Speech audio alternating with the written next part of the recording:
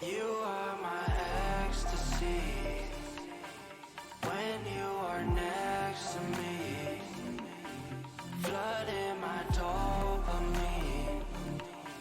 Stay here right next to me. Oh, you make me feel like I can touch the sky. You make me feel like I can touch the sky. Couldn't call me, could be sorry rolling. Like whoa, you took all my love like it's stolen. Got me like whoa, yeah, whoa.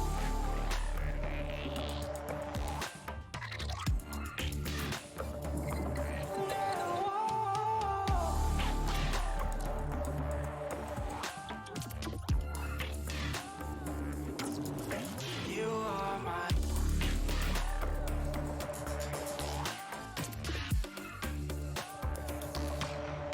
You are my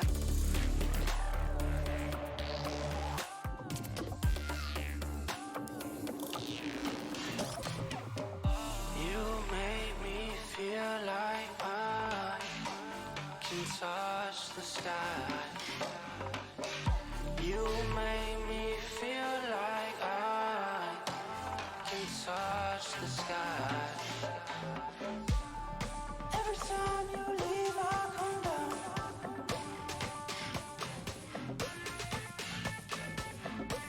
So girl, you know that I need you around. You are my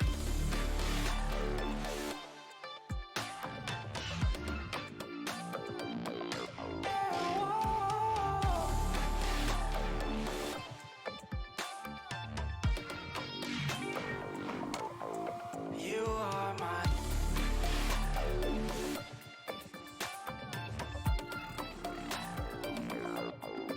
You are my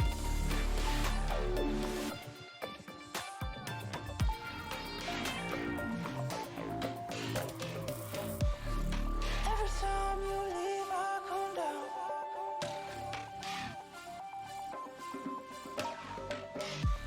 So girl, you know that I need you around.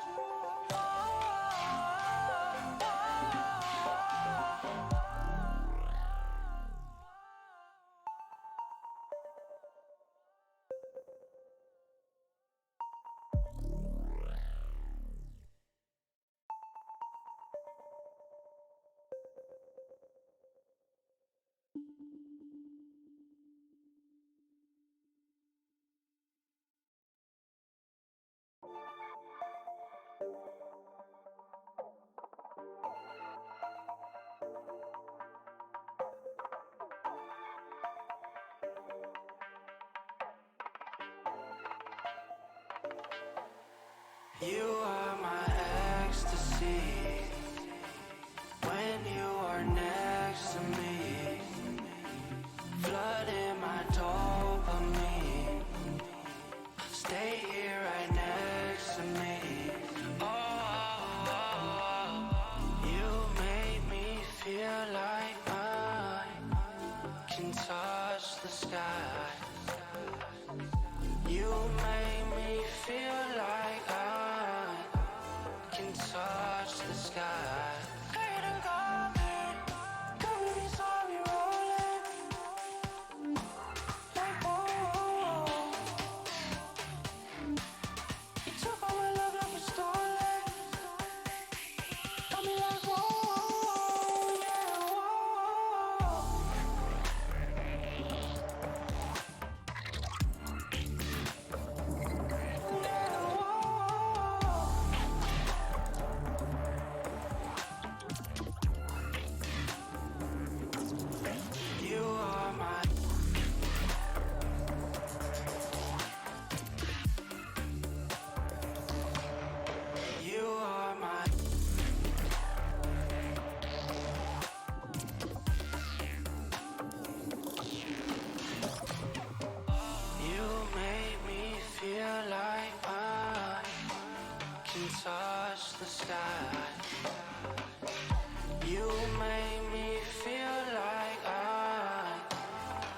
touch the sky.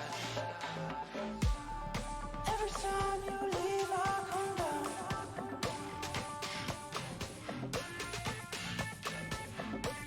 So girl, you know that I need you around. You are my.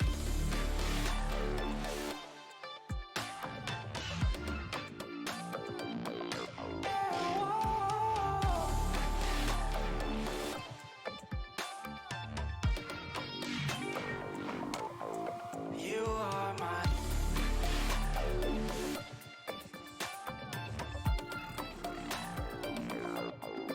You are my.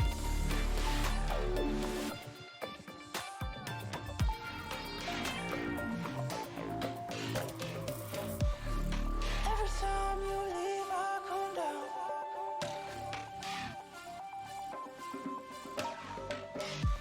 So girl, you know that I need you around.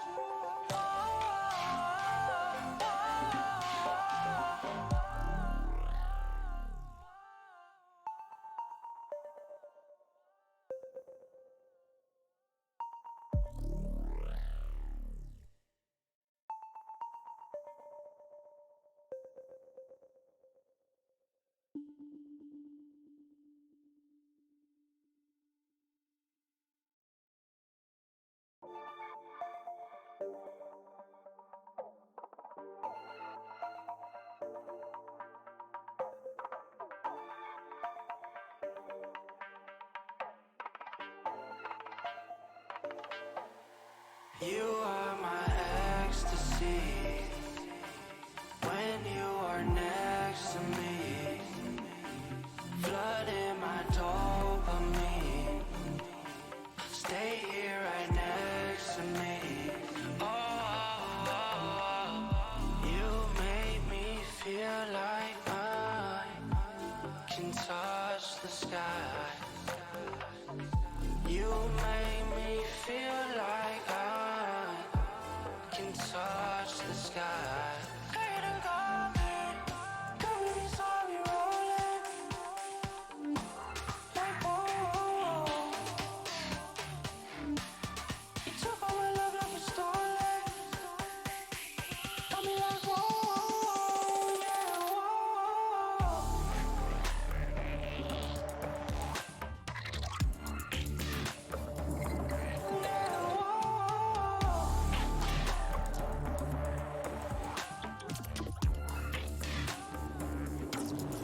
You are my.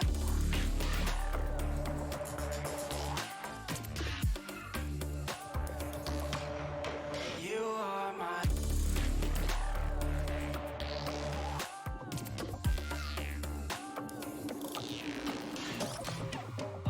You make me feel like I can touch the sky. You make me feel like I can touch the sky. Every time you leave, I come down.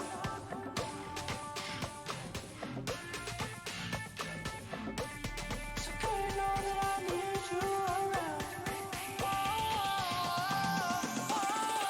You are my.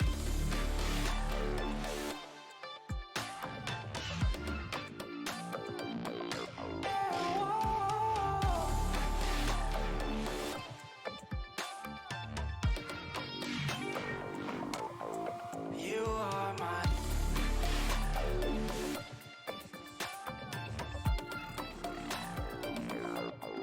You are my.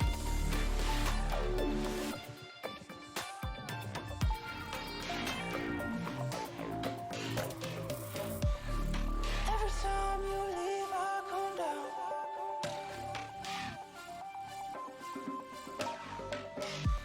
So girl, you know that I need you around.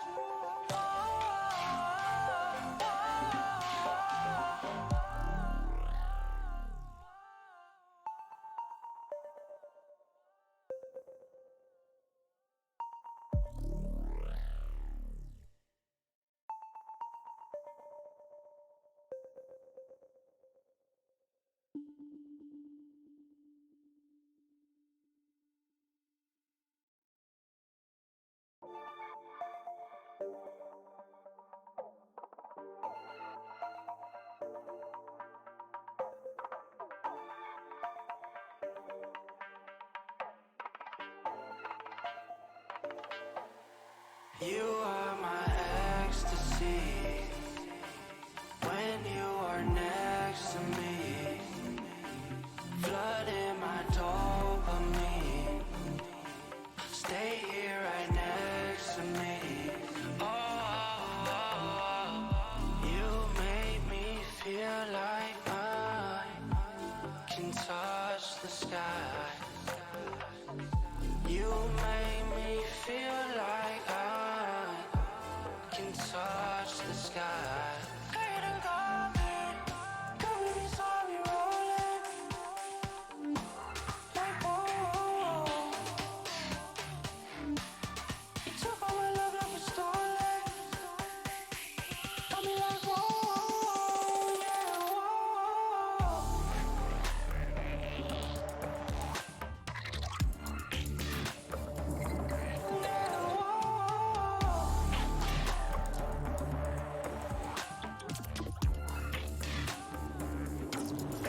You are my,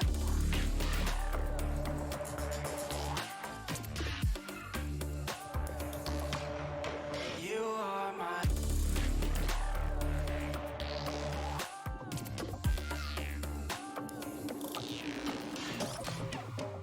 you make me feel like I can touch the sky.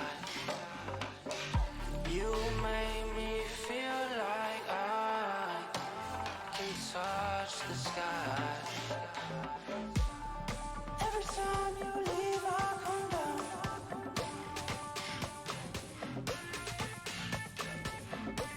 So good to know that I need you around. You are my,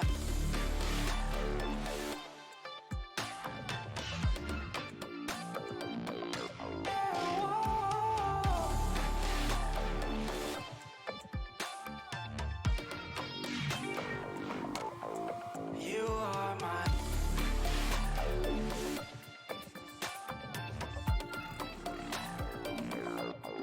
you are my,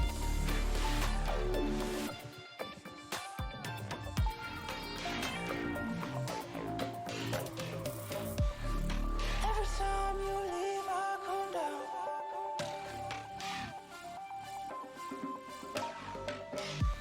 So good to know that I need you around.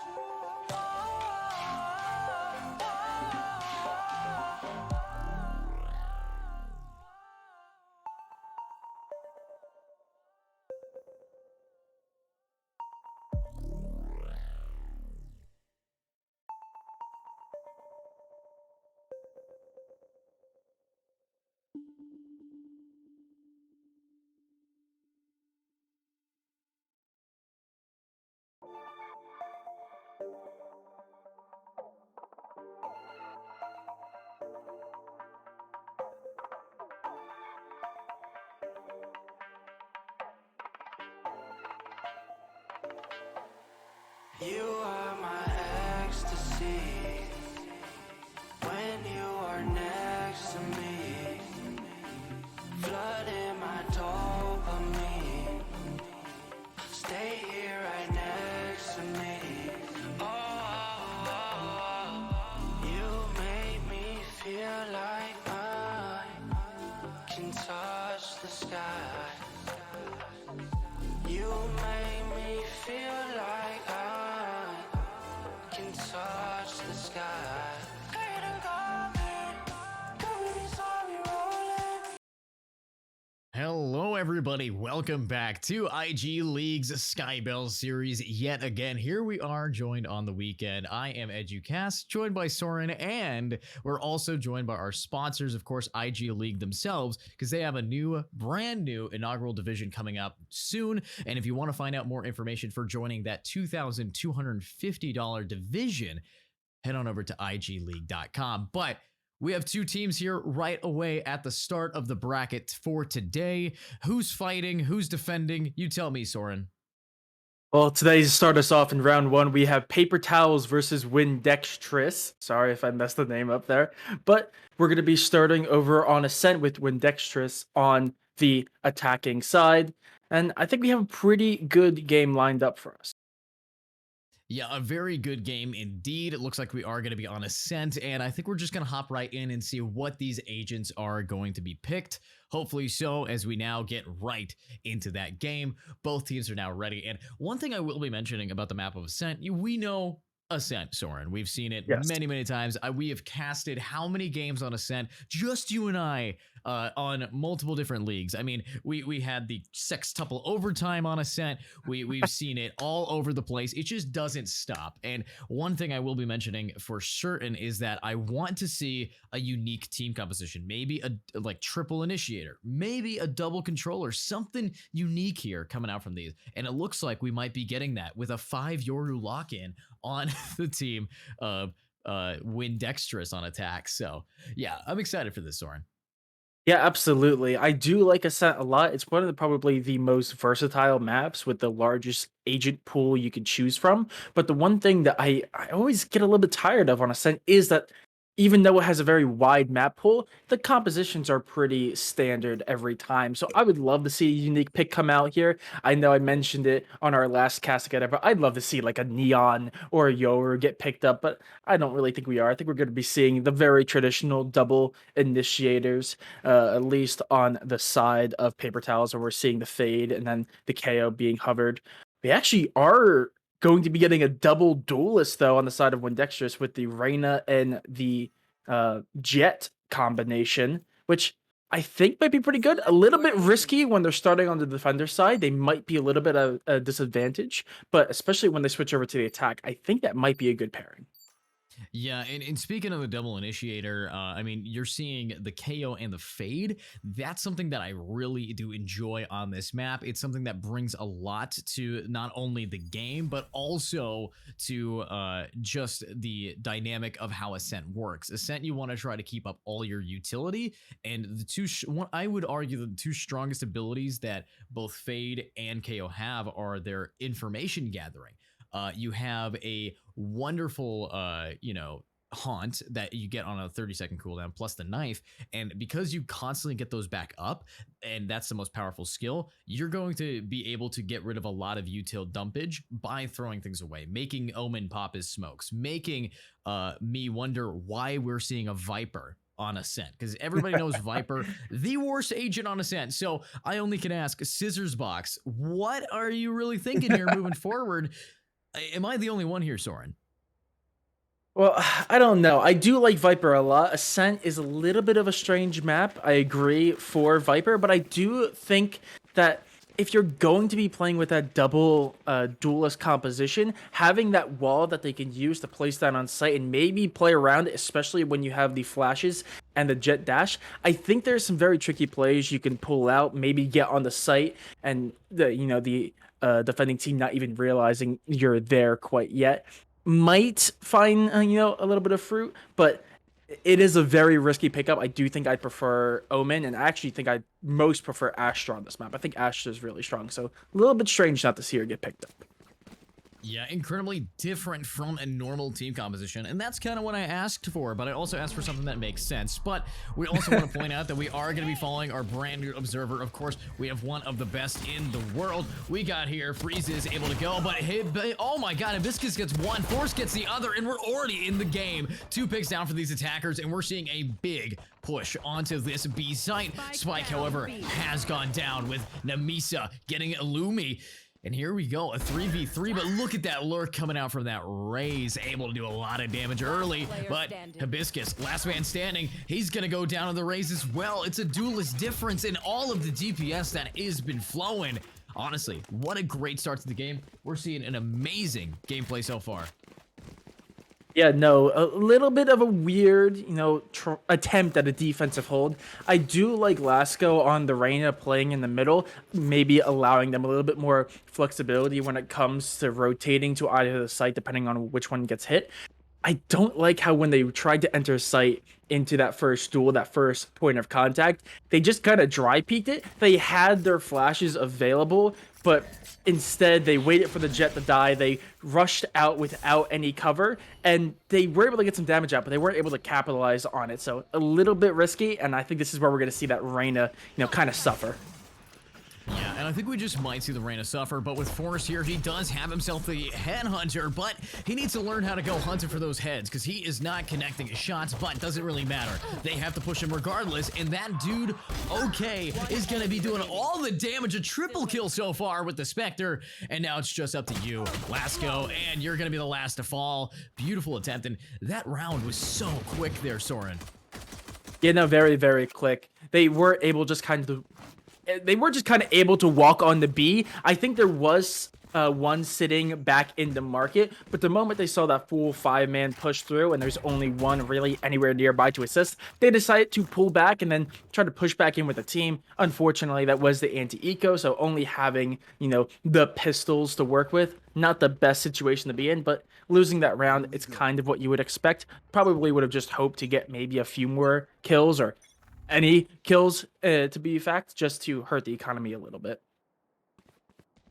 Yeah, and I think that their economy was hurt just a bit, but the problem is that's the second round, and we are seeing now the buy round coming out from the defense. Illumi trying to not die to that nade. He isn't going to take any damage here, but the power of Omen is then he's got this smoke here, and look at that util. That's going to be a bot to get one, but Namisa is getting another, and oh my god, it's just trades after trades, with now being a 4 versus 3, and everybody's ready to go. Of course, Scissors Box is ready to try to snip off some heads. Can he actually find him? No, he is going to find one, but the other is the man who clicks on the balls. Let's see that though, and oh my, so much damage. Bo is there, and that is a bonus round 1.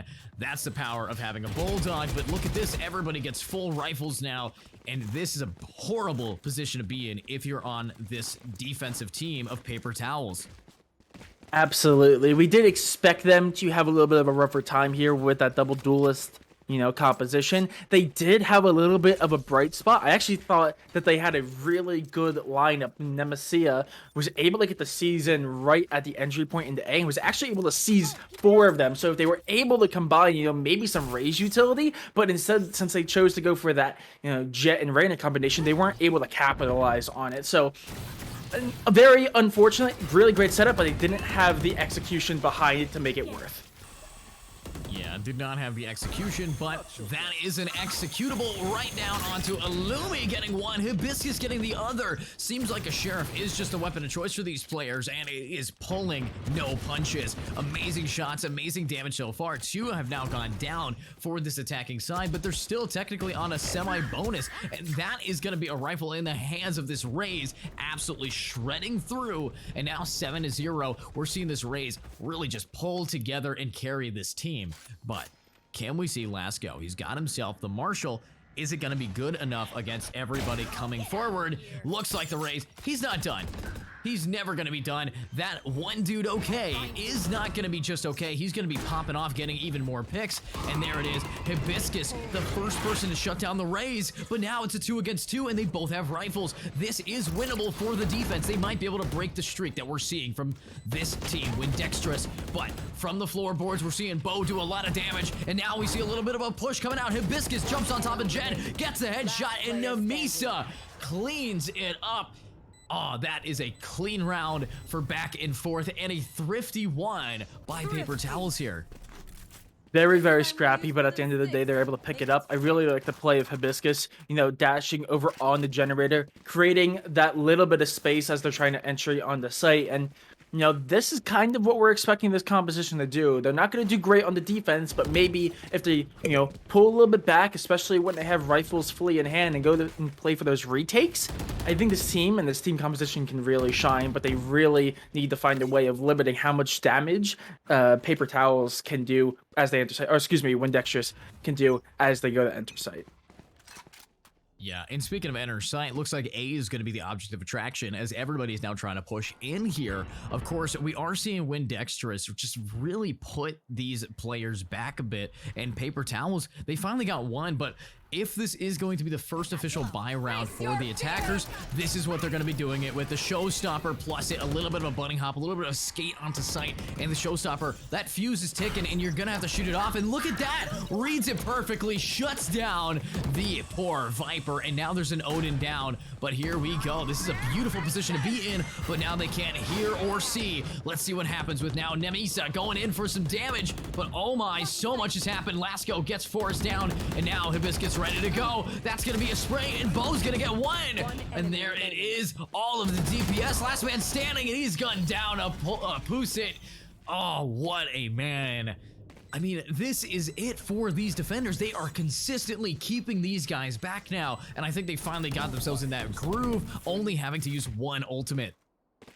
Yeah, absolutely. You could definitely see them coming into their own in this team composition, doing exactly what I said they probably should do, pulling off a site. A little bit unlucky there that the Viper got taken out almost immediately by that showstopper, but they were able to, you know, get their mental back in check, and they were able to go in that for that retake. I do think there was a little bit of a misplay there from Windextrous. They had 3 to 4 people at any given point in that held position, which I think just kind of put them in a corner where they couldn't get out of, especially when they knew they were going to be facing a retake situation. It kind of like a rat in a trap. They had nowhere to go. It was just waiting for someone to push through and get the kills. So a little unfortunate for them. Maybe a little bit of a misplay. Hopefully they'll make the adjustments they need to.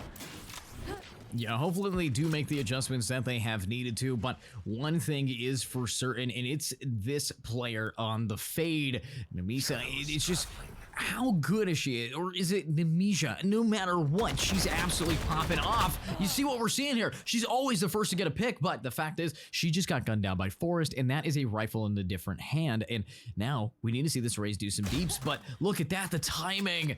Oh, looking away, and we are seeing some deep. Yes, Lasco getting a clean one tap on that one dude. Okay, but oh no, Forrest, you're in a bad spot, and Lasco's not giving up. He's gonna get that pick, and now it's just Illumi, and Illumi is gonna be illuminating the way to the underworld as he walks out of this map. Man, they are really coming into their own here. I really like what they're doing.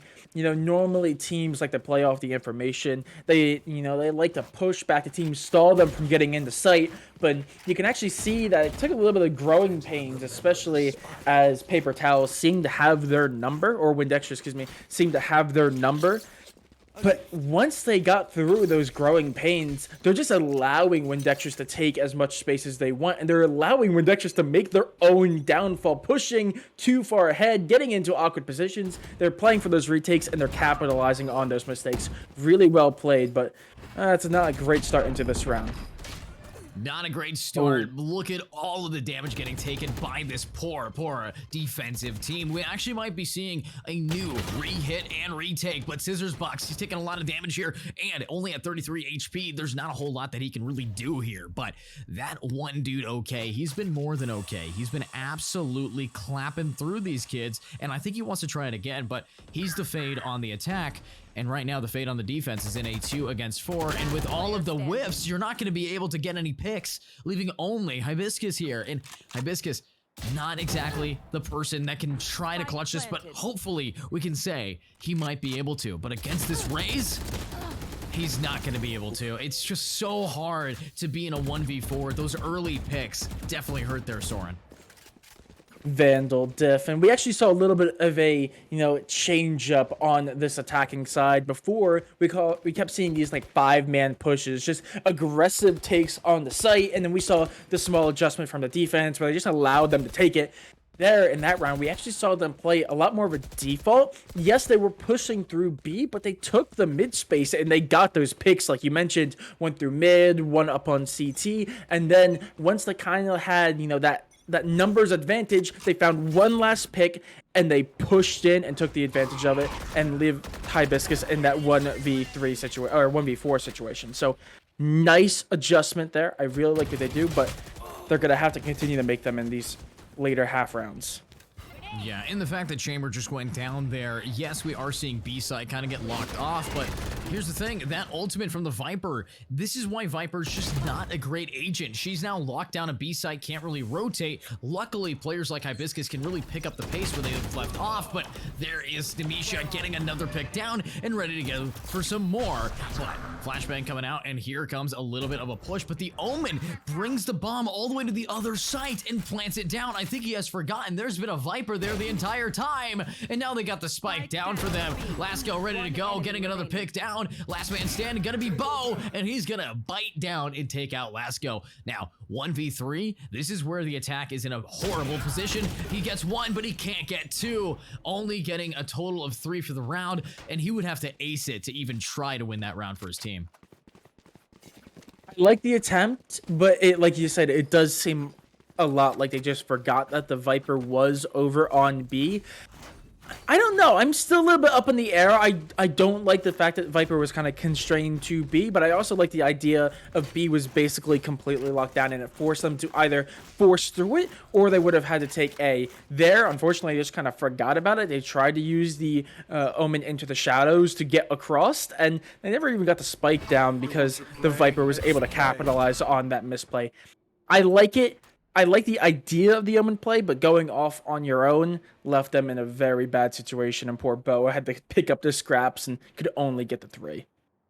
Yeah, having to scavenge there like a boa constrictor finding eggs in a nest, it's just not really going to be working enough for them, but it's a 5 against 5, and let's see what can happen with now a new attack, a new hit onto A. The last time this happened, it was a very strong start, but they've slowly whittled away thanks to Hibiscus and Namisha. So let's see what can happen right here, right now, as the ultimate coming out from the KO, the null command, everything's pushing forward, but there's already 4 on this site, and Lasco takes out Lumani, but Bo gets 2, taken down Lasco and Namisha down, and here comes the man, the Rays, getting another pick down, and here's Scissor Box, and A's gonna get it. Forrest gets another, but this is again a 1 against 4, and it's just not gonna be enough with this Viper down. I really like the play there. I actually really like what the defense did. They were able to rotate very quickly. They had that read that they went back to that 5-man push onto A. I really liked it, and I actually think that the attack was a little bit lucky there. Dexterous was very, very lucky that their KO, Bo, was able to get that 2K. I think without that 2K, if Bo didn't get 1, or even if they only got 1, I think that very easily could have gone into the way of the defense. Very lucky, in my opinion. And yes, they got the round, but I think they need to make some small adjustments, because that I don't think that is a reliable source of rounds. I really don't think it's been a great way for them to go back and forth. As you said, a reliable source of rounds, but right now we need some reliable sources of headshots, and that's going to be Bo. He's just been popping off 12 and 5, absolutely crushing it here. But Lasco, he's not going to be the last man to get dropped. He's going to try to hit all of the enemies, but that's going to be Bo behind him, and he's whiffing everything. Unsure, but there's Bo already on a triple kill, and I think Bo wants to get this top frag, stealing it away from the Rays, and he finally goes down, but we know where Scissor's box is. Scissor is going to be inside of CT, and he's got a big army pushing his way. He's gonna get spotted, and he's gonna get gunned down by that one dude. Okay, is gonna get the pick, but Soren, what do you think these guys need to change here so close to the end of the first half? I don't know. I'm really not liking the 5-man pushes that we keep seeing. I much preferred it when they play the more default situation and they were, playing for that mid space, picking up kills in the mid and maybe in CT towards tree and garden. I much preferred that. I think that's a lot more reliable, especially when you have Bo, who, when they're out on their own or with only 1 or 2 other people, has been getting a lot of frags and it's been kind of coming online. I think that would be a much, cleaner round. But I mean, if it works, it works. Hope it seems to be working so far. It seems to be working for these attackers, but right here, we're seeing just a mow down, a spray of bullets, and a gush of blood as everybody's now dropped, and Namisha's going for it and actually hits a shot. Now, let's see if they can do it again, and no, you cannot hit a shot against that Raze. This man is smurfing your peak right now, absolutely bringing his A game, and look at him, solid 16-4, Bo on 15-6. You're just seeing a complete team diff here, and the fact that this is a best of 1, Soren, I'm calling it right here, right now, putting in that caster curse check, and I'm cashing it. I'm saying right here, right now, this is definitely going to be the game here. Yeah, I'm definitely a little bit concerned here for our paper towels. They do have the double duelist composition, which should, in theory, once they switch over to the attacking half, do a lot better. But I'm really concerned because when Dexterous, sure, they don't have as attacking of a comp or as defending of a comp, but it's not bad. It's the very standard one you see that is kind of, efficient on both halves. So I'm not sure. I do think it will very much come down to the team rather than the agents. And if that's the case, right now, when Dexter seems to be on top, much like you said. How does he get away with that every single time? Hey guys, if there's a Raze ulting, don't stand where a Raze ult will hit you. But let's see right now, we got Nemisha going for it and actually takes the Raze down. That is a pick. But speaking of picks, you're seeing everybody get kicked away. And there we go, Lasco dropping in. Lasco has to be one of the most consistent players on this defensive team. But when you're being consistent and still 8 and 10 on Reyna, the only question is, what are you missing? Because right now, it seems to be your shots. Let's find out. Illumi now swinging out, getting one. And Bo gets the other, a perfect crossfire every single time. I mean, Windextrous, they are just absolutely crushing it right now, and I'm love seeing what we're seeing, but can Paper Towel start sopping up all the damage here? Yeah, absolutely. I am a little bit worried for them because we keep talking about Bo, we keep talking about the Raze over on Windextrous, but that is the Raze and the KO, and they are almost solely responsible for their teams. Right now, Bo is the second frag with 16. The drop-off is pretty intense with Illumi as the third with only 7 kills and 8 deaths. So, you know, the Raze and Bo really need to keep up those levels of efficiency. And especially as they're switching over to the defense, I'm not sure they're going to be able to keep up those numbers. And if they aren't, very easily Paper Towels can get their foot back into this, especially with that more attacking composition. I think we still have a game on our hands, but I do definitely still lean a little bit towards Windextrous. A little bit more towards them, and that is why. But we are seeing a little bit of a shift right here, right now, with Paper Towels now going in, and all of the damage. But what is that with the Classic? Oh my god, and he aces it! That's why you want a Raze like this. The Classic, it's a free gun, by the way. It comes with the game, and oh my god, is that a lot of damage.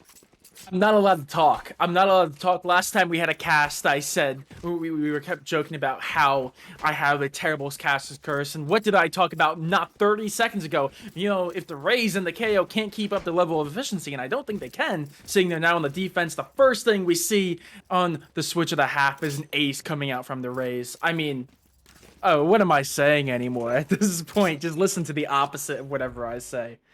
Prove me wrong. You know, and I think these players might be tapped in and listening to this, because I'm thinking we're going to see what's going to happen right here, right now. The Raze tossing a nade over, but Cobb with his pants down. There's a weapon, but this is a second round Phantom. Yes, he already lost that one dude, okay, but a Phantom in his hands, if it's just as good as the Classic, which honestly, I don't think anything could be better than that Classic. This is why it gets nerfed all the time. They're going to have to rotate. They know that they're facing off against a rather large weapon, and big guns definitely scare away small children. Let's see what can happen right here now that it is going to be a full hold W over towards that A site, and maybe they can get a pick to get this going. If they can make this a 3 against 5, they might be able to win it, but Illumi, that's a Marshall, and these guys don't have any armor. So, lots of damage being dealt here. That's going to be one. A little bit of smoke coming out, and he spots another. But with a blind and another repeat, he's ready to re-hit it, and a no-scope. Oh, that's not good for these attackers, because here we have, yes, Pusin, he's in behind, and that's a Classic that's doing more damage, but oh my god, the Raze is not done. He's pushing in, getting some deeps, and ready to rock it. Bo's gonna get this poor chamber. Last man standing is there. Nemisha, who's gonna hit it? And you're not! What a pick again. This is a huge game, and honestly, that round was so close. You gotta hand it to the attackers. They were able to get themselves onto site. The flank from the chamber doing some damage. That early pick onto the fade. Soren, this is some like A-tier level Valorant. I really enjoyed that round. I thought it was really well played. I know we keep talking about the Viper. I actually like the Viper setup on B. It completely cut off the line of sight from market and back sight. So I do think that push could work. I'm a little bit confused why they didn't capitalize on that early pick onto the fade, like you said. But instead they went for the rotation, which, sure, if you were playing like an Omen or an Astra, I think that would be a very, very good, you know, strategy. But when you're playing that Viper, you already put that wall down. You're going back into that site with absolutely no controller utility, and that puts you at a massive disadvantage, especially when you're on the anti-eco round, like you said, with the Marshall, with no shields. Illumi, sure, was the only one on site, but with that Marshall, was able to do just enough damage to put it back to a 3v3, and I think once that happened, maybe if Illumi wasn't able to get those kills, we'd be singing a different story, but what happens. I think there's a little bit of a misplay coming out from the side of Paper Towels. I like the idea over on B, the switch over to A's, I think, where it all just kind of fell apart. Yeah, it's all falling apart there. Let's find out really if it's going to be enough, do enough for these gamers to keep it going. I mean, this timeout, what do you think these guys are really saying? I mean, honestly, I think that with a timeout being called, they're saying, hey guys, we have 60 seconds to do at least one grid shot on aim labs. Maybe we need to start just hitting our shots, because I think it just comes down to a skill issue. We are seeing a lack thereof when it comes to just aim. They're getting aim diffed consistently by this Raze, by Bo, by Illumi. Every time they try to peek a corner, they get immediately gunned down. And that's not anything that they're doing wrong. It's just that I think that there is a little bit of a discrepancy between these ones. Yes, we're seeing amazing lineups from the Viper, but also this is Ascent. Congrats on having one lineup. Good luck trying to get onto the site now against these gamers. Let's find out if they're actually going to be able to, with Illumi getting Lasco down already. We're seeing Paper Towels in a rough position. Very similar position to what we saw in the first half. This is not a great start, especially with Hibiscus, their real main point of entry now, only rocking 9 health. Well, 9 health, 0 health, all the damage. Scissor Box gets one, pulse it going in, and gets gunned down again. But there it is, Force on the crossfire, gets the shot down, and what a round. Only losing one player. That tells me that these attackers might as well just vote FF/FF in chat, because this is going to be hard for you guys to win. And if that's what you do immediately off of a timeout, my only question is, what really do you have left to offer against this team? Yeah, absolutely. The playbook definitely is running dry, and it's pretty clear to see that. That was basically just a full 5-man push into A. There was the chamber lurk over into mid down catwalk, but the defense, excuse me, already had a strategy for that. They pushed through mid, they pushed through B long, and they pinched in on them, getting a very early kill. Oh my, there goes the spike down with the showstopper, and it's stopping everything, and oh, that's actually gonna be the final person down. And again, that is match point advantage in a best of 1. Do you think that they can win 8 rounds, then add 2 to really clutch this up here, Soren? Unfortunately, I don't think they're gonna be able to get 1. They are gonna be able to afford rifles. Most of them, they are going to be picking up the Guardian, and it seems like Scissorbox might be left with a mere Spectre. They're going to be scraping up pennies at this point, trying to get any form of buy. Very unfortunate for them that they weren't able to, turn over the last round, and now I think it's just a matter of time, and their time is very quickly ticking away. Ticking away, a terminal illness, and they've been diagnosed by the enemies. Let's see what can happen now that they're wanting to go in. We see the nightmares come in, and they light up. Oh, what a clean shot from that one dude. Okay, no, great. Here he goes, though. Hibiscus now able to get himself 1, and a little bit of a push. He spots ahead, and that is going to be another pick. This is winnable for these attackers. I think they might be able to get themselves at least 1 round, unless Force and Bo can get more. And Bo, he's going to get a clean headshot down, leveling the playing field, making this a 2v2, has 1 more flash, and 3 seconds until another piece of util to go. Forrest, he's his teammate, they spot 1, they get it, and that's a Guardian, and that's the end of the game. I mean, yes, they might have taken down the Raze that round, but immediately, Bo just picks it up. 28-7 on the Raze, 21-7 on the KO. KO living up to the name. Soren, how did you think that first game went? Because that was dangerous amount of damage. I don't know. I'm a little bit confused because there was a time where it was very back and forth. Very early into this game, I really thought we might see the game go the entire distance, 23, 24 rounds. But, unfortunately, Paper Towels just were not able to get their foot into the game. Every time they were able to make a small adjustment, to get that advantage over Windextrous, it just seemed like Windextrous just had their playbook in their own back pocket, and they were like, okay, we got the counter for that immediately. They weren't able to get consistent rounds on the board, and when you can't get 1 to 2 more rounds on the board, you're never going to win the game. You have to get to 13. You can't do that only getting 1 every couple rounds.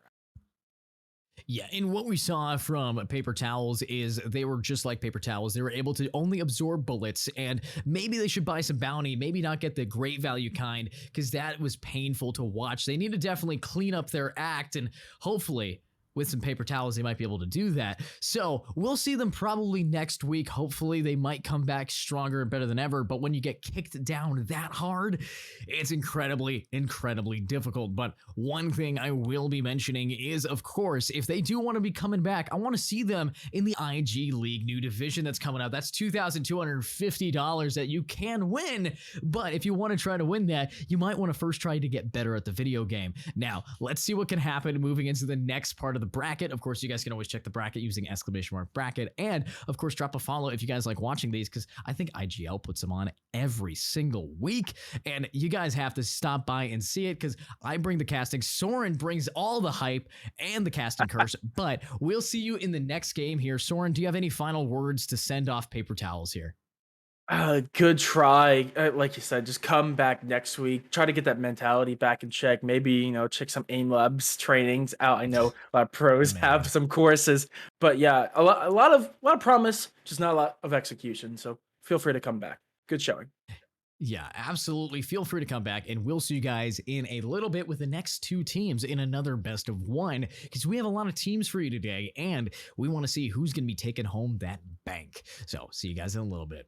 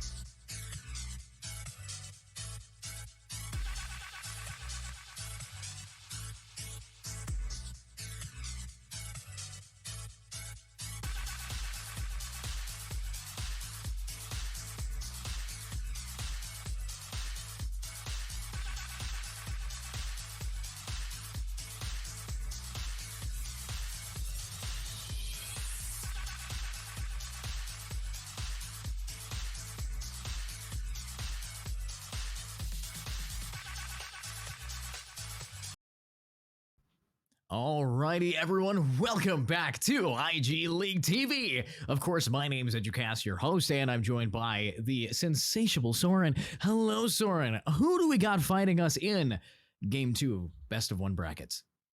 Game number 2, round number 2 of the day. We have aggro on the attacking side. Meanwhile, we have Crisis on the defense. We're going to be facing off on the map of Haven, the very unique map. 3 sites to work around, so very excited to see what these teams have in store for us. Yeah, and 3 sites to work around, and you're gonna have to work around it because this is a site that a Viper would not be the best option. If I see another Viper on another mid map, I'm gonna be so disappointed. You gotta remember, don't pick a smoke that can't move. You gotta have mobility on a map like Haven. You gotta pick something that moves, that rotates, that can easily be pushing you forward. But let's get right into this game. I think we should be ready soon, and let's get this going real quick for everybody. But I will be mentioning that we do have to get everybody in first. And also, Soren, we've watched a lot of Haven. We've watched a lot of Ascent. It's pretty much the only 2 maps we cast. So with all of the experience that you have as a professional commentator for Valorant, what is your favorite agent composition on the map of Haven? Oh, that's a difficult question because much like Ascent, Haven also does have a pretty wide variety of agents to be picked. I personally like the Neon pick in terms of the duelist. I think Raze is also a very good pick, but I also think that's mostly because Raze is just the best duelist in the game right now, especially after the Jet Yeah. nerfs. I think Raze has kind of just taken that pedestal. But I really like Neon. I agree with you. I don't really like Viper. I do think that Astra has a place on this map, much like Ascent.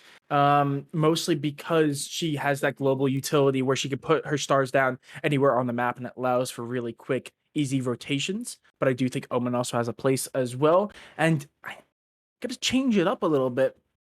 I don't think I'd like them as a pair, but I do like compositions that have at least one of the initiators be either a Sky or a Breach. I think Sky is really, really good at taking sites quickly. I think she actually pairs really, really well with the Neon, flash in the site, then have the Neon wall and just take site as quickly as possible. I think that's a great tool. And as well as that Breach utility, the Aftershock, that it actually does a significant amount of damage that can clear out a lot of those tight corners and some of the cubbies we find on Haven. I really like those 2 as a pair. So I hope we can see some of those agents, but what are your thoughts? My thoughts, I completely agree with you on this map. I love Fade more than Sova, just a little bit. And then I also quite like a Fade plus Breach, double initiator combo. Because the thing about Haven is, yes, there are 3 sites, but the map isn't that big, which makes the sites get slightly smaller. So a Rolling Thunder and a Nightmare coming out from Fade and Breach is almost a guaranteed hit on a place like A or B. That is so much like potential util that almost guarantees. And if you can guarantee that you do some damage, obviously that works. But let's stay away from the initiators. Start talking about duelists here. Neon, amazing for this map. Raze, significantly better than most duelists on here. Honestly, I'm not that opposed to Phoenix. Obviously, I think Reyna has no spot in most competitive play at this level because everybody's supposed to hit their shots. Reyna doesn't really get a whole lot out of that. Yoru, honestly, a map that you could teleport to. Yoru's really solid. So I'm hoping that we see at least a Neon, though, because a Neon on this map, it's the best map for her. And of course, controllers, Neon plus Brim. You get to stim your entire team, keep them up with you, and then of course open up the skies, combo Breach with Brimstone.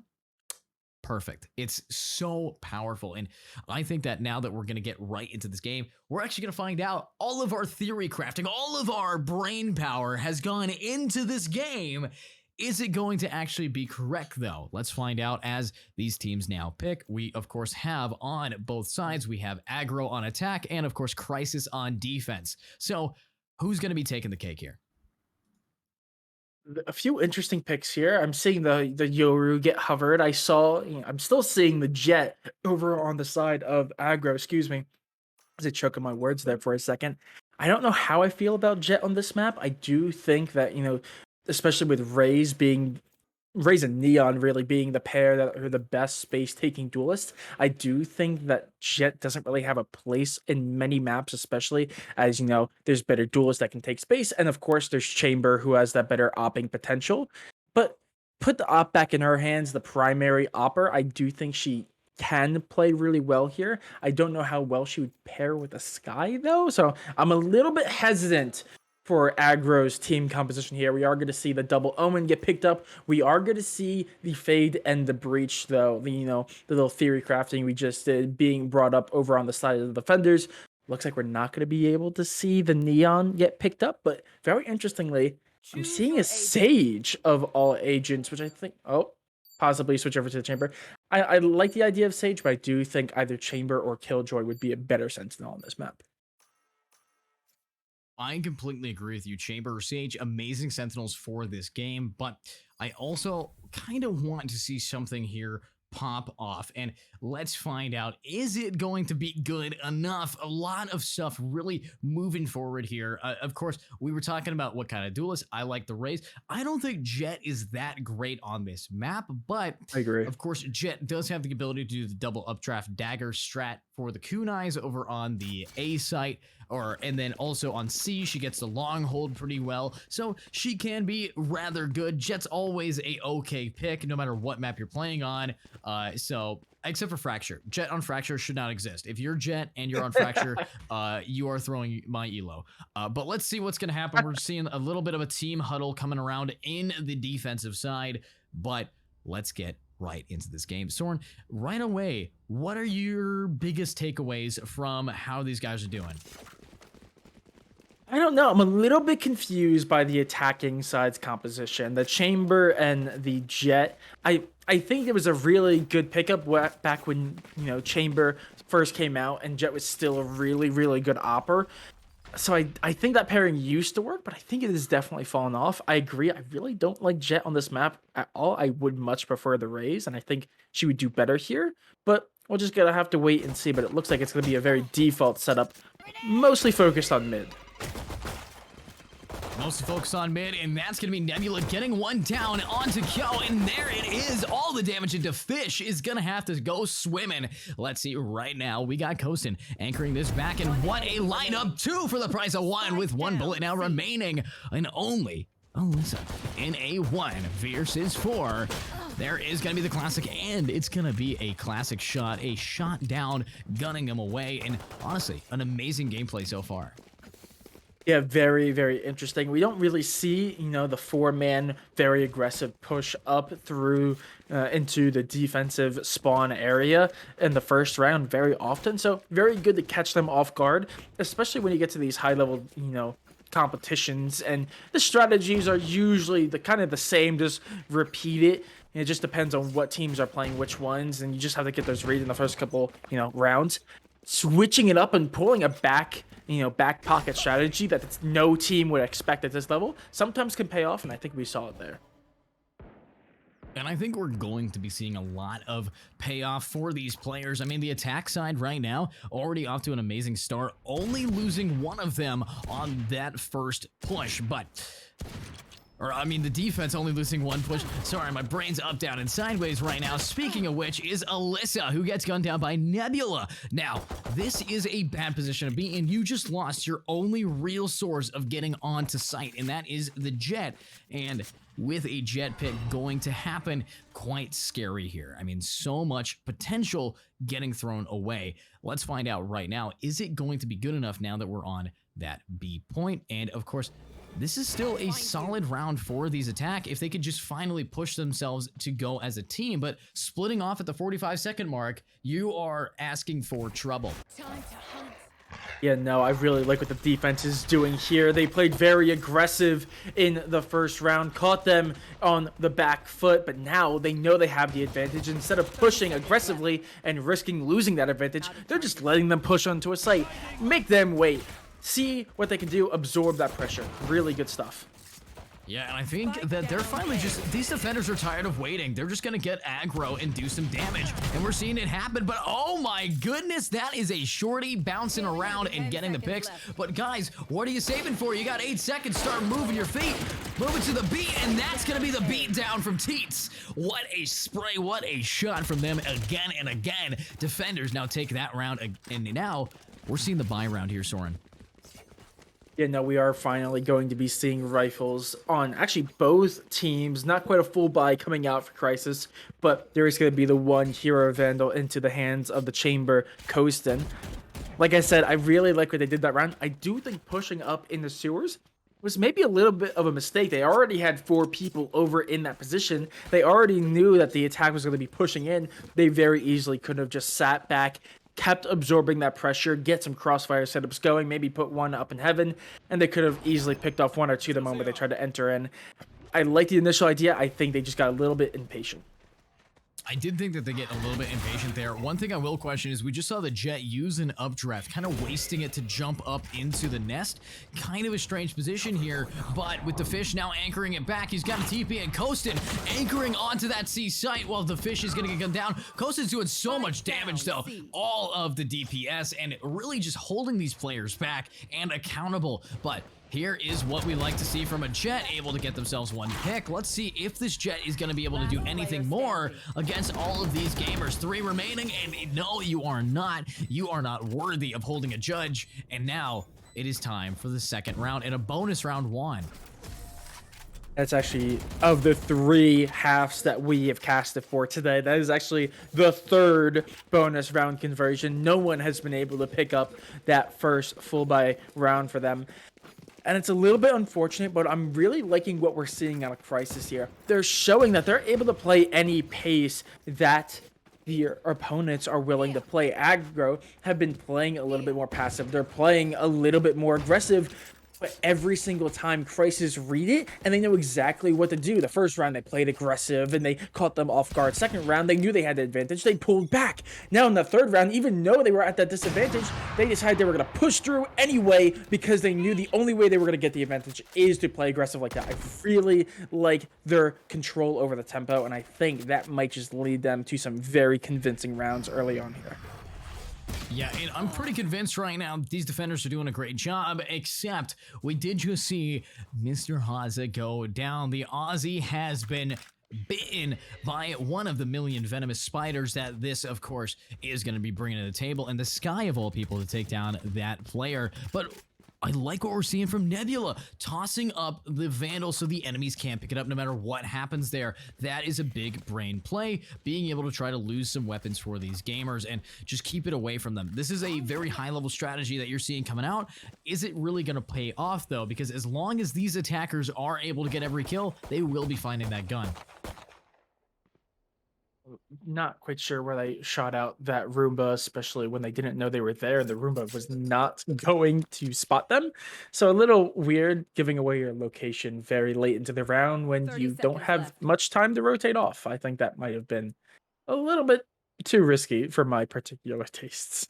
Well, I mean, let's look at it. We got a Chamber watching C long and a Chamber trip on B. They have to be pushing A here. So the math is there. Unfortunately, yes, using that Roomba not in the smartest position, but what's not smart is these guys trying to wiggle around these bullets, and oh my god, defenders mowing them down. You know, honestly, though, I'm kind of shocked that we didn't see a rotate after that initial pick, and maybe if these attackers just went to a different site, they wouldn't have been gunned down so easily. You know, I think maybe a push onto B there might have been the option. Sure, they would have probably run into Coastin, but if they would have played it smart, I think they could have very easily gotten around it. And plus, they would have probably caught the defense off guard. They would have had the numbers advantage as they go to enter on the site. I definitely think the rotate was the better option, but unfortunately, 30 seconds left. They already gave away their location. There was only so much they could do with what they had in their back pockets. Yeah, only so much that you can really bring to the table here before you get a feast, and that's going to be Alyssa getting one, but Robbie immediately gets it, but oh, we're seeing a little bit of a toggle on and ready to rock and roll. Look at all of the damage received for that Jet, flicking the heads for once and getting the picks, and looks like Hazi needs to take a play out of that playbook, and gotta hand it to Alyssa there. Really just brought it back. Yeah, absolutely. That was a really nice play from Melissa, but a little bit worrying as well, because that is a triple kill for Alyssa. Really good on the round, but what's most concerning to me is the fact that after that triple kill, they are actually top of the leaderboard with only 4 as the Jet on the attacking half. Sure, they haven't had a great start, but I definitely think that Alyssa needs to step up and have some of those multi-kills a lot more consistently in this first half in order to bring their team back into it. Able to bring their team back, and yes, they did just win that last round, but the ultimates have been stacking up for these defenders. They got 3 to use, and they're already popping the tour de force, and that gives them so much economy play. Of course, we do see Alyssa trying to match that tour de force with an operator, and an operator is an amazing weapon to be using here, but on attack? Question mark, exclamation mark, curious? Let's see what happens, and it is gonna pay off with Alyssa now getting the shot down. To Fish able to get another one, and it is working for them, but a huge flank, and oh, that is great though. The Sky able to get him so much info, but Teats is able to pick up 2. He needs to get some more. He's the last man standing in a 1v3. Can he do it? Of course, he does smoke himself off here for the push, but oh, that is a beautiful off angle to be holding, and oh god, he's gonna get those. Yeah, absolutely, really well played. Those Seekers, a little bit costly, but at the end of the day, they got so much value. They were able to tell that the entirety of the defense was actually coming back and flipped the spawns and was coming up from behind them as well. You know, luckily they didn't really have to face the tour de force because they were taken out immediately, but it did also waste 2 tour de force bullets, taking 2 out really early on, then the 3rd being missed. Great value out of that 1 ultimate, and that's why, you know, these ultimates can really shape the way they're, you know, playing the game. And right now, Crisis, though, are in a position where they have the advantage in that regard, so maybe they can swing the pendulum back into their favor. Swinging it back, and Teats is going to be swinging a bag over their head and knocking another one out, and that is some damage to deal with.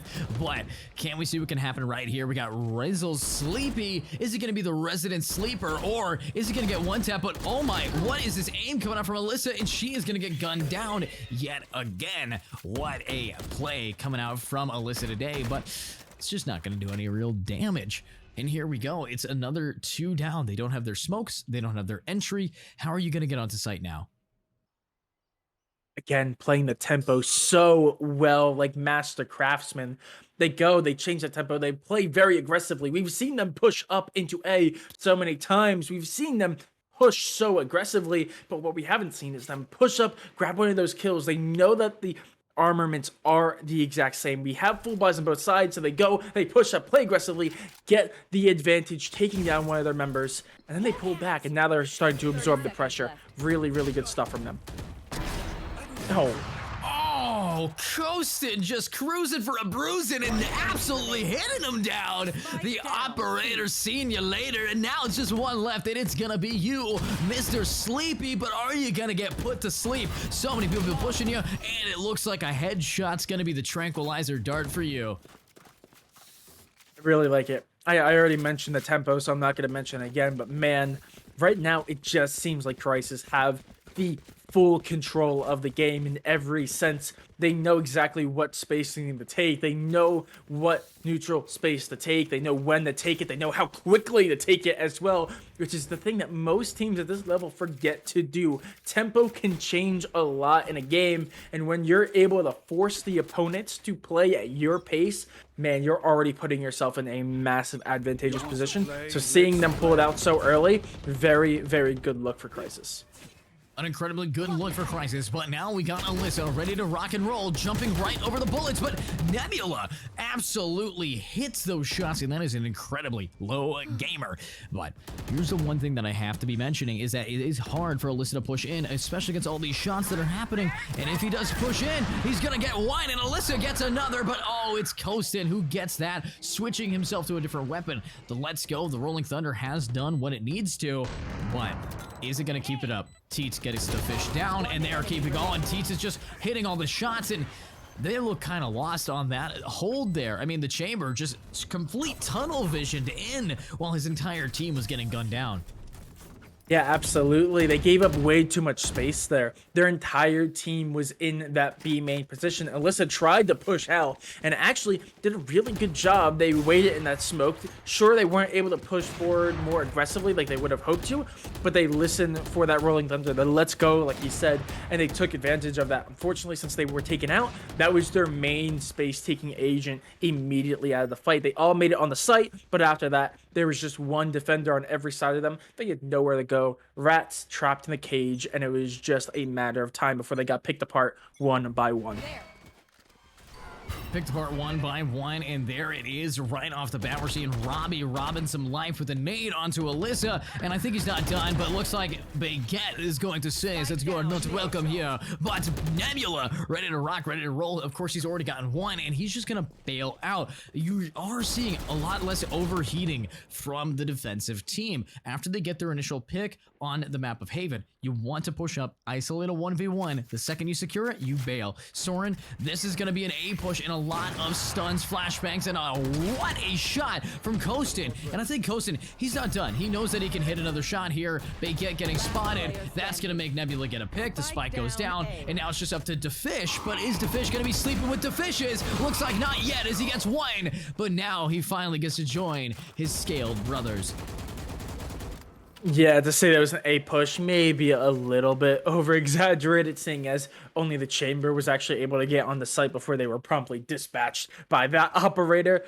Really, really good stuff. I really like what we're seeing from Crisis, but now we're actually seeing them in a very awkward position. They have no ultimates on hand, and they're actually not all that close. The only one they really have, one away from is Robbie with the Showstopper, which is really good, but over on the other side, they have multiple that are almost up or just are ready. So Crisis doing really good to keep control of the game, but they need to get a little bit better management in terms of ultimate.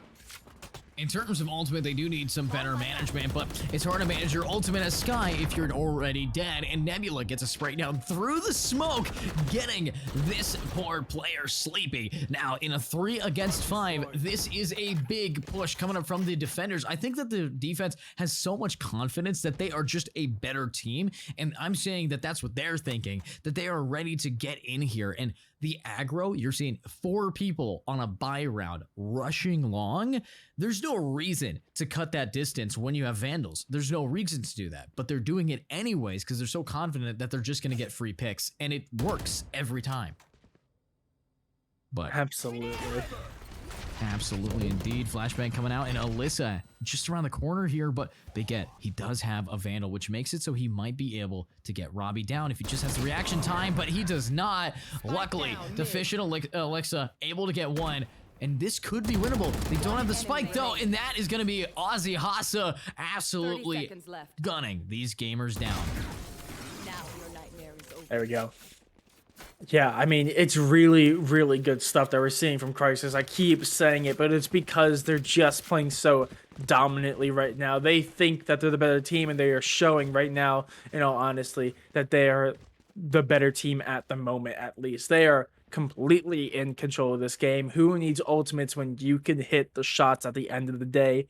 And now they're not all that far off. All of them were able to pick up some very crucial ultimate points there. Kostin is only a few away. They still have the Showstopper in hand. They're still controlling the pace and the tempo. We saw that A push yet again, but in a completely different situation, catching them off guard. And now we're seeing them push up through C. Man, they just keep them on the back foot, never letting them think of what they can do next. Yeah, and you're gonna have to do something differently. Luckily, the fish might be able to get it, but here comes Robbie and Nebula, absolutely ready to go supernova, looking to find some more damage, and of course, Baguette, he's gonna just be a little piece of bread. He needs to get in here and try to bonk him down, but one thing that is going to be happening, are we going to see them get the bread, or are we going to see, oh god, DPJ get gunned from the back of the head yet again? But look at this push, and that's a big pick. Alyssa gets the other one. This might be a round for these attackers, a 4v2. They're in a beautiful position here, but the Showstopper still available, and the fact of the matter is, this is second to last round. They can't risk losing it, but what is that? Baits him out with the haunt, gets the double kill, and a taunt. Now, it's just going to be Alyssa and Defish 2v2. I love the flank though. They're making so much noise. They almost line up for it. Are they going to get timing? But no, right around the corner, we see them get around, and now it's just DeFish here. DeFish is ready to go fishing, but unfortunately, he's going to take the bait, and he's going to bite down, but that's one spray, but what? Oh my God, Alyssa, the spray transfer. That's what we love seeing. Last round in the half. Ooh, again, Alyssa comes up with a hero moment. Again, still the top frag from the team. Probably would hope for a little bit more out of them on this attacking side. But, man, at the end of the day, whatever rounds when you're in this position you can pull is good. If they can bring this back, bring it back to an 8-4, I think they're in a really good spot. And even if they don't, 9-3, we all know the curse. We all have seen it happen before. Any round count at this point is a very winnable position, but we're gonna have to see, excuse me, a massive change up in the side of aggro. Oh no. Okay, and aggro is instead gonna get aggroed on, and oh my God, you said a massive change. Looks like the massive amount of change is their HP count all the way down to 0 instantaneously. But now the spike is down, and Alyssa, you're the last person standing. You clutched last round. Can you clutch this one? Probably not, but let's find out if the judge is going to be good enough. You're going to be concussed, you're going to be stunned, you got your one, and there it is, the defenders winning it and making this game 9-3 at the half. Yeah, a little bit rough there. Again, I mean, Crisis are just playing so well. It's to the point where I'm actually almost considering the fact that maybe it's not aggro, it might just be the fact that Crisis are on another level, because they are in full control of every aspect of the game. They are expecting ults, they are planning for ults. They had that showstopper in their back pocket for 3 rounds. They could have done that at any given point in the game, but no, they waited till the very end to pull one last big stylish play out at the end to catch them off guard, like they had been doing over and over again. It's completely different from what we saw in the previous 11. I mean, Crisis, they're just playing so well to keep on changing, and if they can keep I don't think that was what was supposed to happen there. I don't think that that is exactly how you play a Fade lineup, but Alyssa having to reload now. Robbie knows he's got a nade, and here he goes. Nice knife out. Remember to change that. Go to your settings. Make sure that when you pull out the strongest. I guarantee you, you're gonna have a better time. But with that little tip out of the way, let's see if Teets is ready to go. With now Rise is sleepy, getting a double kill down before Nebula guns them down, and here we are in a 2 versus 3. Of course, here it is, a big push from Teets, and Teets is gonna get baguette, but DeFish, he's not done. He is the man. But one thing I will ask is, what does that TP actually give info for? Because you could just walk away, no one's really checking that. It's a little bit of a fail, but with a big push coming in, and a classic, with that stun, he's gonna have to TP away, and there it is, but they're just gonna rush him. DeFish, you can't be saving this. This is a pistol round. You're gonna have to put on your big boy pants, and you're gonna have to start moving fast, because there's a shorty to your close right, and oh, you get one! Last person standing, 9 bullets in the ghost. Here going for the push, but is this about to be a disrespectful knife? I think it is. No. Turn around. Oh, no! Nebula shanking him down. DeFish gets gutted and scaled. What a round. Tragic, absolutely tragic. You hate to see it, but at the same time, you love to see a little bit of action. You don't get to see it very often, so we take it whenever we can. And I mean, Crisis continuing their dominance, and they're actually going to be picking up 2 rifles, it seems like, coming into this next round. Make that 4, as that is also going to be 2 bulldogs. And they're actually now setting up for a really good spot, because if they're able to win this round convincingly, which it might not be, as seeing as it is going to be a light buy on the side of aggro, but if they can win this convincingly, they're set up to win the bonus and just bring us to match point. Bringing us to match point, we're seeing Alyssa able to get 2 down, but Robbie, he's just going to dash in and do some damage. Of course, he's anchoring around their corner, making sure if anybody wants to peek him, they first have to get through his massive amount of skill. Let's find out right here, right now, as a big push-up is now coming in, and there it is. Teets gets the fish yet again. Filet-o-fish and absolutely crushed. Now, here we go. Robbie with a little bit of a push-up, trying to get the one-taps, but I love how he's just sitting there taking pot shots for free, and Baguette's not even bothering to shoot back. But loving the one-ways received from the Omens yet again. But his Rise is sleepy. Gonna be slept on. There's gonna be the push, and oh, she gets one. But can she get another switch to her classic? And oh no! Looks like the classic in the hands of Robbie just seems to be a little bit more efficient. And Robbie goes for the nade on himself. The little bit of flexing right there. Maybe a little bit of BM, but now we're in a very tricky situation if you're on the side of aggro, because that was actually a light buy. Now you're stuck in a position. Do you go for a full save round and hope to bring this back from match point, or do you full buy again? Because if you full buy again, you're not going to be able to work with anything. You're going to have scraps, to be kind, on the next round if you don't convert this, and you're going to be going up against almost full rifles. It's a very tricky situation, but it looks like they're going for the light buy. They have hope in their team, and they're going to need it. They're definitely going to need something, but I mean, Alyssa's getting consistent 2 kills with the Judge, but unfortunately the Judge is not able to do enough with Teets now TPing on a site and getting 2 kills before, oh god, gets him traded out, but Kosin's out of bullets. Oh no, he's just switching back and forth, and that's going to be it. The riot gun buddy definitely helping, give him the faith to dodge the bullets like his name is Neo, but Alyssa, last person standing, ready to rock, ready to roll, pushing out, trying to find some picks here. Is it going to be good enough? Is it going to be enough? Alyssa, of course, you can always switch to the Judge if you want to try to snipe with a shotgun, or you're going to have to do something different. And they need to win this round. They cannot risk losing against match point. Alyssa's going to have to try to clutch it up here.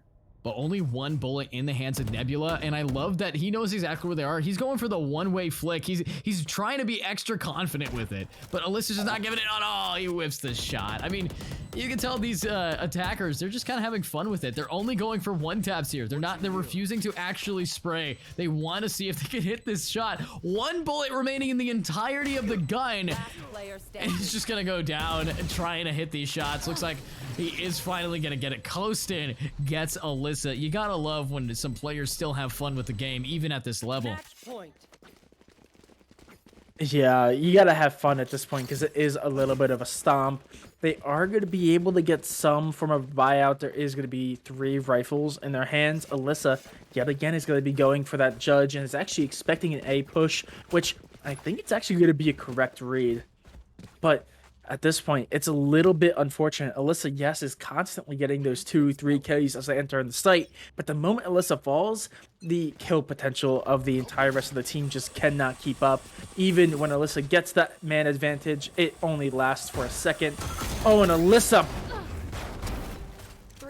Oh my god. Okay, we get it. You know how to use a Judge, but that is still an amazing spray. That is, again, another multi-kill that they've hit with the Judge just for them to immediately get the picks down, and that is perfect for them. They finally have taken it back. Alyssa, you seem to need to have a Judge with you at all times if you want to win this game.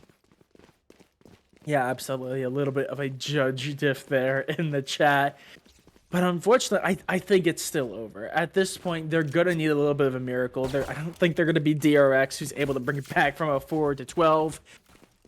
But you never know. There is still time. The attack crisis are still just kind of full buying. They have not had a full buy of rifles. They're just forcing every single round. A little bit of a misplay, probably, if they're just looking to finish it out. But at the end of the day, it looks like they're just trying to have some fun. And actually, Alyssa is not here to cause the damage with the Judge. And sure, she's great at stopping them from entering site with that. But how are they going to do when they are trying to retake site?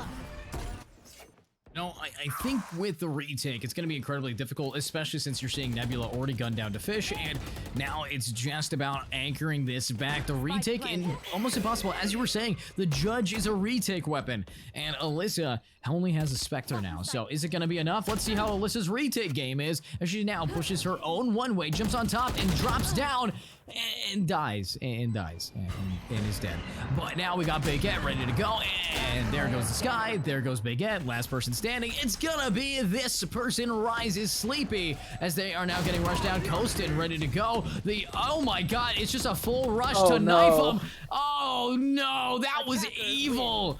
That's not okay. You guys just can't be holding him down, but GG, no re. You gotta hand it to those gamers every single time. You're seeing just, I mean, I don't know how to feel about that. I feel gross. I feel like if I were on that team, I would definitely find out how to uninstall Valorant. That's painful, Soren. That's Yeah, it's a painful. little bit. It's also very unfortunate for Alyssa. Alyssa put up some really good numbers. The judge maybe not great on that retake situation, but overall was able to get a massive difference maker on a lot of those rounds. It was able to actually top frag in the lobby joint with Kostin. Unfortunately, the rest of the team, if you look at the scoreboard, is way below them, below the entire rest of the team. So maybe a little bit of a one-man ban over on aggro. Very unfortunate from them, but Crisis just had the game on lock for the entire way through. They had control of the pace, the tempo, the ultimates. It was all Crisis all game, and I just think aggro were just very unlucky to come up against them this early into the game. Yeah, and I gotta say, if you're gonna be up against a crisis, you're gonna have to have some crisis management. And if a judge is gonna be the weapon of choice, you're gonna have to do 3 kills every single round. Because that team, I don't even think they turned their brains on. They rushed you and knifed you at the very last round. The disrespect that was overflowing from Crisis onto the team of aggro. You know, with the name of aggro, you'd expect them to be a little bit more aggressive, but instead they were being incredibly passive there almost the entire game. But you do have to hand it to Alyssa for the judge plays, getting them a lot of kills, farming up their KD. But at the end of the day, it's a best of 1, and you have to be the best of 5 to win each round. So GG's to the team aggro. Let's get into the next game here, and we'll see you guys in a little bit with the new teams. I think we're gonna have 2 brand new ones for you. And of course, make sure to follow if you guys like IG League TV. We do this every single weekend. See you in a bit.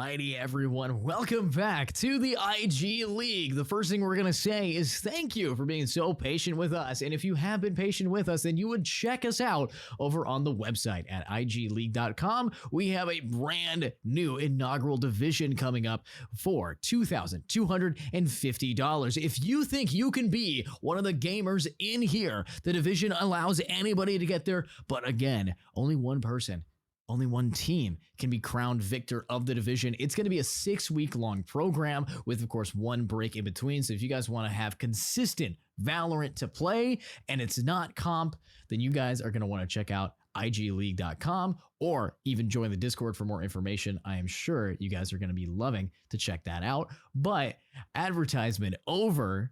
It's now time to talk about our teams here, Soren. So tell us how you're thinking. I mean, thank you for waiting patiently with us, and we have a stellar game for you on the amazing map Ascent. We've seen it already once today, but we're back on it, and we do have some amazing teams, though. We have Large Flamingo Tots, otherwise known as LFT, as well as UCSD Gold. Both teams, some pretty high-level competition, and again, we've already talked about Ascent. We already know what kind of map it is. You can see anything on Ascent. You can see anything from a Viper to, a normal pick. So a little bit excited to see what we find here.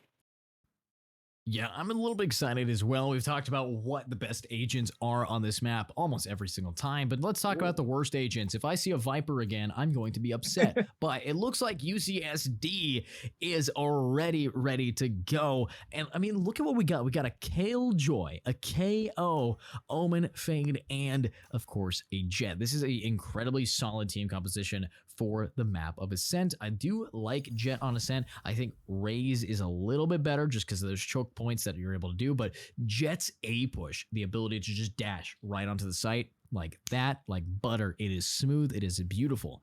But let's talk about the enemies, and I want you to tell us, what are you thinking you're seeing there from Large Flamingo Tots on the defense, Soren? Seeing a very standard composition. I like the Raze pick. We keep talking about how Raze is kind of that all-around agent that is just kind of at the top of its game right now. I don't think there's a single map where Raze is a bad pick. Maybe not the best, but not bad. The KO and the Fade, obviously a pairing we've seen all day today. Really, really good. The information gathering, especially on them, especially when they get to the defense, being able to have two information-based agents, being able to, get any form of information over on A and B main almost simultaneously, really opens up the map and really tells you what the attack is trying to do. So I really like that pairing. And of course, the Omen in the chamber. I like it. It's pretty standard. I actually do also like the Jet pick here. Normally, I would prefer a Chamber, but if you're trying to play the KJ instead of the Chamber on the Sentinel, I think Jet's kind of a must pick up so you have some form of an opping agent, excuse me. So overall, I really like both teams. I think it's a little bit more unique on the side of UCSD, excuse me. But overall, outstanding compositions. Yeah, I'm very much cutting dry, cutting bones, and trying to get in here, Soren. But look what we got from Foundchild. He's swinging out and trying to spot out Melvin. But Melvin, he is one of the best players in the game right now. And I think he's not going to be giving up to Foundchild. A TP away, but there it goes. Noru getting a double kill. What a shot from the Omen, able to do a lot of damage. But here we go. Foundchild, last person in Boathouse, is going to have to pick up a boat and now paddle his way out of the map. Let's find out right here. If Haymig from the team LFT is really able to rock roll and get some deeps. Of course, we are seeing both in Boathouse and a double push coming up. Looks like we did spot one in the hands of Haymig, but is it actually going to be good enough? And they line up, but oh no, that's one. Wizard King gets him. Now it's a 1v1. Wizard versus Koki. Love the smoke here. And it's enough to allow Wizard King to get the pick. Beautifully played by the defense. An incredibly close round all the way down to the final bullet. Absolutely. Maybe a little bit risky seeing as they did have that nade on hand. I do think that maybe would have been a safer play, but at the end of the day, they weren't expecting that push through the smoke, so very well played. Pretty standard push. A little bit of a default with some players playing over towards A, meanwhile the main pushes by B. Overall, some very solid play, and I think it really could have gone either way. I think this is a great start to the game for, honestly, both teams. I think this game could very much go any way right now. I think it's going to go anyway as well. I mean, one thing I will be mentioning right now is Foundchild was able to buy a lot of time for his team, and the fact that he's able to get this early pickup onto Melvin really tells me that this man is ready to try to do some real damage here. But looking at UCSD, they're in a pretty decent position no matter what, because this is a save round for them. Even if they get all gunned down without getting a single pick, they can still buy full rifles next round and full util, because this is a team that's rather cheap to use. And of course, we haven't seen Melvin really come online quite yet. So the second rifles are out. This should be it, but there it is. What a spray. Noru getting another double kill down, but that's one pick, and now it's the Omen remaining. Koki ready to go, and there it is. Wizard King. He's gonna be the Wizard Gamer, absolutely casting spells and casting players out. Yeah, and very notably there, the round kind of went the exact way we would expect. That is going to be a second round pickup for LFT. But very specifically looking at Foundchild, we've already seen they have had some pretty big impact plays, whether that just be denying entry on the site or getting the 2 kills in the last round. But most importantly, they're actually at 4 ultimate points here. Them, Wizard King are at 4, and then Noru actually, who's rocking, by the way, like close to 100 ping. The only one, unfortunately, not in a position where they can have positive ping, is top ranking. All of them really close to their ultimates, which can cause some big impact early into this round. Oh, and you can't TP away. I mean, we're seeing the rifles now in the hands of these gamers, and that's what's going to happen. I mean, Melvin just really flexes to why Jet is one of the best agents in the game, flying up into the sky and dropping a load. What a shot today every single time. But, I mean, here is the thing. Yes, that was a very quick round, Soren, but now we're seeing the buy round from the defense. Yeah, no, absolutely. This is where I call these the meat and potato rounds. You know, the pistol rounds, 1, 2, maybe 3 rounds can go in your favor, but they're pretty expected. Once you lose that first one, the second is almost guaranteed. Once we get here, these full buy rounds where everyone has rifles in their hands and the tactics come out in full force, this is where, you know, the full playbooks come out and where we can actually tell how this game is going to be played. And I agree. We're seeing the playbook kind of get laid out, and people are circling what options they have right now, trying to see what really works for them. But honestly, what are we seeing right here, right now? Another big push coming up from these gamers. Of course, we are seeing a little bit of a pushback for everybody, trying to work it out. And look at that nade. Lots of damage being able to get dealt, and now let's see what can happen with a big push-up. Of course, LFT has to anchor it back, but oh, that's going to be a teleport away and a pick today. Of course, these guys are ready to roll, ready to go. Who's going to be taking it, though? That's my real question. Of course, Wizard King up in the top, looking to see if he can get at least one of them, and it might just be enough, but oh, no, it is not. Koki getting that pick down. Oh, not a great position to be in, but there's Amir. He's going to go down to BJP. Koki immediately getting the trade. And here it is. And that is all the damage dealt. Last person standing, Noru. And Noru walks into the spray around the corner. Bullets definitely hurt.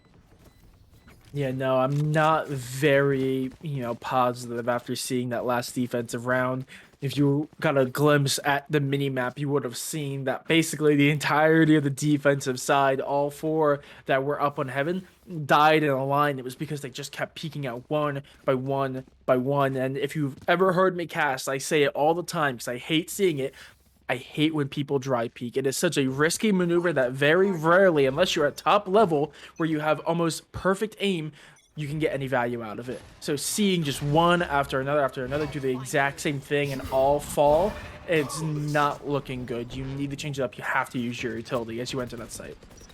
Yeah, you're gonna have to start popping some ultis if you want to try to pop these enemies away. And of course, LFT, they're doing a pretty clean job moving forward, but Foundchild, if anybody's gonna be getting some picks, once he's not, never mind, the suppression just not allowing him to use any abilities, but UCSD 4-leafed ready to go while his team just guns down everybody on the other side. And here's one, can he get another?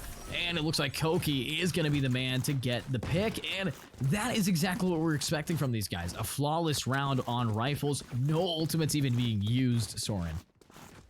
Yeah, absolutely. Very, very good for them, and also that also sets them up to have 4 in their pockets. Sure, the no command is currently at 0, but having that Into the Shadows, having the Blade Storm, Nightfall, and the KJ all in your back pocket, Absolutely. Though they do have a little bit of an ace up their sleeve in the side of LFT with the operator now into the hands of Found Child. No longer probably going to be playing as advanced or aggressively as we've been seeing in the last couple rounds, but can still cause some serious damage, especially on that chamber. Especially as the chamber now pushing forward, and of course all the DPS now coming around and doing what is necessary. But Melvin, we know him as a Radiant rank 17. We also know him as the Jet that's top fragging right now with Koki. Is he going to get shut down while they push? It looks like we're seeing the Killjoy ultimate to try to scare them off of the site, and Wizard King in a position where he can try to get a pick, but these guys are going to wait this out, and I think now is the time to go. But the lockdown, it gets destroyed by a lineup, and that is a beautiful use of util coming out from the defense, but the fear is not over, and there it is. Noiru gets the pick down. Found Child gets a mirror, and this might be winnable, but there goes the picks down. 4leaf gets 2, and now it's going to be a 2 against 3, and Koki from the flank, and oh my God, this man, the Omen from the shadows, absolutely shredding him. A little bit costly there for the attack, costed them 2 ultimates, but at the end of the day, it is the round win.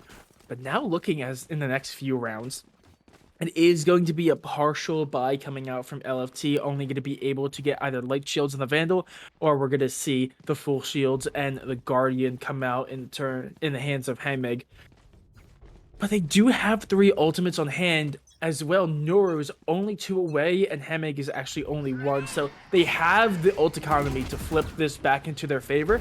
Unfortunately, oh my, Wizard King. Disgusting grenade. I just feel bad for Amir there, but look at all this utility. Oh, Koki goes down. Wizard King is finally dethroned, but oh my God, that is so good for his team, trying to get them out. And now we got Salad with a capital T, but it's silent, just like him right now, walking his way forward, trying to get the picks. Of course, he does have to battle against Found Child's tour de force. We're seeing 4leaf making some space for him, and the TP over. Found Child is going to get 1 and 2 defenders winning that game. You got to give a big round of applause to Wizard King for getting the early picks there. Yeah, absolutely. Very, very close to not getting the kill on the Omen. They tried to teleport away, but unfortunately the animation just not quick enough. Very quick after the recent buffs, but unfortunately not faster than, you know, the rocket launcher. But, I mean, very well played for them. You actually Found Child, not getting really any value out of the operator in the last round, picks up that tour de force and immediately swings it back into their favor in the late stages of that round. Very well played, but it looks like they're going to be going for a very similar push in the end. A very similar push in A indeed, as everybody's now ready to go, ready to roll with, of course, LFT Haymaker. I mean, this guy is doing some damage, really able to give him a haymaker up the side of the head, but is it going to be enough? You need to always keep it trying to do as much DPS as humanly possible, but one thing is for certain, they don't have a lot of util on this defensive team right now. They've already dumped a lot in the early stages, and they're just waiting for those recovery time to now pick it back up. But one thing I want to mention is 4leaf here, anchoring all the way over here, trying to get himself some early picks, maybe some info for his team. But now it's a push. We're seeing the ultimates now coming out there from the shadows, from the attack, and Amir and Koki, they're already on the site doing the damage, taking them out. But here comes the spray, and it is going to dink Found Child, taking a little bit of damage through the floorboards. And that is amazing for him. Right now, these attackers, beautiful positioning, beautiful setup, but looks like that might get haltered by Wizard King taking down Salad. And here we go. Null command now being popped by the defense for the retake as a possibility. Flashbang coming out. Koki is going to get completely blinded, but he trusts his teammates, and his teammates trust him. One taps all around, and 4leaf gets not only the KO, but the chamber. Return to form for UCSD as they're able to flip it back into their favor after that 1 round hiccup. But at the end of the day, that was actually very costly for LFT. They used 3 of their ultimates. Sure, the 2 that were just off them now have them available, but only getting 2 back after utilizing 3 and not picking up the round, not exactly what you want to see. Meanwhile, UCSD, it's now back into their favor. They have the economy advantage. They're also now on the ult advantage. Only 1 in pocket, but there are 3 of them that are within 1 to 2 points away. Overall, very good looking for UCSD, and they're looking to take pretty good control into the late stages of this half. I think they just want to be taking that, but oh my god, Melvin getting gunned down. Wizard King, though, oh, he's not going down quite yet. He's a wizard, but Melvin's able to get him. But the double kill, this man who's popping off 1 to 2 kills almost consistently here. That's why he's 9 and 7 right now. Absolutely picking it up for his team, but Melvin is going to be the Titan you're going to have to take down, and he's on a road to an ace. He's got 4, he needs 1 more, but can he find BJP in time to get it? Of course, BJP, he wants to try to rotate around, looking to see if he got the damage, but we're not seeing any overheat, any over aggression coming out from UCSD quite yet, and that's going to be the final shot, and Melvin aces it. That's exactly what you love seeing. Melvin, the Jet, coming around, popping off, dealing the damage. Very, very clean overall, and we're in a very similar position. This is going to be a pretty much a full buy coming out from the side of LFT. And notably here, we are now getting into the last couple rounds. They need to convert this. If they're not able to convert this, then they're going to be into a really rough spot in terms of the economy. Excuse me there, a little bit of a stroke. They're not going to be able to full buy into next round. And that puts them in a really tricky spot where they might be facing an 11, or excuse me, not 11, a 9 to 3, or maybe an 8 to 4 if they're able to pull one back. Maybe an 8 to 4, but with Noiru taking down Melvin, it might actually be possible. These guys need to try to get a little bit more rounds here. They might be able to just get enough kills, but look at how loaded the attackers are. They have so much cash that no matter what happens here, they're just going to be able to pick it back up and get ready to roll. But Wizard King looking around, trying to find Zalid, looking to see if the damage is enough. Of course, one thing is for certain, now that Melvin is down, a huge amount of intake has been shut down, but they still have not only the Omen, but the KO and the Killjoy and the ultimates are available for these attackers. But here comes a little bit of a haunt. It's not going to quite spot anybody, but Amir, he's ready to go, and he spots one, but all the timing. Check your corners, because that allows Noiru to get 2, and now it's just up to Salad in a 1v3. He's got his util. He's going to try to hit more, but with 30 seconds remaining, he's only able to get a headshot, but unfortunately, the Phantom is an awful gun to be using, and you're not going to be able to get the headshot. Very unfortunate there. The side take was quite clean, but the moment that retake came through, losing the 1 on mid, immediately put a man down. Unfortunately, not PPJ, Amir tries to push into the site, maybe overextends a little bit, goes almost all the way into hell before getting taken out, and then 1 by 1 they all get knocked down. Very clean take, but the retake there just unfortunately wasn't properly executed. And now they're able to pull that one back. They might be able to form some kind of comeback, and I can even see a 6-6 half. Yeah, I mean, it's possible for a 6-6 half, but again, we do not seem to have enough. But BJP, oh my goodness, that is a lot of damage being dealt, and he's gonna have to back it up, but that is a showstopper. And oh, Wizard always coming up big. That's what you need to see. We're on our road to a 6-6 half. Soren's casting curse has finally been lifted by a genie, because you're gonna have to have 3 wishes for that shiz. Now let's move into the next one, as everybody, we might see the last round of the half here. Soren, how you feeling? I feel pretty good. Doesn't happen it's not every day where something I say actually, happens the way I expect it to. And I don't think anyone could have anticipated how, clinical that Wizard King showstopper was, but at the end of the day, I appreciate it. Just completely stalling the entry in the site, the KO sitting inside of Switch and just denying entry into site. Really, really efficient. Did just enough to allow their team the time to rotate through, and that was exactly what they needed, especially as Wizard King able to get that quick rotate. able to get the quick rotate, but oh, there are already 2 people dead. Maybe, just maybe, these attackers have got their mojo back, and the knives are out, and the damage is dealt. Let's see it. Last person standing, Haymig behind the box, and now he's going to be put in a box and put underground, 6 feet under, dig the hole. Now, it's time for another half here. Yeah, that is the half, and unfortunately the 6-6 doesn't come through, but we have a much closer game than we have been seeing, and very notably, the sides have switched. Now we're seeing that Jet, who was 14-7, maybe taking a little bit of a step back, not going to be as efficient on this defensive side, but very specifically they have that KJ, who has been doing pretty good, 7, 6, and 4. Nothing amazing, but at the end of the day, KJ's utilities where they really shine. And switching over to this defense, this could be clinical. If they could start coming alive here, they can completely sweep this defensive half. But also, now we have Wizard King making a huge impact on the defense side, now in full force on the attack. So anything can happen, but man, it's going to be close. It already is.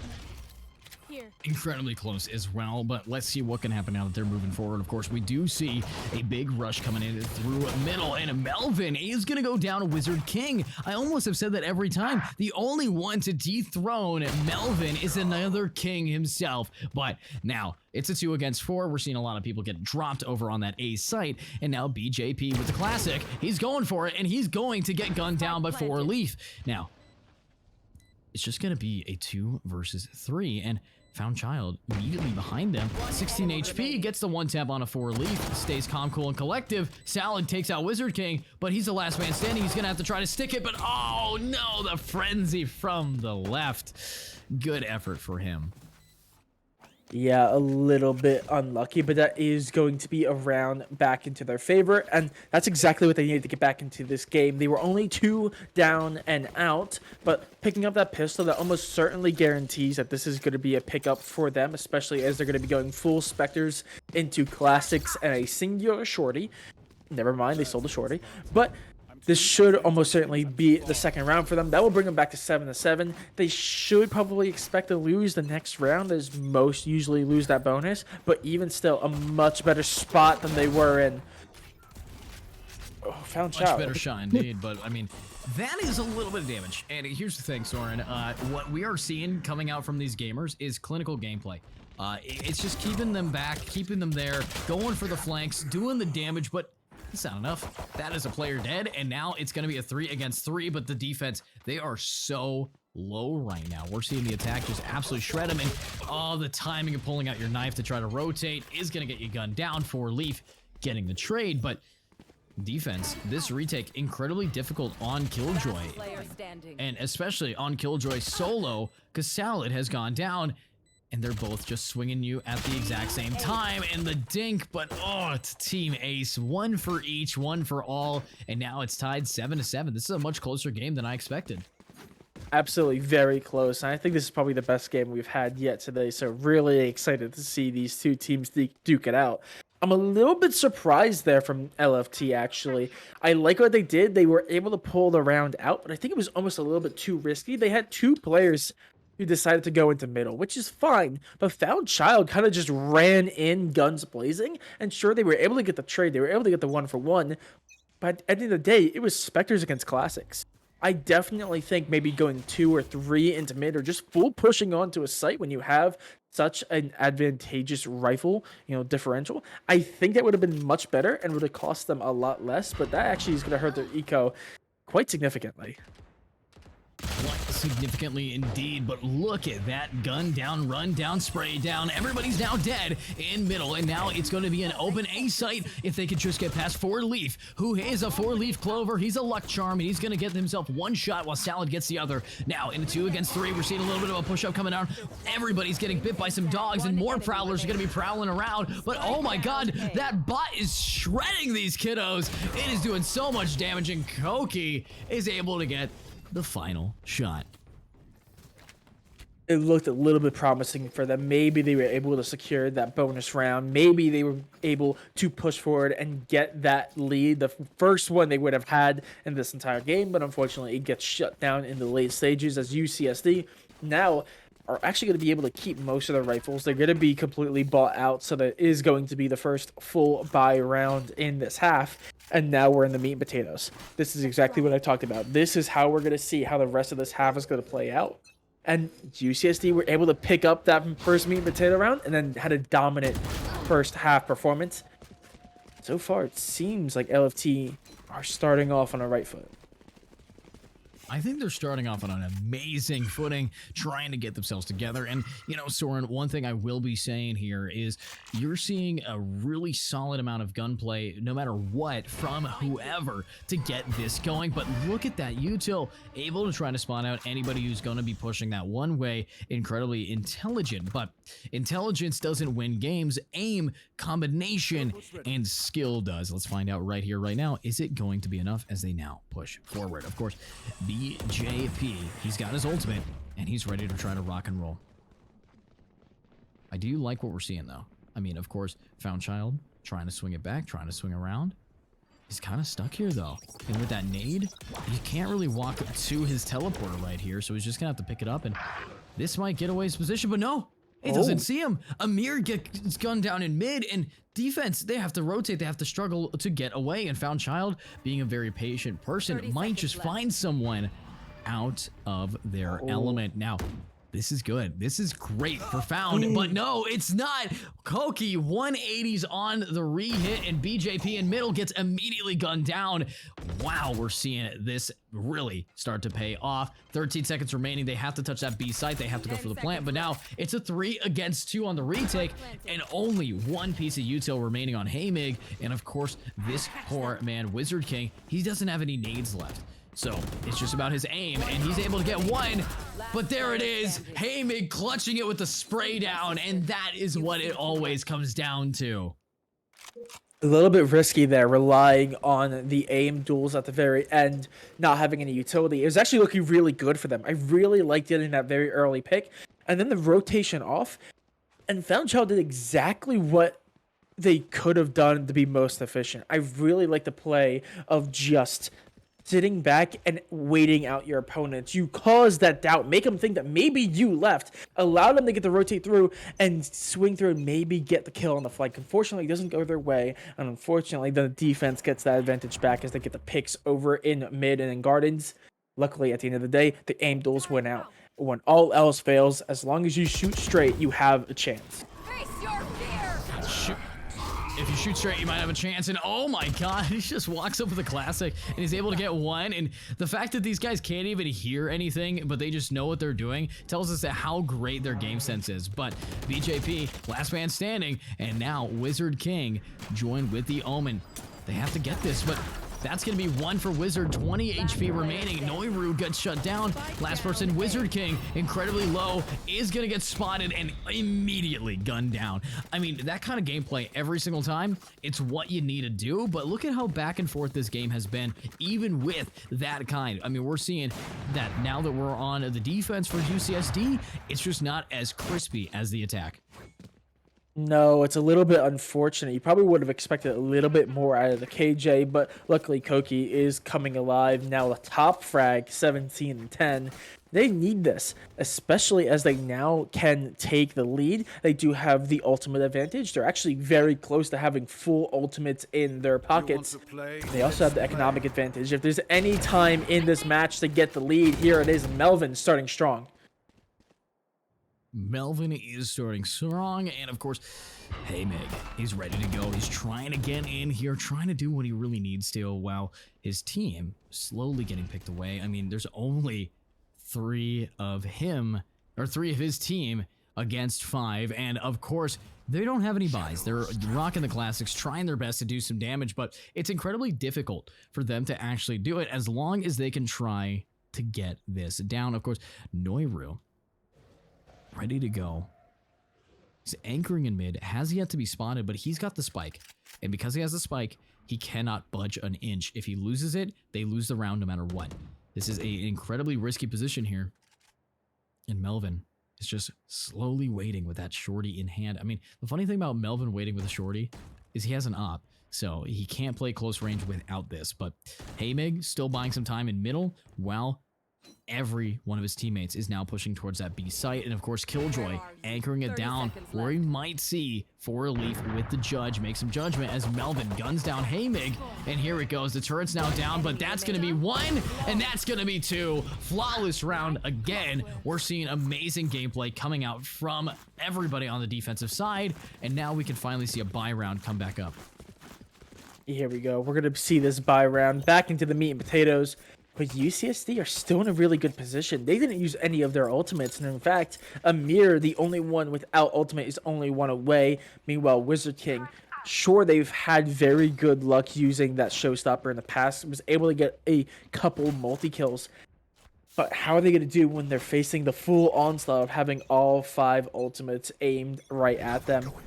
LFT in a little bit of a tricky spot. A little bit of a tricky spot here, but it might just pay off. One thing I will be mentioning is the fact of the matter is these guys can consistently get pushed back over and over and over again. But UCSD, they know how to reposition themselves. And with the op now going down, Melvin not able to hold anything, with Amir now having to be his replacement, this might be a mere miss. Of course, there is BJP getting the pick down, and Koki now dead. So let's find out, is BJP ready to roll, ready to go against this other KO? Are we going to see them kill all their opponents, or is it going to be a difference? And there it is, Amir beautifully playing it, getting 1. Child in middle gets another. Now it's just up to Amir. He's stuck here, and he gets it. There goes Wizard King. 70 HP and a dream. Flashbang out, has the knife, has the null command, has everything he really needs, though. But he has no idea. He thinks that both might not be on site, but I think he still is confident because of the call from mid and Amir. Let's see. Who's going to be taking it? Pushing around, and oh, the flick from Haymig. That's what we love to see. And now the attacker's winning another one. This is what we love to see, just the consistency, the back and forth. This is a relatively even team, if I would say so. Yeah, absolutely. You love to see these games where it's anyone's call what's going to happen. Actually, a little bit confused here. UCSD had the lead. They had the advantage on their side, but they haven't used any of their ultimates. And I think, especially when they started going down early into that last round, I think maybe popping 1 or 2 to swing it back into their favor might have been of use. I think UCSD might actually be allowing LFT to stay in this game a little bit too much. Maybe playing a little bit too passively, giving a little bit too much respect. But that being said, they are leaning over towards this A side. They do have a default defense going up, so there is only 2 over in sight, though Melvin is watching mid carefully. But they should be able to just walk in if they push in aggressively. Yeah, they should be good enough if they push in aggressive, but are they going to? That is the risk that they are holding here with everybody now trying to go in. And let's see it. That is going to be a stun. That's going to be a push. And here it comes. Everybody ready to rock and roll as here is another shot onto 4 Leaf. But Melvin, he's got 1, but oh, the whiff. And he could get wall bang, but he's just going to go for the re-hit and get Wizard King anyways. Now dropping down. He might think that there's one in hell, but here it is with a push and a pull. That's the pick. And here it's last man standing and first to fall. Beautiful game. There we go. We saw the 2 ultimates being invested. Brings it right back into their favor. I actually think it was a little bit of a misplay from LFT. Time and time again, we see these teams, they try to take these sites aggressively, and they do the proper job. They clear out all the, nooks and crannies into these sites with all the utils, whether it's the fragment grenade, the paint shells from the rays. But then they have one person run ahead, they get the spike down real quick, and they sit on spike. But then they allow too much time after clearing out all those nooks and crannies, and the defense is there. They go in for the retake, and now those players, those 1 to 2 players that were able to get the spike down, are now alone on site. The rest of their team are not there to support them, and they can't get their way back in. And unfortunately, it's just a massacre on site. And now, despite having spike down, now they have to play for the retake. We've seen it time and time again, and unfortunately, LFT fall victim. And they are falling victim not only to Melvin's operator, but also to Amir's Vandal. Everybody gunned down. Last one standing inside of middle, and it's going to be a flawless round. You hate to see it, but it happens, and oh my. I think this might be GG at the end here because we are seeing not enough to full buy armor, util, and hope for this team here. Yeah, no, like I said, I think maybe they were giving just a little bit too much respect to them. They had way too many ultimates in their back pocket. I like the ultimate, playing a little bit more conservative, trying to use them to win the rounds, but when you have all five just, sitting on them, it's not getting any value out of it. But now, as we're late to the game, they have the economic advantage, they have the ult advantage. Very expecting this to be over very, very soon. Face your fear. Very soon, and there it is. Melvin gets one, and that is another. That's what we're kind of talking about with all the damage dealt and everything that you need to see. But with that now having been accomplished, is it really going to be anchoring it back with Salad now ready to make some move, make his mark on reality? He gets Hamig down and the spike. Now, Koki back in Boathouse, waiting to see if anybody wants to push him. No Rue. Ready to try, but there's Amir getting gunned down. Koki spots one, but the whiff! And unfortunately cannot clutch up the round there. Let's see if it's now going to be good to go in this 10-2. Soren, how are you feeling? Do you think that we might see this go into overtime? I think it's definitely a possibility, especially now both teams have operators in hands. I'm expecting some form of an op duel in middle, which I think could definitely, define how the rest of this round is played out. And honestly, I think if LFT can just convert this one round, they're in a very good position because they'll have the confidence. They'll be going into that last round with a 2-round streak. I think sometimes that little boost in confidence is all you need, but it's going to be close. I still think you at UCSD have it, but I think they might just be taken down to the final round. I believe so too. I mean, it's very much possible that they will just get gunned down, will get pushed away before it absolutely comes crashing down. But one thing's for certain, Amir and Salad are the men to hold down together. They've always been kind of butt buddies, making sure that whoever's next to them is going to be a player that they like. But with Nowhere able to pick up the spike here, it's not too much of an issue that they did lose both the Raze and the Fade. However, it is potentially the last round here, and they are down a lot of bodies, a lot of clean shots being able to be made by Wizard King, now no longer. So can his team for Wizard King clutch it up, or are we going to see the large flamingo tots get gunned down? Obviously, it's about time, and 35 seconds remaining before that answer really comes to us.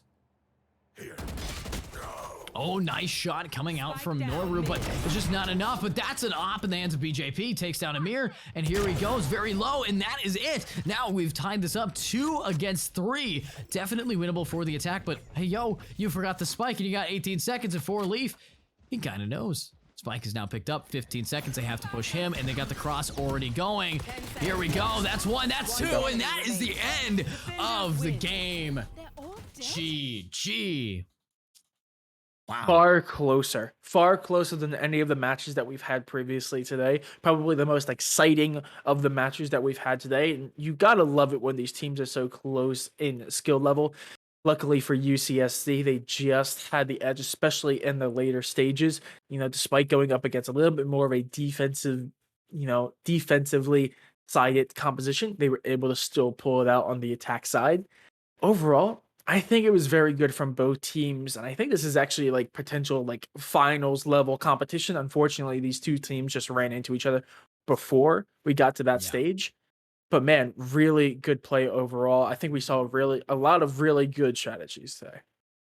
Yeah, a lot of skill developed from both players on both teams on each side. Of course, you had MVP Wizard King for large flamingo tots, but we're going into the semis now. And the semis is a place where you will not be able to try to learn in time. This is, again, best of 1 for the semis, and this is some of the best teams here. We're going to be seeing a lot of who we've already seen before. Lots of people have been moving forward. We got Crisis we watched. We got, of course, UCSD that we've watched. All of these gamers are absolutely bringing their A game. But let's also thank today's sponsor, IGLeague TV, over at IGLeague.com. If you guys want to join, there's an upcoming inaugural division, and you guys need to join it, because if you think that these events are big and we could get 26 teams in for here, just imagine a 6-week-long division. At the end, over $2,000 worth of prize money that can be pocketed by you. Hopefully, you guys check it out over at igleague.com. Join the Discord, follow the Twitch if you really want to, and we'll see you guys in the finals or semifinals in just a little bit of time. See you guys in about 5 to 10 minutes here.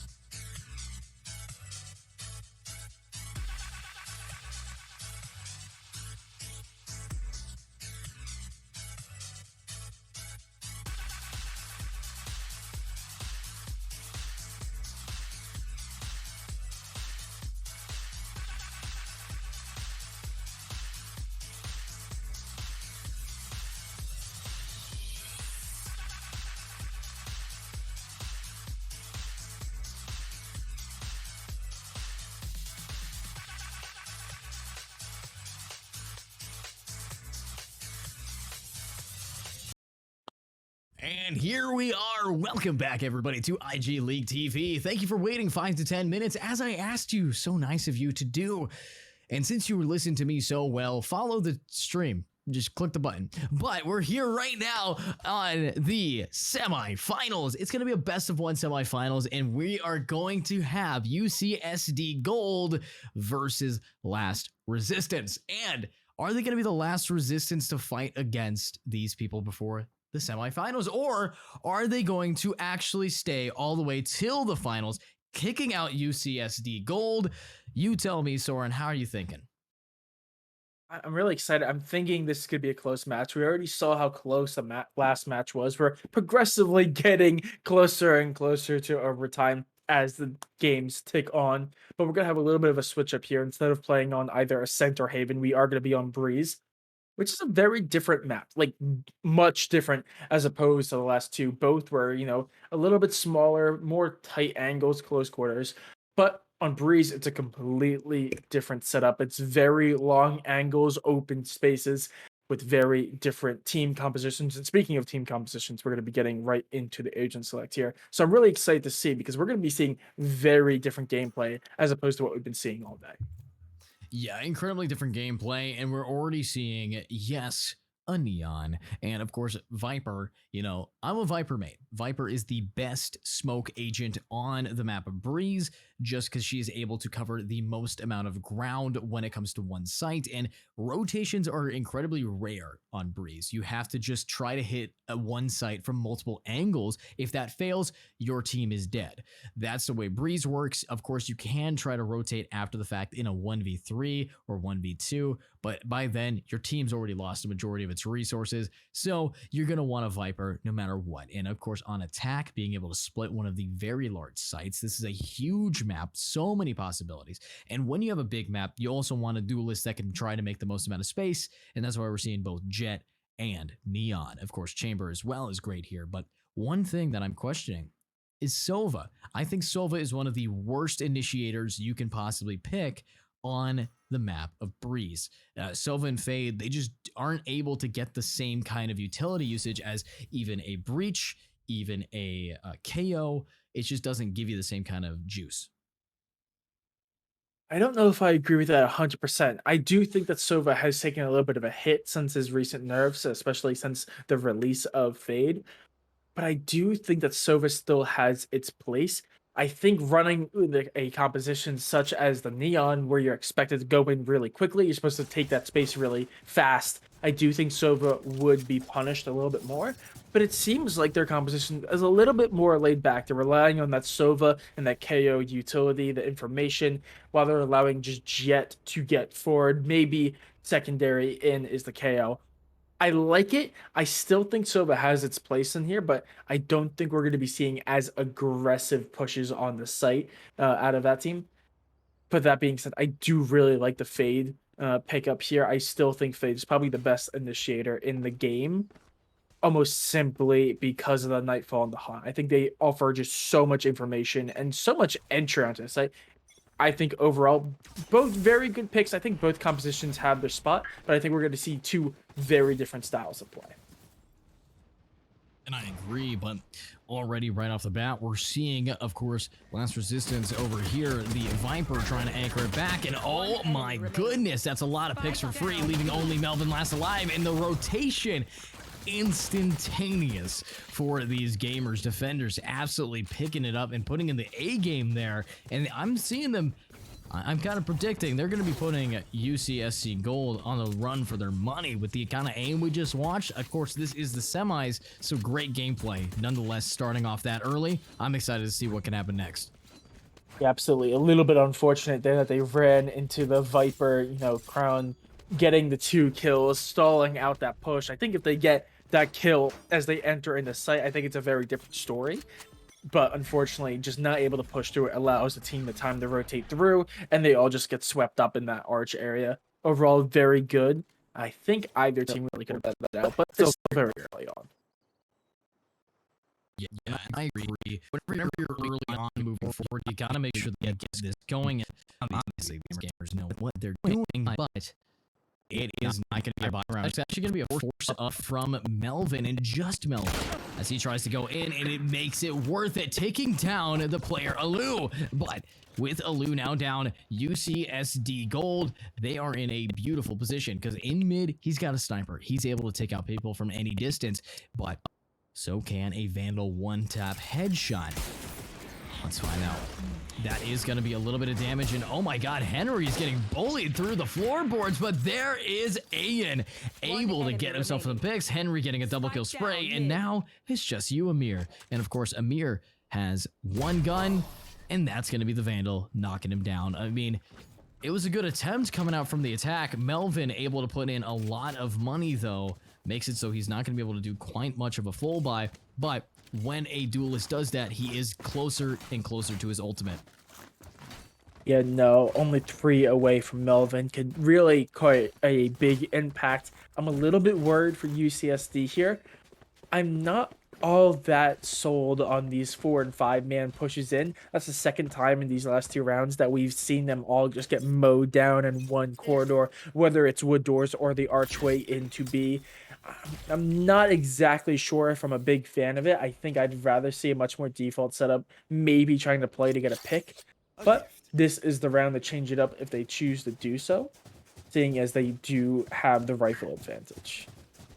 You know, they do have that rifle advantage there, Soren, but one thing I will be mentioning is we do need to see these attackers, I think, really split up and search for clues, but right now, they're going to get picked off like that. And Crone getting a nice shot in, getting that amazing amount of damage down, taking out Melvin of all people, is massive.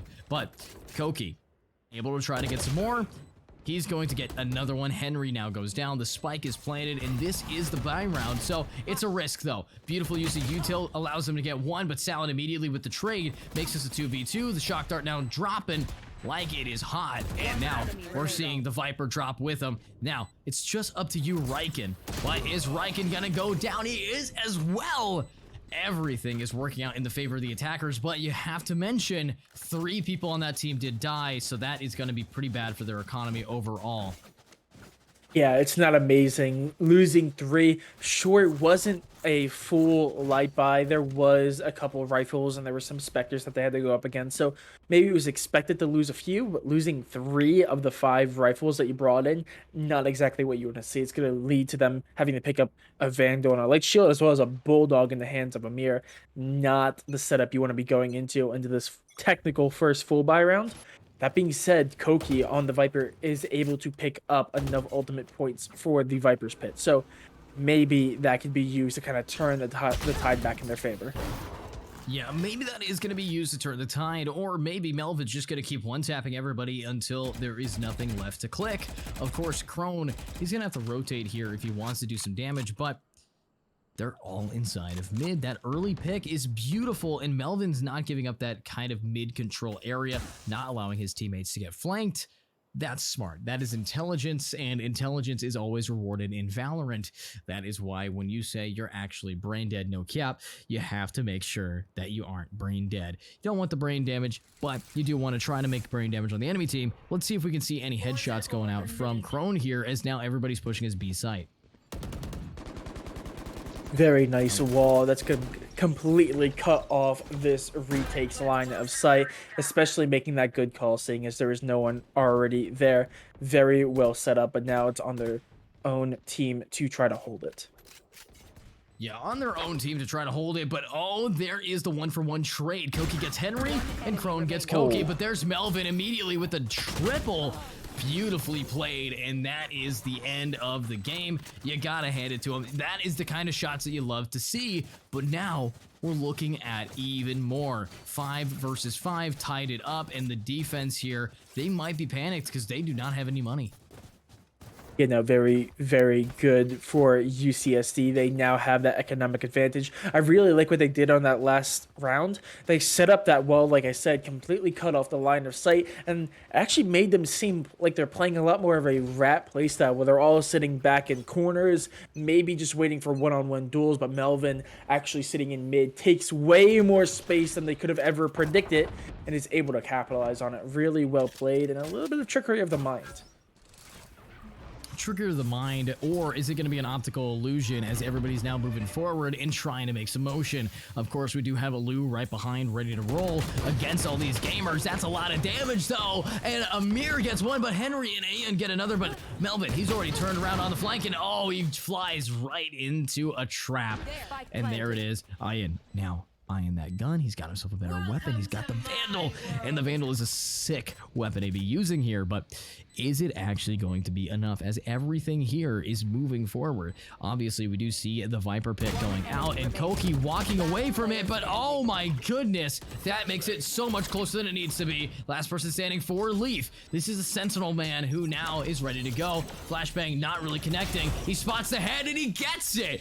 Barely clutching it up, but oh my goodness, that was a close game. You can tell both of these teams are a little bit panicked. Yeah, absolutely. They're both having to pull out all the plays from their playbook. They're going to have to deep and reach in deep in order to get any round out. Every single round besides those first two has really come down to one or two big plays with only one or two players left standing at the end of it. Overall, we have a brawl in our hands today. And right now, it's actually looking like LR might be in a position to swing it back into their favor. They have almost a full 5 ults on hand. Alu, the only one without, only 1 point away. And that might just be the catalyst they need to get back into us, but that is going to be the Viper's Pit immediately invested over in A. Immediately invested, and the damage is going to be trying to be dealt. Of course, UCSD Charlotte, he is ready to send in the Owl Drone, making sure that he can try to find out where is this Viper, but not really getting a whole lot of info means his team is not going to be able to go in blind, and you never want to isolate a 1v1 against a Viper in her ultimate. That is suicide, and suicide's bad if you didn't know. Let's see if that's going to be good enough, though, with 4 Leaf ready to go. He's pushing right through middle in hallway, and if they can get past this and flank Ian and the KO, this is massive. Very aggressive push through halls. It's going to catch them completely off guard, but that door opening up is going to give them all the information they need. All the info, you are going to spot one before Leaf gets another. Riken, though, he's popped the, of course, biggest gun in the game, Tour de Force, and he's ready for some more, but oh! Dirty shots from 4 Leaf. You love to see it, hate to die to it. Now, it's just up to Alu, and Alu needs to be elusive here. He's got to dodge the bullets in this 1v4 unless he's going to get gunned down immediately. But he's got one on the bridge, one on yellow. He spots the bridger, and it doesn't matter. He's going to die to the first man that sees him. Yeah, unfortunately, that was just a little bit of an aim diff there. There were duels that were taken that were in the favor of LR there, but UCSD just finding the shots they need to, and that is actually going to send LR into a timeout as well. That's going to put them on an eco round as well. Only a stinger in the hands of Crone. And they need to do a pretty desperate dig in deep to their playbook to try to figure out how to respond. Because UCSD looked a little bit flat in the first 2 rounds. They were just, 5-man pushing up into A and then B, and they just seemed to get mowed down. It was actually looking quite desperate for them. But ever since, they've switched it up. They're playing around mid. They're wrapping around. They're having Melvin take a lot more space, not even really on the site. They're allowing their initiators to take that space and allowing Melvin to kind of lurk around, unjet-like almost, but still able to frag out as they get those flanking kills. I really like the setup they have. It's very different, and it's really catching LR off guard. Yeah, I mean, what we're seeing from LR is that they're getting consistently pushed back over and over and over again, and that is definitely something scary. But again, one thing can be mentioned is that you're seeing a lot of secret little strategies, kind of like the bear behind the crystal. You want to find that playbook for you. In this playbook, you need to pull something out completely different. And on a map like Breeze, there are so many options. The mid through CT to A, I love that strategy because it really gives you so much opportunity to spook your enemies. But Henry already pushing up with his Sheriff is going to get gunned down. Koki gets another one, and Melvin dashing away with only 11 HP. But here is Ian, and he's eyeing himself some picks. Of course, right underneath him is going to be Melvin. He's going to get that pick down. Not dropping for the gun quite yet. He wants to clear it just in case, but B site, it's been left open. And I think they're ready to go. Of course, they are going to get slowed over at B. And Amir, he's got an op. He's looking to find Crone. but is he actually going to get it? Very similar setup. We have that wall up. Meanwhile, they do actually have the KO sitting in mid, kind of doing what Melvin would normally do, trying to create space in mid, catching him off guard, just like that. And it works amazing as you said it, just like we love to see it. But right now, it's another player pushing, and oh, check your corners because you're going to get gunned down. And there is 4Leaf getting himself a second kill and making it. So he has 7-2. I mean, anytime Melvin goes down, 4Leaf is the man to pick it up. Yeah, absolutely. I really like the strategy of having 1 or 2 players sitting in this mid space, or just really anywhere where the defense just allows them to take control. It really makes them think like, yeah, sure, the spike is down over on B, the spike is down on A, we have to get there and defuse it, but it makes them second guess and doubt anything they do because they know that there's going to be someone around. They're going to always have to be looking over their shoulder, and that can really tire on people, and it can really make them double think what they're doing. Could make a double think what you're doing with now, of course, 2 picks down already. We have 4Leaf stuck in the middle, but they can try to smoke it off and pick him up. They need this KO to be alive, or else they're in a bad position. And they are going to pick it up, but what is that? The run and gun spray and pray.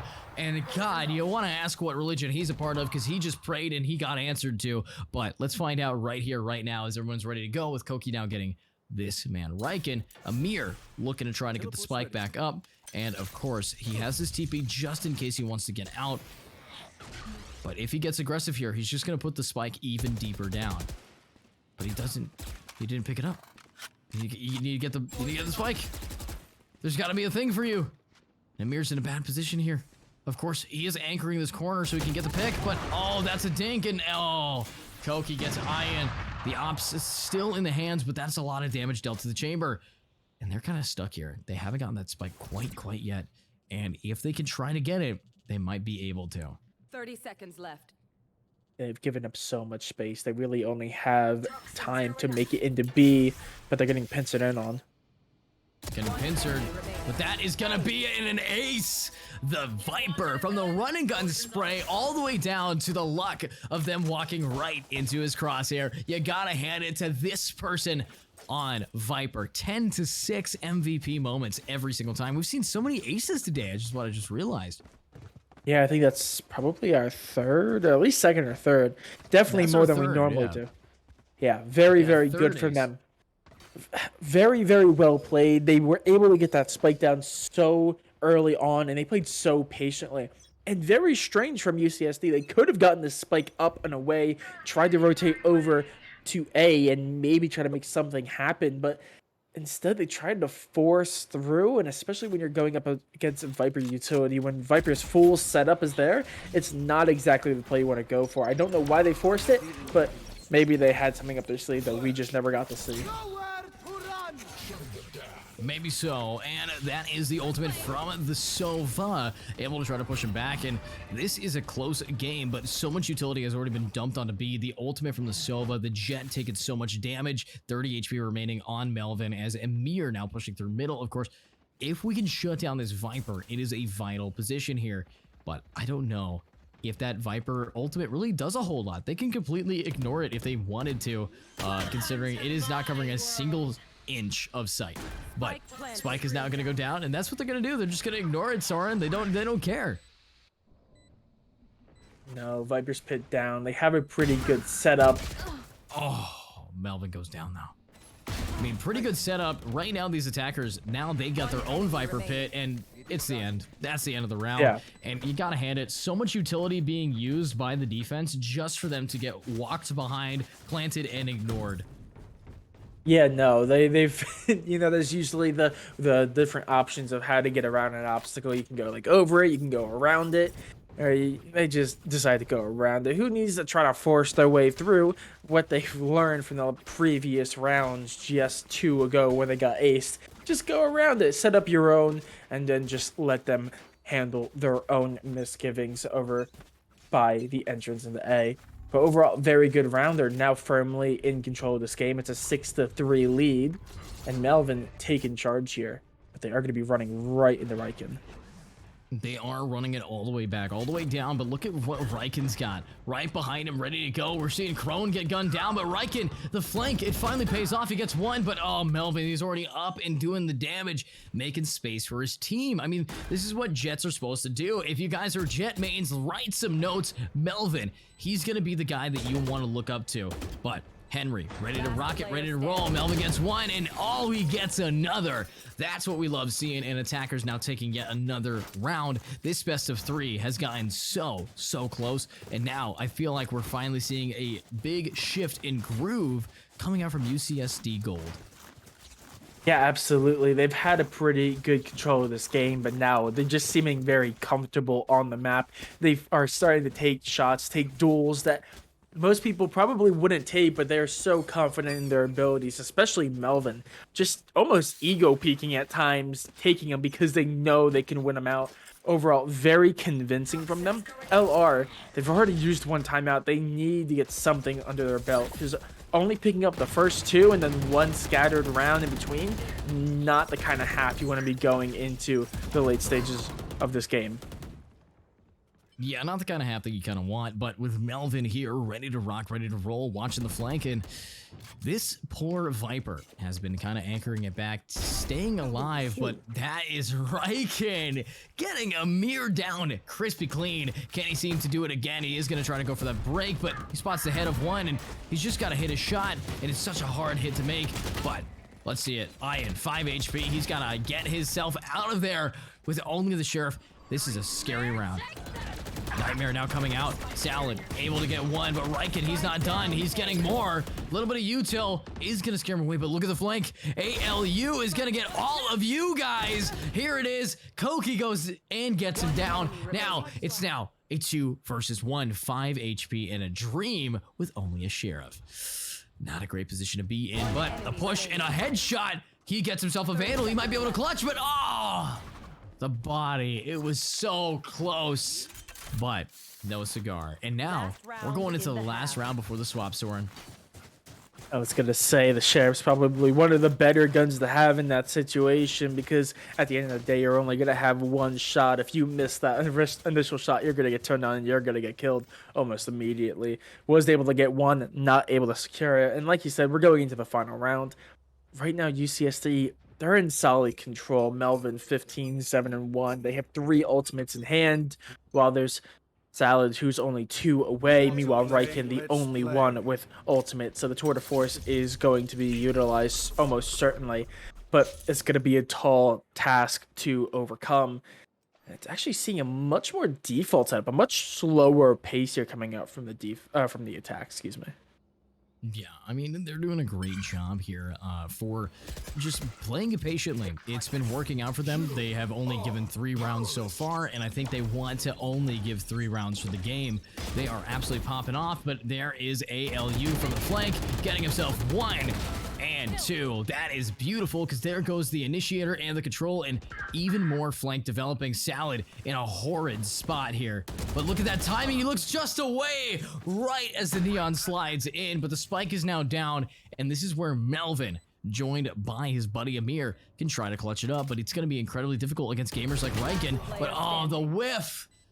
That is a bad position. 1v4. Riken, he's got the tour de force. I don't know. Melvin's in a horrid spot. He is going to get spotted. And that is the end. Didn't know where the player was. Unfortunately, they did lose that round, but fortunately for this team of Last Resistance, they are giving up the Last Resistance in the last round of the half, and they're making this 8-4, which is a very winnable position to be in, considering how attack heavy this map can be. Switching sides. Yeah, absolutely. And like I said very early on, we're going to be seeing a very different setup on the attacking side now.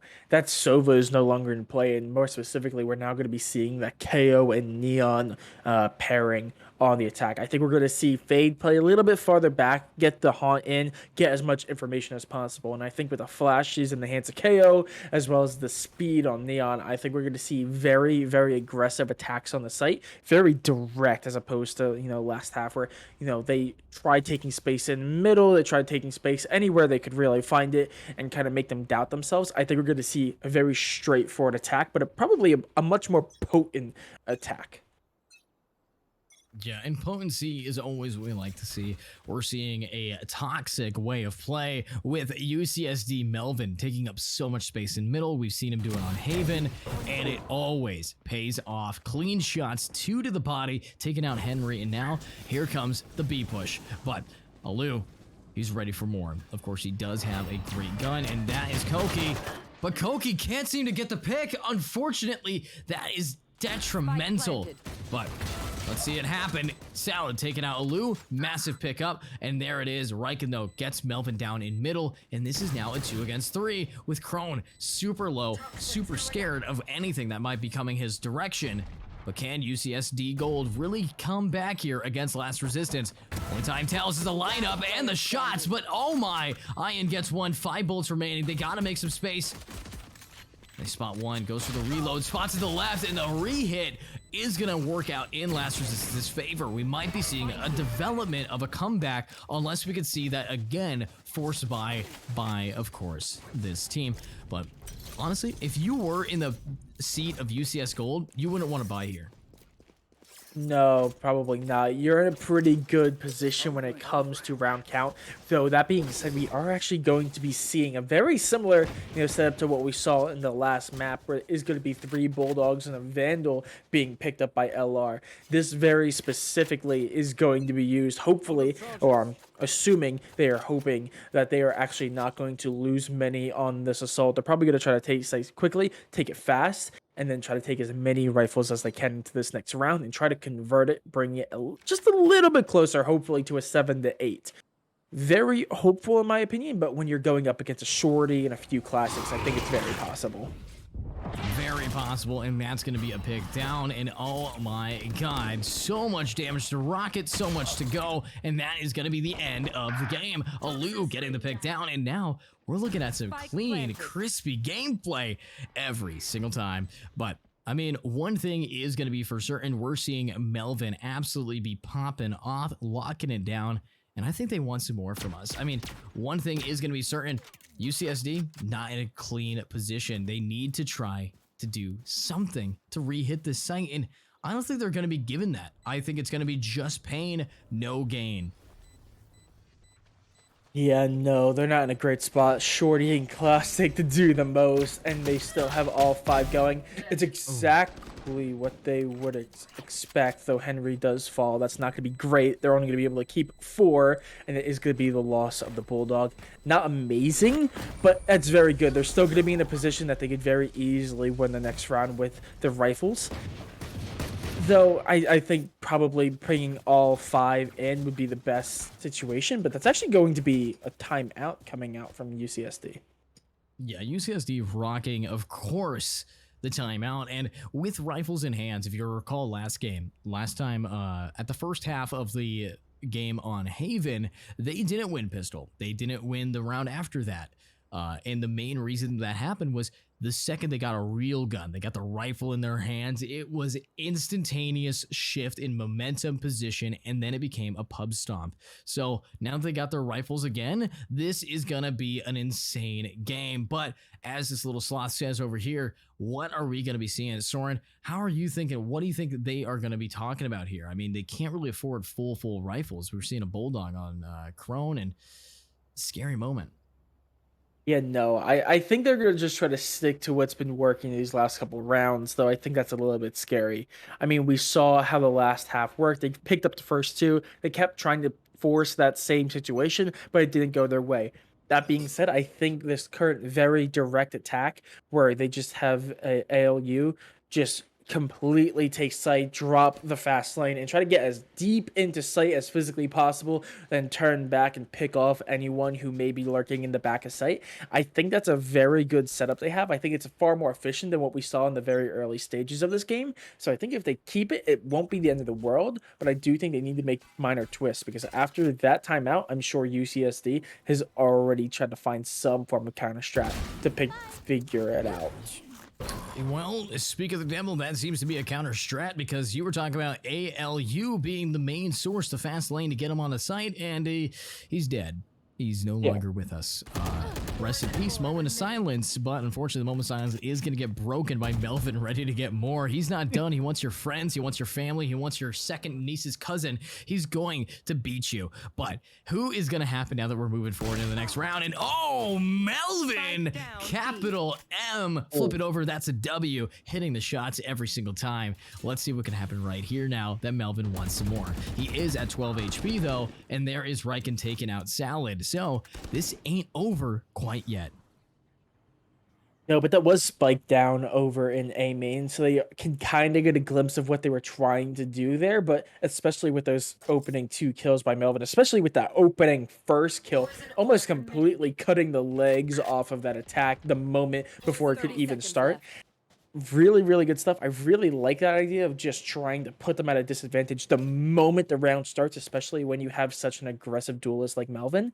But I don't think it's going to be sustainable. I think they're going to start figuring out that's what the plan is. So hopefully UCSD has something else in store. Hopefully they do, but it looks like they got something else in store. It is a now 50% off your head bullets. I mean, what we got going on from Henry, look at this. He's just got to go for it. And honestly, they don't even need to kill him. He's got no money, but they're still going to go for it. And I don't understand.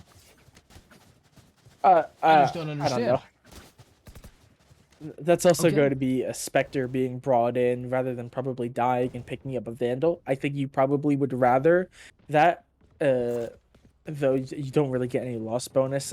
It's a weird round ending all around, but that is going to be the Operator being picked up by Riken.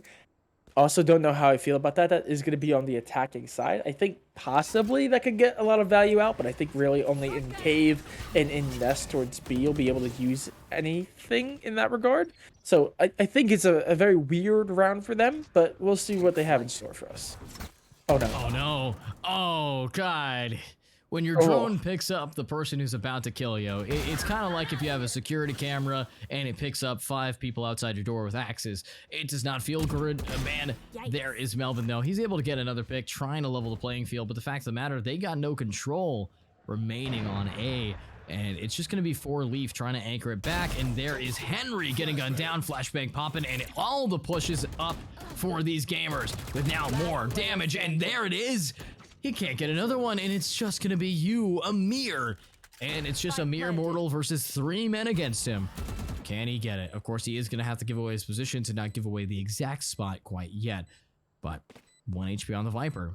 And they all have heads that can be tapped. I do like this, though. He does spot the bomb. Ian, making sure that he's checking the flank, but this is a good position to be in. He might just swing out first, but oh, the Operator in Riken's hand. That is why you trust your teammates to guard your body. But this is a closer game than I anticipated. With now them losing that round, this defensive team, they're broke. Yeah, no, I really like how close this game is. I was a little bit hesitant when I saw that op being picked up by Riken, but now after seeing that round, I definitely see it. I definitely think they're going to be relying on ALU and Henry to, get those opening picks, or IN even, who's their top frag. I think they're relying on them getting their opening picks, and then more relying on the Operator in the post-plant situation. Allow them to get those early picks, get that advantageous position, and then once the spike is down, rely on that op in the hands of Riken to just pick off anyone who attempts to go to it. I like the idea. I like the strategy. We've seen it work kind of once so far, but I think we still need to see a few more rounds of it to actually get a glimpse of whether or not it's going to be efficient. Yeah, there's a lot of things moving forward that really determine whether or not this works, and that's one of them. An Operator shot down on a Salad will be taking away that 4 for poor man. But can we actually see it happen yet again? Maybe.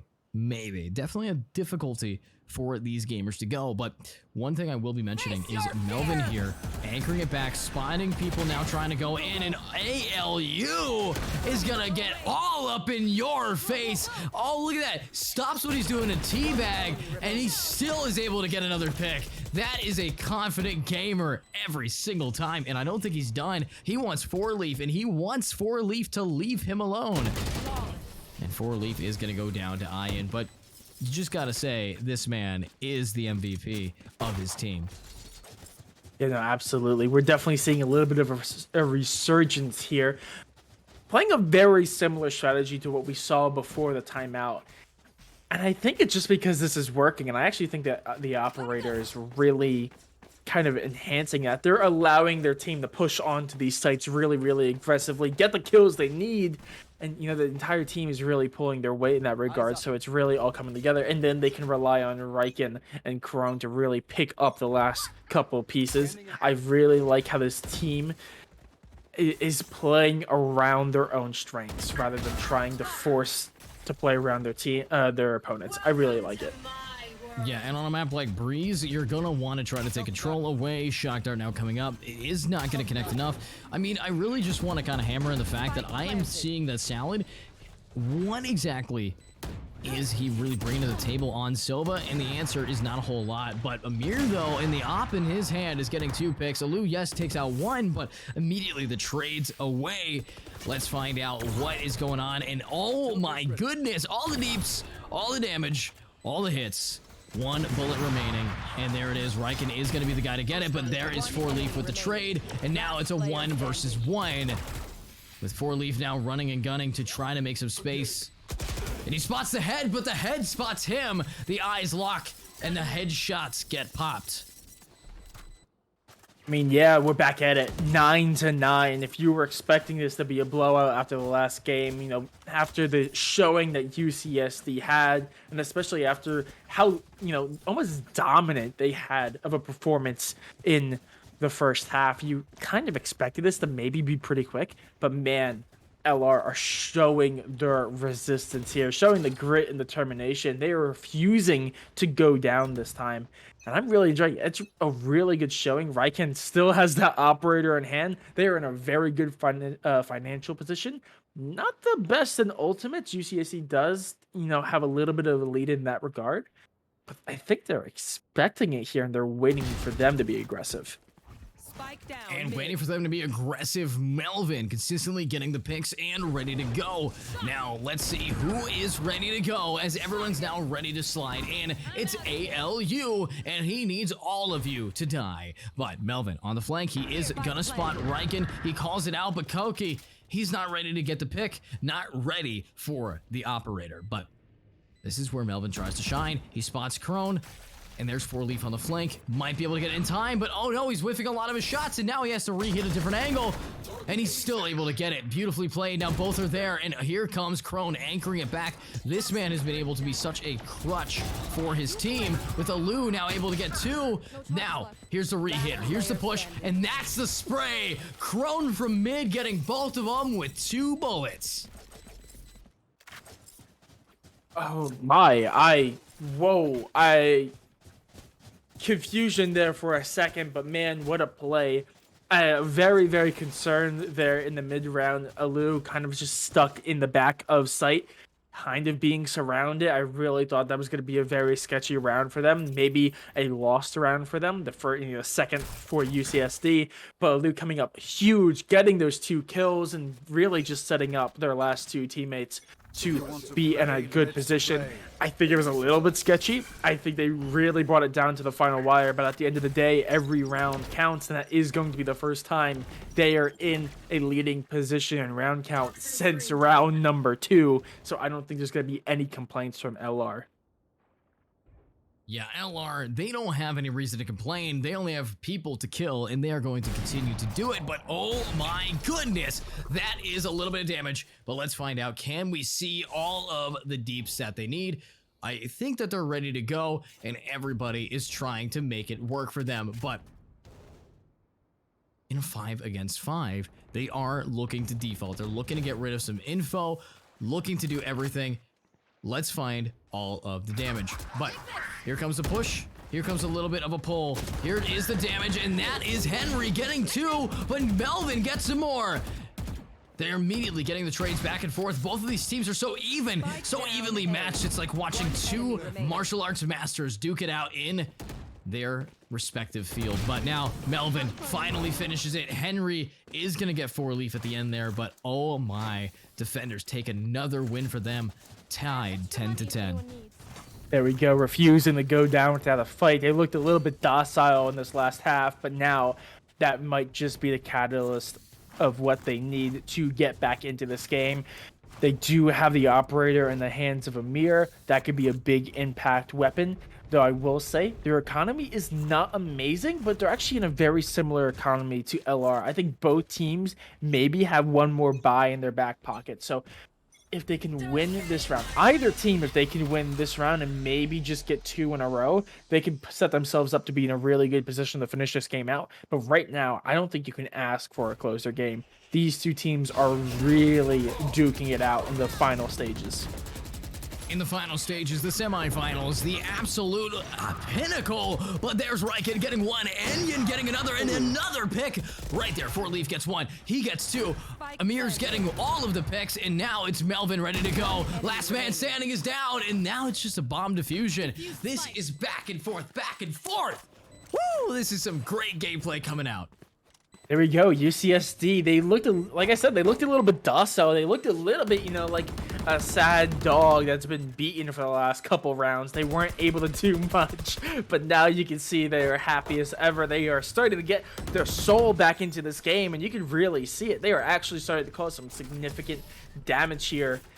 And this is exactly what we needed for them to finish out this game. They had such a good first half. They looked firmly in control, but ever since that turn and a half, they have looked lost. So really excited to see them get back into this. But LR, like I said, they have one more buy-in. That being said, they don't have the economy to work around after this. This is their last chance. If they do not secure this, they're going to be on an eco round at match point in the semifinals. That's not the position you want to be in because you want to get all the way to the grands. But there's still hope. All they need to do is secure this one round. All they need to do is just secure one, but here comes a push, and oh no! Amir was about to get a sick lineup, but luck is not in his favor. Melvin gets gunned down. Soren says LR needs one. They say, I bet. Now, let's see what's gonna happen with them now pushing right into this game, ready to go, ready to rock it. Of course, a little bit of a push, and Alu in a bad position, but Henry, he's getting so much util thrown his way, but he's actually staying alive. Just a barely amount, but Salad is able to get the spray, able to get the pick. He still has his ultimate. This is where the Sova can really shine if they could just find out, is Alu around the corner? But Alu, he's playing it so patient. And I think, honestly, this is going to be a 3v4 that they're going to choose to save. They aren't risking not having enough money on the final round. They are okay with making this tied yet again 11-11 and maybe doing it again with Amir having an operator in his hands. Yeah, no, it's a little bit sketchy, a little bit risky, probably for UCSD most of all. LR now in a very good position. They're not going to really have to buy out much this round. So regardless of how this round goes, they have the money for the next round. Maybe not the operator, but we'll have to wait and see how that plays out. That being said, UCSD in a very different situation. Sure, some of them have some money to work with, but it's going to probably be some form of a force spy. They're going to have to work with light shields, maybe a guardian in their next round. So in order to be in a, more advantageous position, they need to secure this round. They need to get the match point. And that's a great start. Yeah, and I completely agree with you, Soren. I mean, what we're seeing from these gamers is that they're being very consistent. They're able to try their best to just do as much damage as humanly possible, but what I'm seeing here is all of the time, whenever someone tries to push in, ALU is getting all of the kills. He's going all out and absolutely murdering them. And I feel like if they could just find out how to shut down ALU, they could find out how to win this game. But one thing I will be mentioning for these gamers is that it's hard. It is incredibly difficult to try to get past them. I mean, the amount of effort that they have moving forward. Melvin, though, with the knives forward, able to get the pick onto him. That's what you have to do every single time, but it's hard. There comes the ultimate, though, trying to do some damage, and yes, that is what you're talking about. That is what you need. Taking him out all the way down with the Sova ultimate. The spike hasn't even been planted. The Viper pit now fading away. This is tough. Of course, he's now planning for Riken there, wanting to make sure that Riken is going to be okay. It's tricky, though. With a little bit of a push, a little bit of a pull. Nightmare now coming out. Is going to spot out too. Marked one. But now the push up, and that is Ayan getting one, but can't get another. He's trying his best, but that is it. One bullet remaining in his gun, and he whiffs it. Koki gets it, and now it's a 1v1. It could be anybody's game. This is so extra close, but what? What a flick from Riken. Oh. Match point.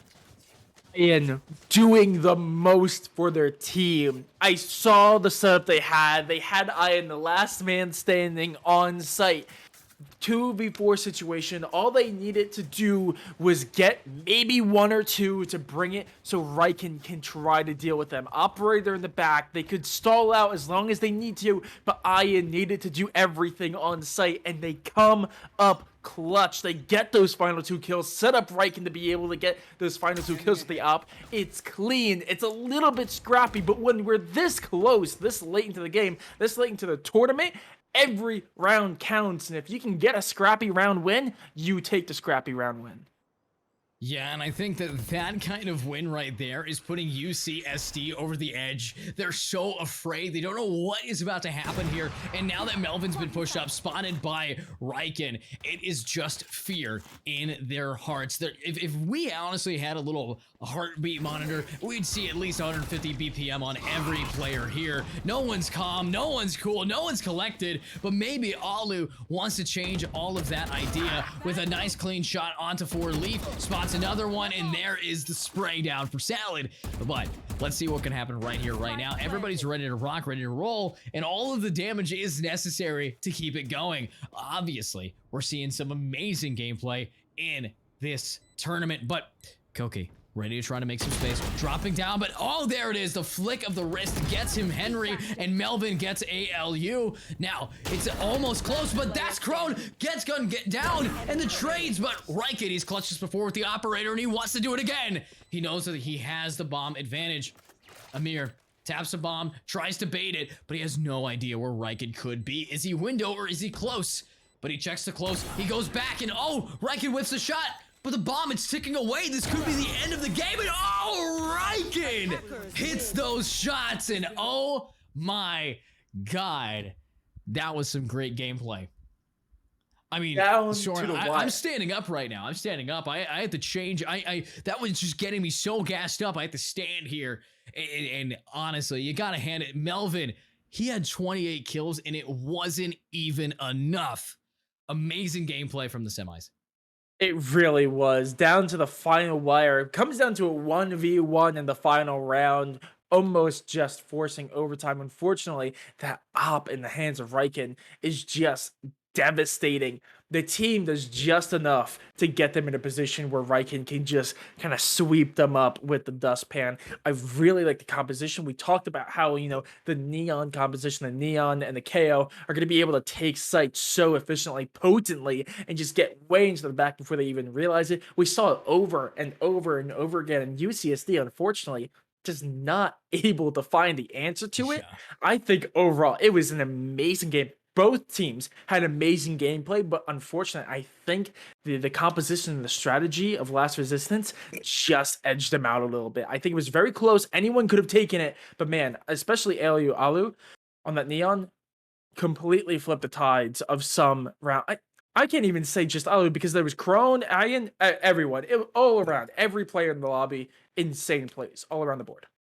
Absolutely, and I gotta say, congratulations to Last Resistance, living up to their name and absolutely throwing out the team of UCSC Gold, but it's not over yet. We also have a grand finals, a best of 3. And of course, we've seen some amazing gameplay so far that I think that LR are going to be in a run for their money. Was UCS Gold the hardest person to fight this tournament? I don't think so. I think their next opponent is going to be vital, dangerous, and we're going to find out in a little bit. But first, you guys are going to check out IGLeague.com and check out the brand new division that they have for you. It's going to go on for over 6 weeks just to make the playoffs, and of course the grand prize $2,250. So if you want more info, head on over to igleague.com or check us out at the Discord. But Soren and I have been trying our best to hype it up. Now let's hype up the finals, and we'll see you guys in a bit.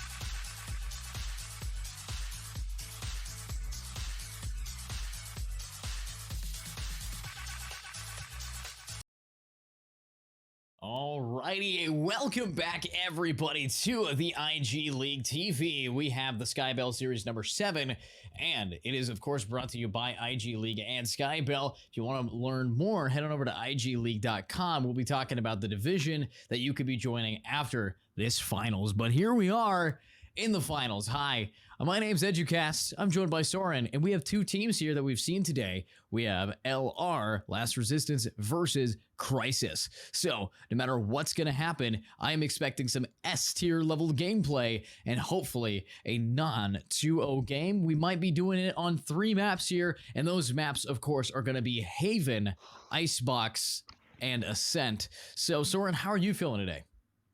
Feeling good. I also feel like we might have a little bit of a contest on our hands. Of course, we saw Last Resistance take it almost all the way into overtime with UCSD.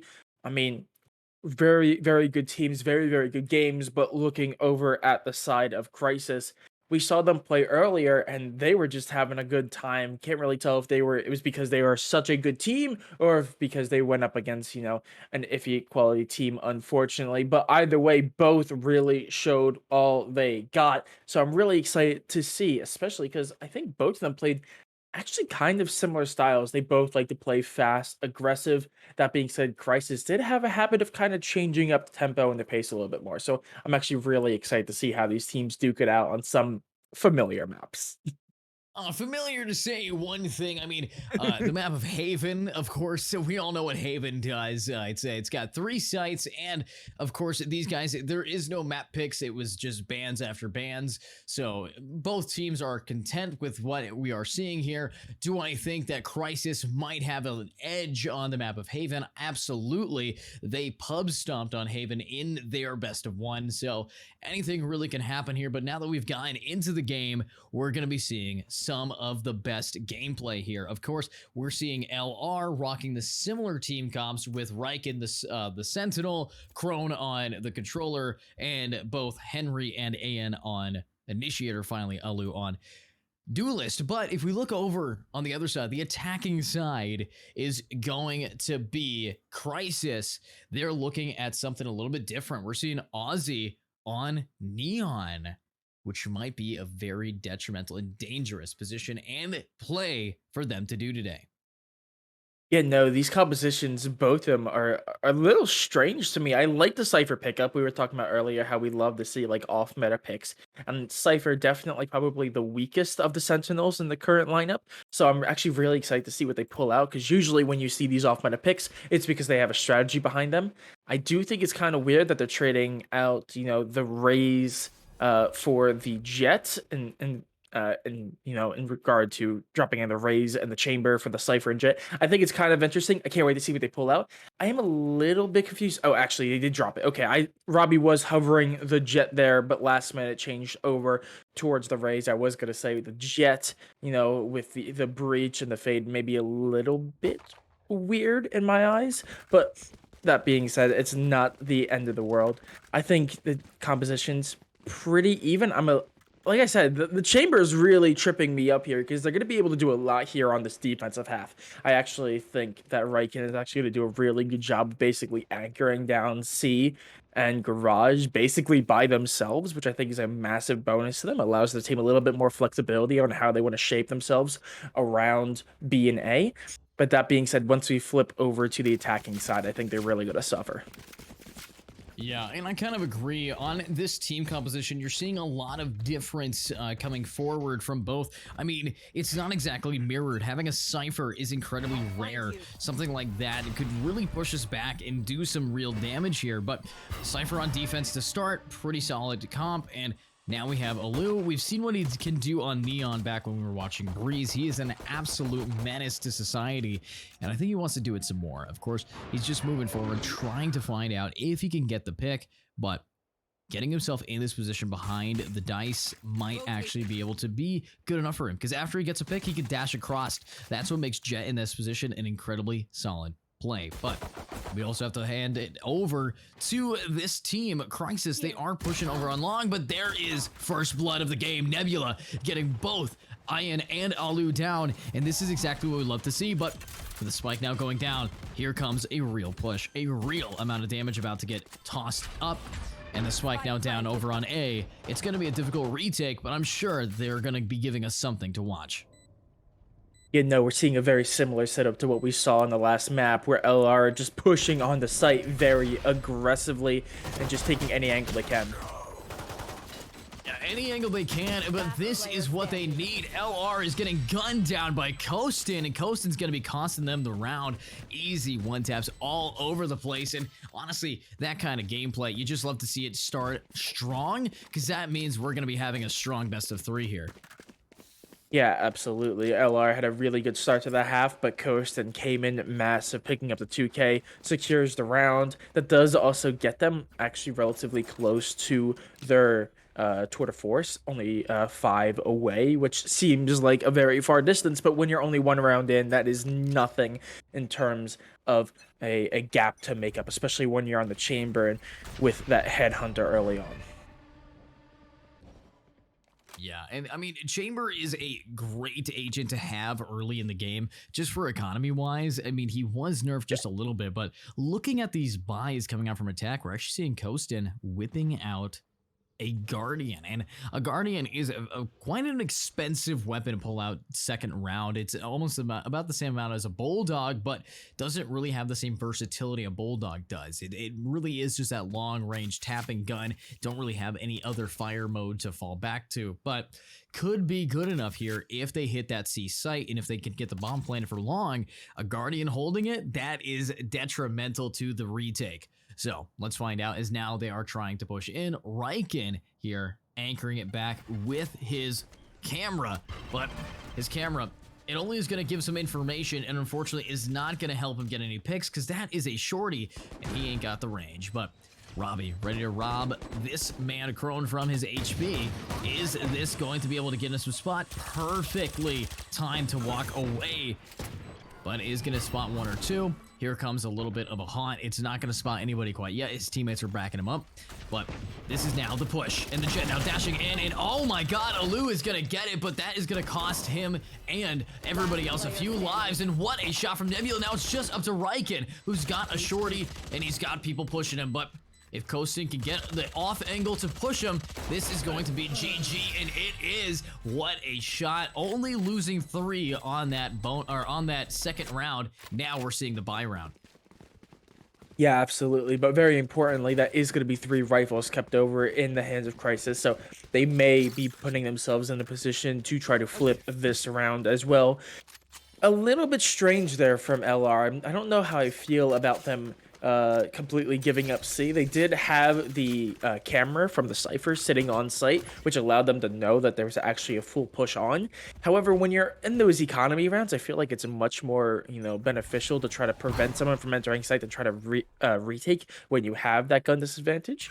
But that being said, it looks like they're going to be taking a much more aggressive push. Alu has pushed all the way up C to get the orb, get them 1 step closer to that Blade Storm, and it looks like they might have a little bit of a preference on playing around these ultimates. And if they do, that might be a good thing, seeing as they can completely flip around.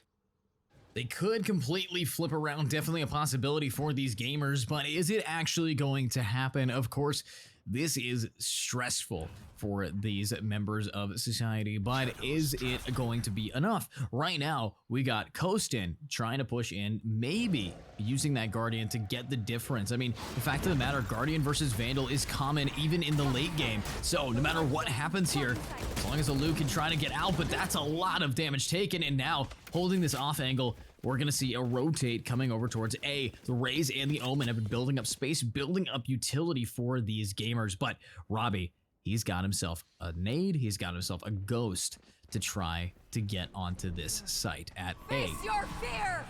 Nice Nightmare already. A round 3 Nightmare to get him on here. Winning a bonus round, clearly something that they require to do. But oh, the trips are tripping him up, and Riken is getting the pick down onto Nebula. But they still got the spike down relatively for free. Now we got Teets anchoring back this right-hand corner. If these defenders want to push, this is going to scare him up and at him. But Kostin swinging out, getting the pick onto one. Hassa getting another, and this is it for these defenders. They're having a bad time, but now it's a re-hit and they're all good to go. That's what we need to see.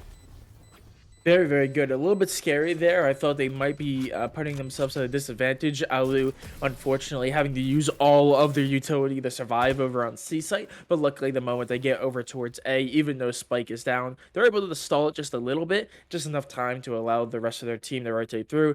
And the retake is absolutely clean and professional. Overall, very good. It sets them up. That is going to be a bonus picked up by them as well. And this should be just about a full buy round. Being said, Crown does be looking to pick up a judge, and actually Henry might be rocking a sheriff, so not a full gun round for LR, but it still might be just enough to try to convert it. Probably just enough to try to convert, but of course, Alu going in all out, as we've seen him do many, many times before. This man is a king of off angles and aggressive defensive plays, but can he continue this aggression against now a full purchase coming out from the team Crisis? Definitely difficult, but could be potential. Let's find out as it is now directly underneath the window. Here's a lot of people above him. Spots one jump over, but do they spot him? That's one. And that's not two. Unfortunately, he was not able to get the second shot, and Robbie's able to get two. The Omen, however, with the judge, we see Crone able to get one down, leveling the playing field, making this a 3 against 3. And since they know there is a judge in Garage, we need to judge a different site. We got to try to hit that A. Yeah, it looks like they're going to go for a take here. And they're definitely starting to read how LR are trying to play a game. They saw Alu there. That's kind of the second time that we've seen them push up aggressively down one of the alleyways into a site. So I'm assuming they're going to start picking up on that. They are going very, very slowly into A. This should give them just enough time to basically get completely set up. I say that, but that's mostly because they have very little to work with. Right now, Aussie only has the Haunt, which they're actually going to use really early on. And without that, they really don't have much in terms of information. So they're going to be going into this defense here on site, basically blind. Basically blind and dead. There goes Riken getting another pick. Riken, always the sentinel you want on your side, doing the DPS, but Riken should be able to just go underneath and try to get this pick. Of course, we do have Henry on the flank going up against Nebula, and Nebula is going to go down just from having a little bit less HP, but Robbie, he's there and he hits it, even while stunned and concussed, but now he's blinded. Can he win it this time? The spike needs to get halfway. And oh, there it is. That is going to end that round. A very clean round so far for both teams. Neck and neck, you're seeing that these guys in the grand finals are moving in with style. Right there. Man, Riken on this Cypher, getting the most value. It was very, very brief, so you might not have heard it, but actually, if you notice that one-away Cypher cage that they set up in on top of Haven, like in that window, it actually went all the way down. It was a one-way, so anyone who was in hell wouldn't be able to see, but it also actually activated when the rays walked through it, even though it was technically below it, which was so small, but it gave just enough information to actually tell them where that last player was, which is why they were so confident in jumping down. Unfortunately, they weren't able to get the kill, but the breach at the end of the day was able to secure it. Very, very clean. It's those small little advantages that you can give yourself and your team that might just be enough to secure this map. Yeah, just might be enough to secure the map, but also we do have to give a big shout out right now to Robbie, who's been consistent with the frags, and that's why that is a Blade Storm you just threw out with a clean flick of the wrist, and that's why Robbie is going to be robbing the enemies of this game, and Nebula now tries to push him in with the other side of his team. Of course, the defenders now losing that jet start shifting over towards that B point out of almost just necessity, but they spot him towards A. Beautiful use of Cypher. Honestly, I forgot how powerful Cypher used to be, and now that he is back in this game, I'm confident that Haven might just be where we're going to see Cypher really come back here. Yeah, Cypher's information just offers so much utility, and it gives your team so much flexibility in defense. so much, and here is gonna be a lot of info. Everybody knows that it is gonna be a B push, and oh no, Teets, you're locked down, but you no scope Crone with the Marshall. This thrifty round is going wonderfully in their favor, but with Riken getting the double kill and then Ultimate now ready to get shot off, is it actually gonna secure any picks? That is a good question, but it is 1 HP remaining. Robbie's gonna get it, and now it's just up to Ayan versus Robbie with the bomb diffused halfway. Can we see it get stuck? But look, he's sticking it. Oh, there it is. Robbie, that is what you want to do. They win the thrifty because of this man. I mean, you can't get much closer than that. That's one player left standing with a singular health point left up, and I mean, it was close. Really, really good use of the showstopper there as well. I talked about it, I think, a couple of days ago when we were live, but I mean, the showstopper, yeah, cool. It's a very powerful tool. It can one-shot someone, but the most powerful part about the showstopper is the moment you hear that audio cue, the first thing that everyone does is scatter. They run, they hide, they stop whatever they're doing because they know that one-shot potential is there. So even if you're not going to get the kill for it, you can still get so much value out of it. And I completely agree. Showstopper is a fear-inducing weapon, as we did call it before. But now, I think the biggest fear inducer is Robbie, who has just been so aggressive, so hyper-aggressive. And there it is. That's why he trades off his teammate, getting Teets down. But now, I think he wants some more, but that's a judge in the hands of the Omen, and a lot of damage being dealt, but not enough to get himself 2 picks. And now it's going to be a 2v3 retake with no ultimates to really assist him. Jet Fade versus Breach, Chamber, and Fade. Now, this is not a lineup you really want, especially when you only have a Sheriff. So what can Eon actually do to get it down? Of course, Eon needs to get at least 1 pick for these gamers, but he's dashing in, and oh, Alu taking damage on Jet. Looks like he's about to crash and burn, but here he goes, dead to Nebula, and now Eon also joins him forever. What a round coming out there. I mean, I think we're seeing a big shift in the favor of Crisis here. Yeah, absolutely. It's actually kind of reminiscent of what we saw in LR in the last game, where sure, they didn't have the great start to the halves, but they ended up finishing out pretty strongly here. Meanwhile, Crisis are well back onto that game. They've now picked up 4 in the last 6, and they're in a pretty good spot. They're able to lose this and still completely full buy out in the next round, and they actually should be set for probably the next 2. Meanwhile, there are 3 players on LR who currently have not a single credit in the bank. So they are actually scraping up whatever pennies they have lying around their house to try to get this full buyout. They're able to get it, but man, to say this is a must-win round for them is an understatement because they're going to be in a rough shape if they lose. Yeah, definitely a rough shape if they lose, but I don't think that they want to lose quite yet. Of course, we are seeing an amazing amount of push-ups coming in for this gamers, and that is going to be the Rolling Thunder for both sides, set back and forth, knocking them down, getting them time. And here we have Riken, ready to roll, ready to brawl. He's going to have to dodge it, but that is Alu jumping in and getting jumped on by every person on the site. And there it is, Nebula getting a 3K, but will he make it 4? Looks like he is going to go for the stun, but he's not going to re-peek it. 1v2, Riken has put the fear in them. They know not to peek it, but since he dropped down, he is going to unfortunately get gunned down by Ozzy Hassa, and there it is. And a beautiful round yet again, and honestly, the economy has just been not gathered quite yet for LR at all. No, it's not. They're going to be scraping up bottom of the barrel. They're going to be getting sheriffs. I mean, at some point, you got to say, like, Crisis are getting a little bit lucky there. Very unfortunate that that haunt in that last round is, like, ended up falling into the Omen smoke, so you didn't get any value out of it. But overall, I mean, Crisis, just such good team play. They're really playing off each other. They're playing off the ultimates they have.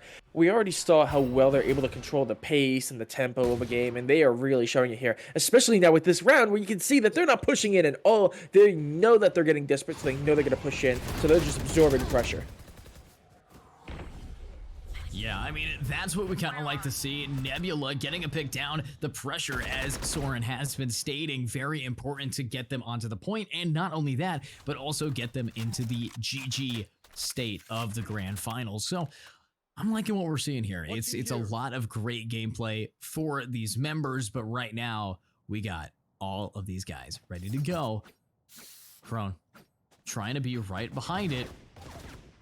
Can we see what Crow can do here? Of course, he does have the smoke, and that is Robbie going right in, right up.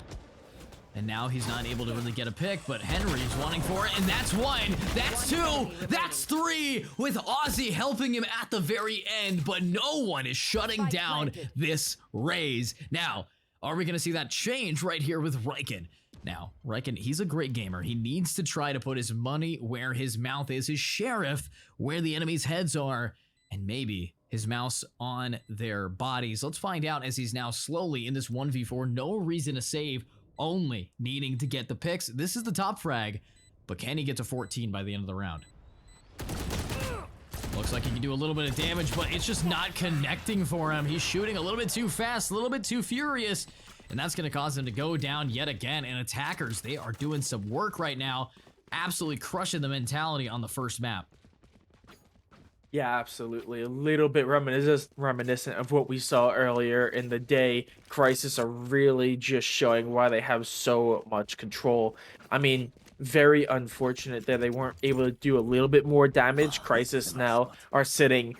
To say they're sitting pretty with money is an understatement. Nebula right now has $7,400 to work with. Meanwhile, Riken, their top frag, is 200 on the side of LR. They're in a state. They need to start pulling some rounds together, because if they keep losing these full buy rounds, there is no way they're going to be able to claw their way back in. Yeah, honestly, this is what we need to see here.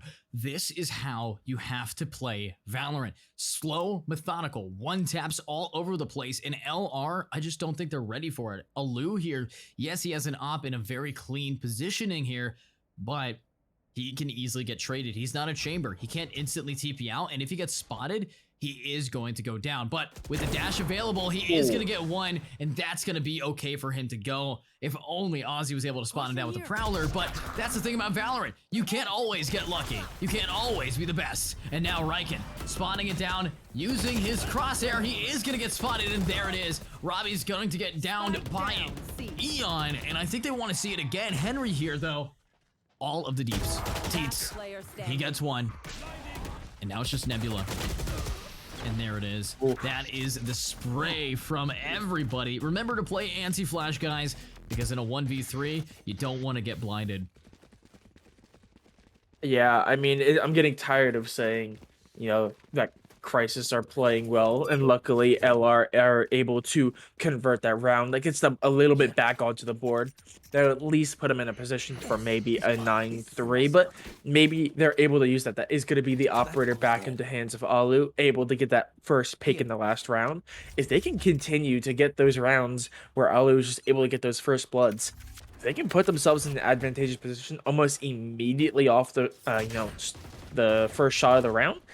I mean, they can very easily claw their way back.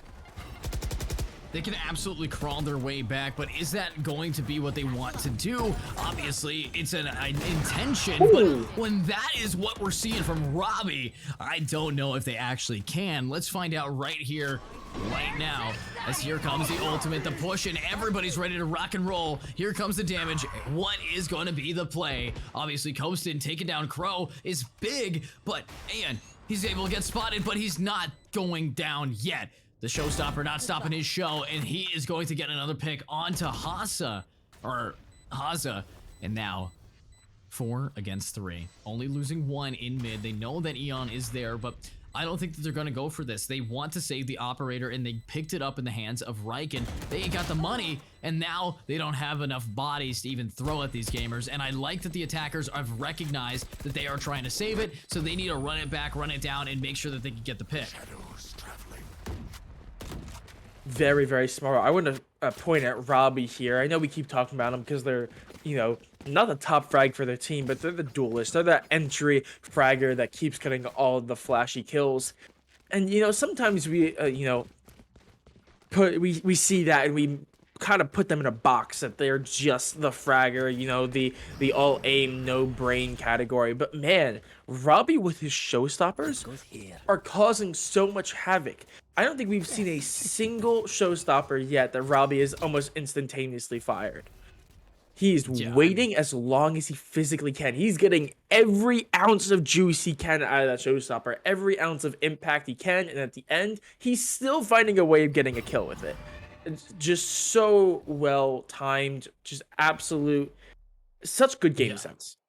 Well, it's also faith in your team because you Yeah. want to be able to trust that while you have your showstopper out, you are incredibly vulnerable as a Raze. You only get one shot in a big cooldown. So you want to make sure that if you are going to be able to anchor and hold that on your shoulder, no one's going to be swinging around and taking you out. But Alu, ready to go, gets the pick onto Haza yet again. Haza's got to feel bad about that, but it's all right to them because they're now going in for some damage. And here we go, Enyin coming in for it. I love what we're seeing there. And oh my, Nebula is gonna just burst his bubble, get that pick down, and now it is just 4 against 4 with a very low omen. And now they're a little bit spotted, but that's not gonna stop Robbie. He's incredibly aggro here because he knows that his teammates 30 can do seconds this left. as long as he makes just one more big play, one more pick, just one more sight that they want to take.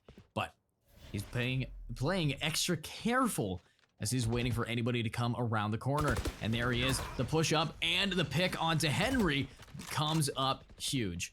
But here we go, Riken following behind. He knows that Robbie's to his left, but does Robbie have any idea? It looks like Robbie is gonna be checking his corners.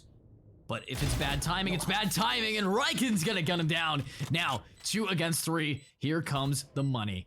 Obviously, Alu is ready to get it, but is he actually going to get the pick? A little bit of a TP away. They know that he's going to be on this side, and he gets that. Almost gets it and does finish it off. But Kostin, last player standing in a 1v1 versus Riken. And this is just another bait. And it's actually working, but Riken switches to an op. I think he's just trying to get a little bit closer. But there's so little time remaining on the bomb that is how you play it, Kostin. Play out time beautifully, 11 HP remaining. Yes, you don't get the op, but you win the round. And you don't need an op when there's only 1 round left. That's good game sense. You said it before, but, you know, Robbie is kind of shining right now, but the entire team is performing well. They all understand the game. They all understand the different win conditions. They don't need to, you know, get that final kill. They're just simply happy to sit there, get the jump peaks, and just stall out as long as they can. They were able to get the kill at the end, but man, just such well timed, such well played. Crisis, I mean, they are really showing that they deserve what it takes to bring home this first place prize. Yeah, absolutely. They're really bringing in the game. Crisis is rocking it. Haas is rocking Henry, but ALU is getting all of the kills again. And a huge flank developing inside of mid with Eon now ready to go, ready to get some info. But there's Nebula who's been guarding the flank and he gets one, but now it's a 1v1 Robbie versus this Jet Alu. And now he doesn't even have to reload. He just has to get this man in the head before he gets knifed anywhere in his body. But he has no idea. Where's the Jet? And the Jet's in front of you. Shotgun blast it with the Blade Storm. All right. So it's 8-4 at the end of the half. Very, very good half for Crisis. Last Resistance was able to put together that last round. Good for them. This is actually a very similar sight to what we saw in the last game. Last Resistance was basically down and out. They were in an 8-4 half. They did not have a very good half on Breeze. They did a complete 180. Their team composition completely switched up, and they were able to really take advantage of the weaknesses of SSCD. That being said, they had a Neon, they had the double initiators, they had the composition for that half switch, but now they're going to be on this attacking side with Riken on a Cypher, which yes is good for the flanks, but that's really all they offer to the team at this point. I can see that the fight is there, the spirit's there, we've seen it before, but is their composition going to hold up with this half switch? And that is the question. Is it going to hold up? Because if you want to hold up a trophy at the end of the day, you're going to have to try to hold up your team, and you're going to have to try to hold up yourself, your mentality, and everything else. But one thing I will be mentioning here is that the B and C site are pretty much the object here. And Kostin able to get a clean shot down on an Alu. They know where these gamers are, and a 4-man flank developing from the defenders is dangerous on pistol. Riken has no idea what is coming his way. Can he anchor it is the question. Obviously, he knows that there's 1 or 2, but that's only going to be 1. That's going to be 2, but that is the final trade. But watch out, Coastin, you got a whole army behind you. It's just flank after flank. Eon getting another pick, and oh my god, Teets is ready to go. But is Teets going to milk these kills? Let's find out right here as he pays the bills with his frenzy, and unfortunately gets gunned down by Eon yet again. Very, very well played for Last Resistance there. We actually saw a very similar setup on the side of Crisis when we saw them earlier. They like to change the pace up. They like to catch their opponents off guard. And, you know, a full push through A is not typically something you see when you're at this level of team play and you're this late into the game. Unfortunately, didn't quite work. Last time we saw this being used, you know, their opponents were a little bit more hesitant. They didn't push into sight anywhere near as quickly. They were not expecting Last Resistance to just take sight. They were waiting and maybe expecting more of a default. Spike down mid. And Last player what standing. a spray down. Everybody's going down today, and not a single person left standing. Definitely not a feeling that you want when you just watch everything get you bloodied Spike and planted. beaten. But bloodied, beaten, and battered. Now it's just going to be Coastin in a 1v3. And I think Coastin might be able to. He's got 4 bullets, 3 heads in his head hunter that he wants to click on. Can he do it is the question. Obviously, this one way makes it very advantageous to try to push into the site, but it's B site, and he needs to do it because he wants to. Obviously, he is trying to push around, and it's a little bit risky here. Making enough space, making enough noise, doing what he needs to get the pick. But they still know where he is. Now, all the one way is dead, and so is he. Yeah, no, very, very clinical. They had the rifle advantage. We're actually seeing this pretty consistently with Last Resistance, where whenever they're able to convert, you know, those first couple of rounds, they immediately try to buy out full rifles in order to try to swing it back into the favor and try to convert that bonus. And if they're able to do that in this round, though it's a little bit more sketchy as, you know, 2 dropped and they're only able to get Sheriffs and a Frenzy in their hands. If they're able to convert this bonus back, they're going to only be 1 off. The team, Crisis, are actually going to be back on the back foot, and they should be able to bring it back 8-8, but it's all reliant on them winning. And it looks like they're going to have some pretty decent strategies. That is going to be the C's Rays combination. So they're trying to get some form of combo to try to give them the advantage. Yeah, and trying to get this advantage going. I mean, we're seeing a little bit of a push, but what a shot. ALU taking out Teets in the back of the head. That's how you like to see the gameplay go. But right here, right now, we're seeing a little bit more of a push. ALU did pick up the Vandal off of that Omen, which makes this a much harder push and retake for these defenders. Henry anchoring it down the same way that his teammate, the Cypher, was earlier. So, is it going to yield the same results? Maybe. But maybe not. Here comes a stun, here comes a push, and that's another spray. Everybody now down with Henry getting the final pick, and that's a bonus round 1 for these attackers. Man, we're seeing it again. Last Resistance, they were down and out, but suddenly they have a really good start to the second half, just like we saw in the last map, and they're officially back into it. It's 7-8. And Crisis are working with a Stinger and a Judge and a Dream, really. I mean, really good stuff out of them. I really like the setup they had. They knew that they were going to be expecting normal positions on that site retake. So what they did was they went up on top of the boxes. They had both the Omen and the Jet get into elevated spots.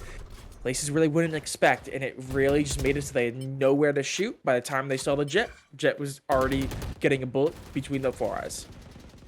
Yeah, and that's kind of important here. You want to try to not get bullets between the eyes because those hurt.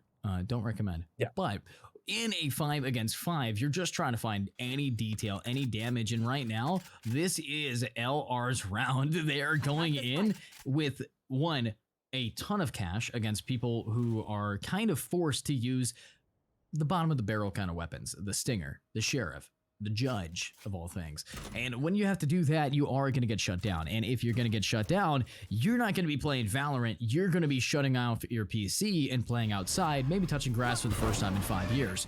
But let's find out right now if we can see LR keep this momentum, or are they going to get thrifted by a team who's quite consistent?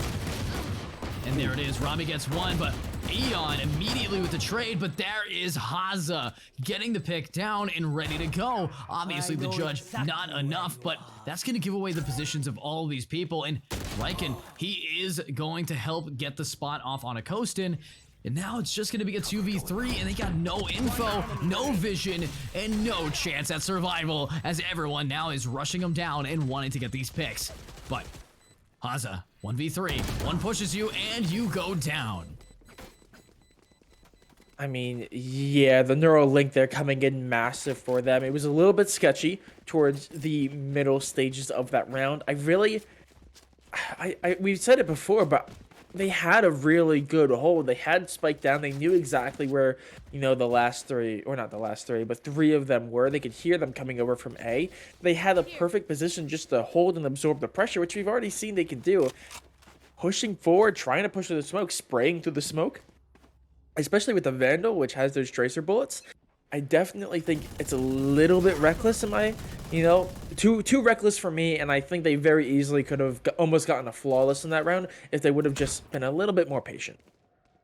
A little bit more patient. I mean, we did see a rough time for the Jet Alu, but the thing about Alu is he doesn't really have to be anything more than he is because he's got his teammates just backing him up consistently. You see what he's doing right here is getting so much space. If he isn't doing this, his team isn't on site. If they're not on site, the bomb doesn't go kabloom and they don't win 4 in a row. So let's see if he's ready for this though. And that's one. But now he's got to dash over and jump around the wall of frame. What a gamer. You see, that's what you love seeing from this guy. He knows how to make space for his players. But here he goes, now dashing in, jumping up, and there is Robbie getting the trade off, but the retake, it is big and it is damaging. But Rand has no idea where he is, and it's to your left, buddy. Henry, last man. Player standing. And there it is, just Riken having to re-hit it from mid, from the other side of the map. He's going to be able to get one. He's able to get a few before, but he needs to get the spike down, and oh, there's Nebula saving him and the bomb. So very close to actually getting the kill on Teets there. If they were able to get that kill on the defuser, that might have just been enough time. They only had a few seconds left. If he could have just delayed a little bit longer, maybe a rogue headshot, it might have just been enough. But that is going to be the first round picked up for Crisis. And they kind of needed it. That's 4 in a row, but now this is the most important part. They need the compound on it. They need to get more. Because sure, you got the first round, but we see this time and time again. You get that one round back, you immediately lose, and your economy is still in the dumpsters. One round is not enough to bring you back in. You need to start getting 2, 3 together.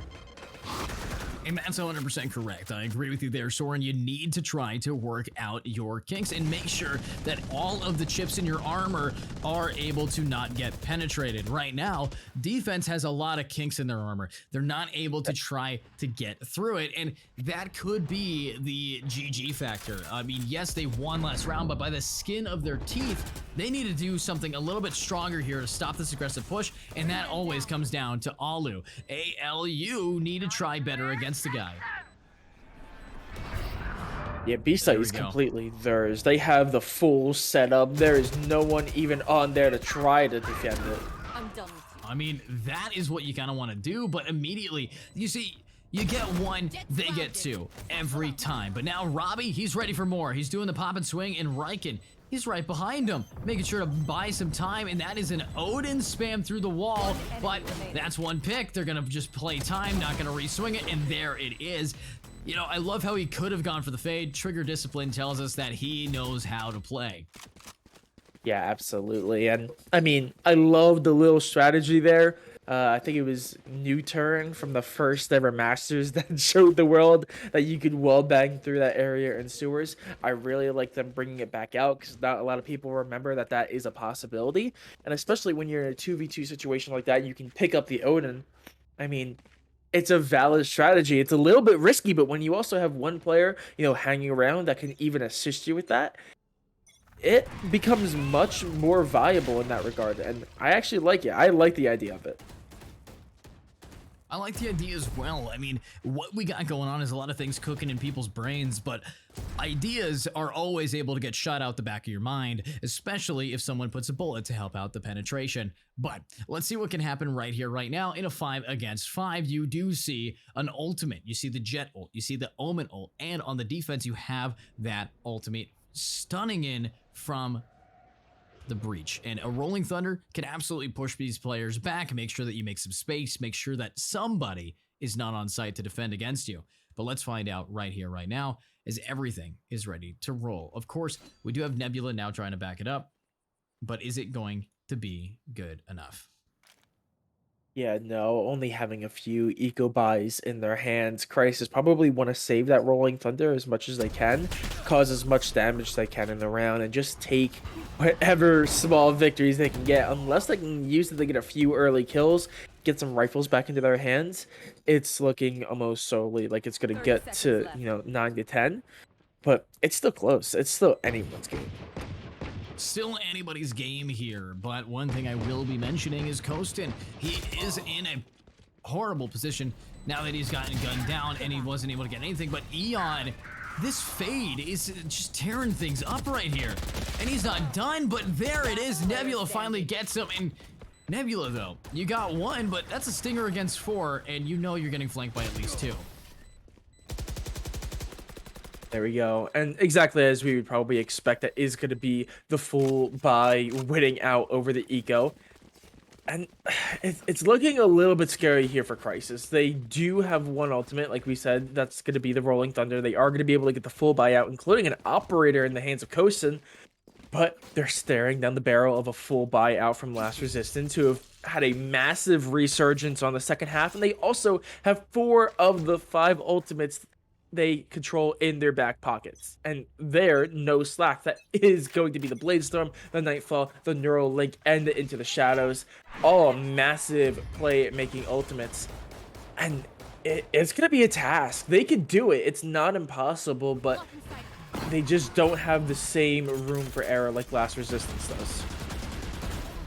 And I agree, but room for error is Robbie and Nebula just absolutely crushing it there, utilizing all of their damaging abilities to try to push them back. But this is what they do best. They're able to work with what little they got, and that's why this finals is so neck and neck so far, is because every time one person drops, another person explodes in not only damage, but skill. But here we go. Let's find out if it's going to be enough, if it's going to be what they need, as Crow able to get the shot down onto Nebula, and Hassa has no idea what to do. He can't jump down. It's too dangerous. He's got to wait for his team, but his team's got a big guy behind him. That's Riken, and a lurking Cypher, dangerous. And that's why 2 kills down for him, pops his ultimate, makes sure that he gets that neural theft, trying to find out where your brainstem is going to be connecting to. Can we see it? Ozzy now dropping in, and now it's just up to this man. And Coasted goes down regardless. We are now seeing 2 until victory for LR on game 1. Yeah, and Crisis here is actually not going to be able to get a full buy. They are going to force it, though. That is going to be a Vandal, a hero Vandal in the hands of Nebula with some Sheriffs, a Spectre, and a Stinger. I like what they did there. They tried to do a very similar setup where they plant very quickly on B, and then they had the player sitting over in sewers with the Odin. I actually like the fact that they completely readjusted their game plan. With only 3 alive, they did a complete switch over to A. They utilized those ultimates, and like I said, even though they were down, they had that room for error. Those ultimates were able to flip it back into their favor. That is why managing your ultimates is such a powerful tool.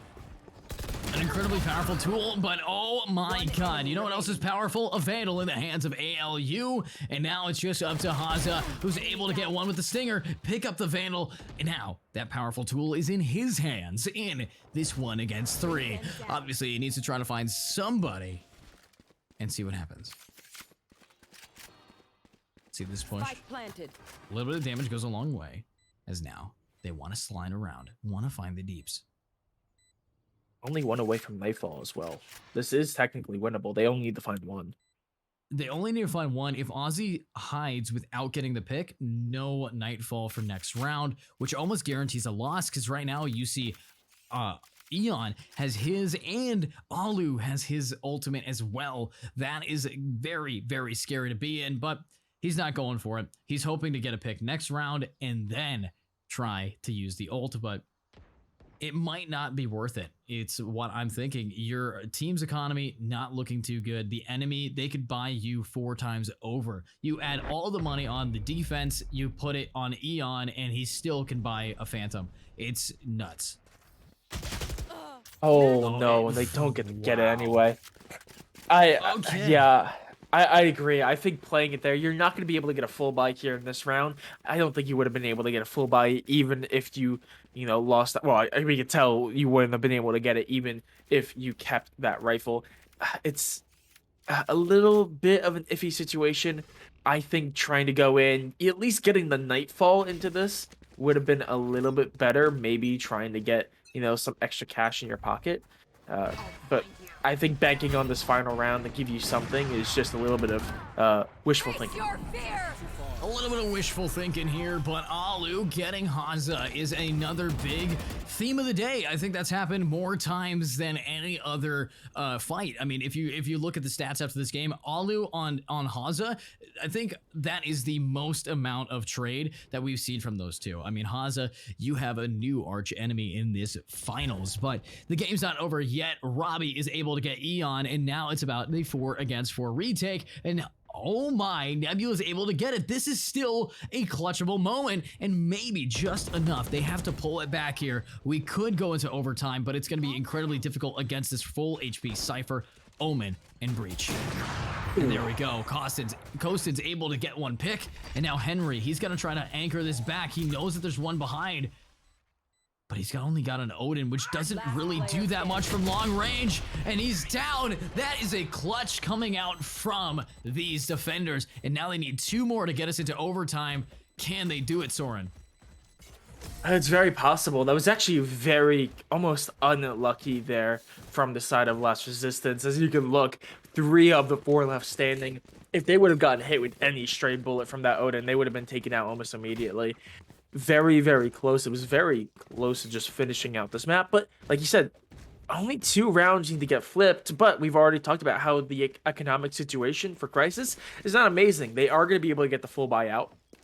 I say that they're actually going to have to rock a Bulldog. Meanwhile, Last Resistance, they're Gucci. They're perfectly fine. They can full buy out until overtime, and they won't have any worries in the world. So they can continue to just keep up their strategy as is. All they need to do is find some way to finish out these final rounds.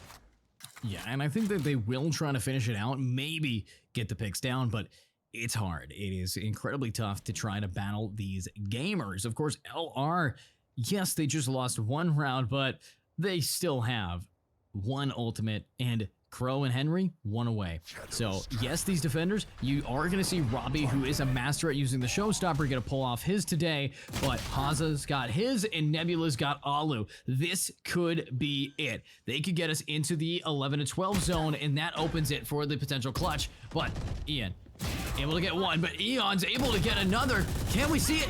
In the 180, he gets 2 for the price of 1. And now the Rolling Thunder's out, and you're seeing a big aggressive push coming out from LR, but that might just be a horrible position to be in. But there it is, Riken from behind. He's getting the picks. This could be it. It's just Robbie, and oh, Robbie unfortunately unable to get that damage dealt, and that is going to be the death of him. Wow. I mean, that is some S tier level Valorant here if I've ever seen it. Soren, what are you thinking? I mean, again, we were pushed to the very limits. That is another game in these late stages of this tournament that has been pushed to, the 13-10 to 13-9 range. I mean, even the last game went, I think it was 13 to 11. So, I mean, these teams are close. There was a hair separating the skill gap between these two. Anyone can win out any duel, anyone can win out any fight, anyone can win out any round. It's just a matter of who can string them together the most. For this map, it was Last Resistance, but that being fair, this is the best of 3. This is only map number 1. We're going to Icebox next, and who knows what's going to happen. We haven't seen any of these teams, any team play on Icebox today, so this map is a complete question mark for us. We could see an absolute sweep here from Crisis. We could see a sweep here from Last Resistance. I'm hopeful we might be able to see a map 3, but your guess is as good as mine at this point. Yeah, in a map like Icebox, we've seen a lot of Viper today. I want to see Yeah. more Viper. I really want to see a Sage. I want to see the ability to Yes. res somebody because that would completely shift how these games have been going. Because players like Alu and Robbie have been livid off of getting that initial pick. If that initial pick, because they will sacrifice themselves for that. If Yeah. that pick doesn't actually stay permanent because a Sage now exists, that's dangerous. So that could be the wrench in the cogs in this grand finals machine to really throw these gamers off. And of course, we need to find out if they're going to be ready on the map of Icebox in a little bit. But of course, if you guys want to join and actually perform yourself as a viewer and as a competitor, head on over to IGLeague.com, drop a follow on the Twitch, and join the Discord to maybe and definitely sign yourself up for the division coming up soon. But we'll see you guys in map 2 at the agent select screen in a few minutes here. Hopefully, it's going to be hype.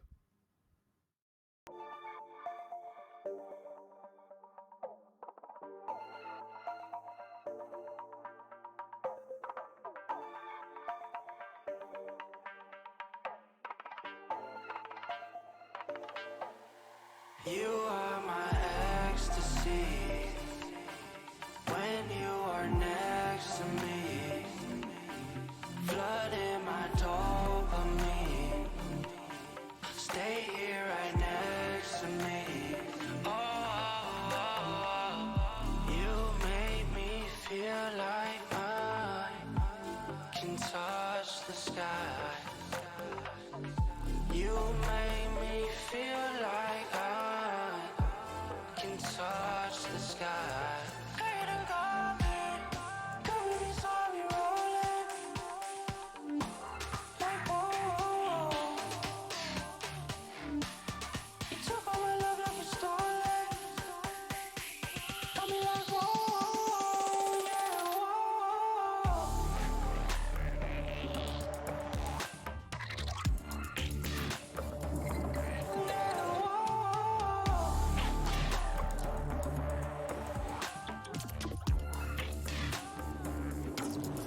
You are my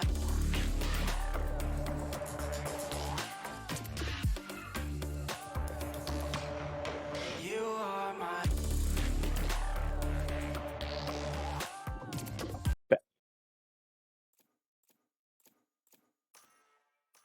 And here we are yet again. Welcome to Icebox, the coldest place on earth to maybe get some cold gameplay and some crispy and chills down my spine when I see these guys one-tap them. My name's EduCast. I'm joined by Soren, my color commentator. I'll be your play-by-play. He'll be the guy to do some damage, and we'll get right into this game.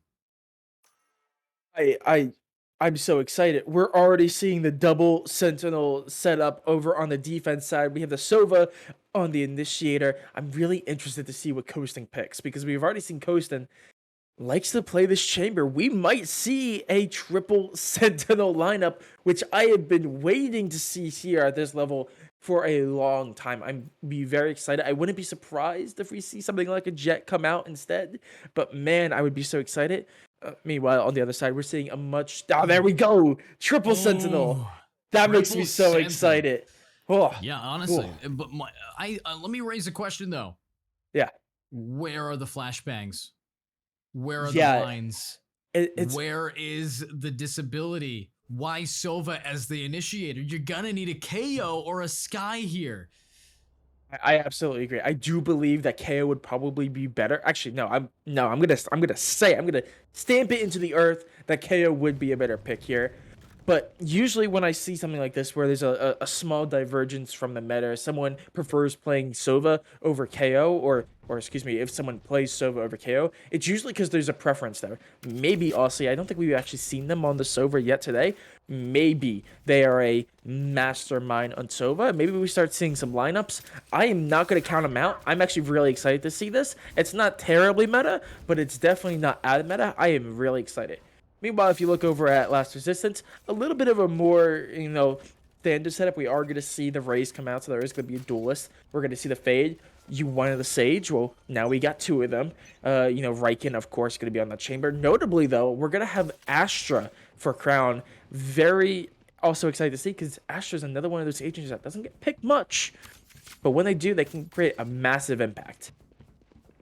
Yeah, and a massive impact might just be what we're going to be doing today. Obviously, we're going to follow our wonderful observer Freezes, as now we're getting right into the action. Over here on that B site, we have Haza, who's anchoring it back. And, there might be a flaw where they don't have the flashbangs, but with triple Sentinel, it's going to be hard to get through their defense regardless. Just I'm questioning how their attack is going to go. They need to get a 12-0 on this half, or it's going to be tough.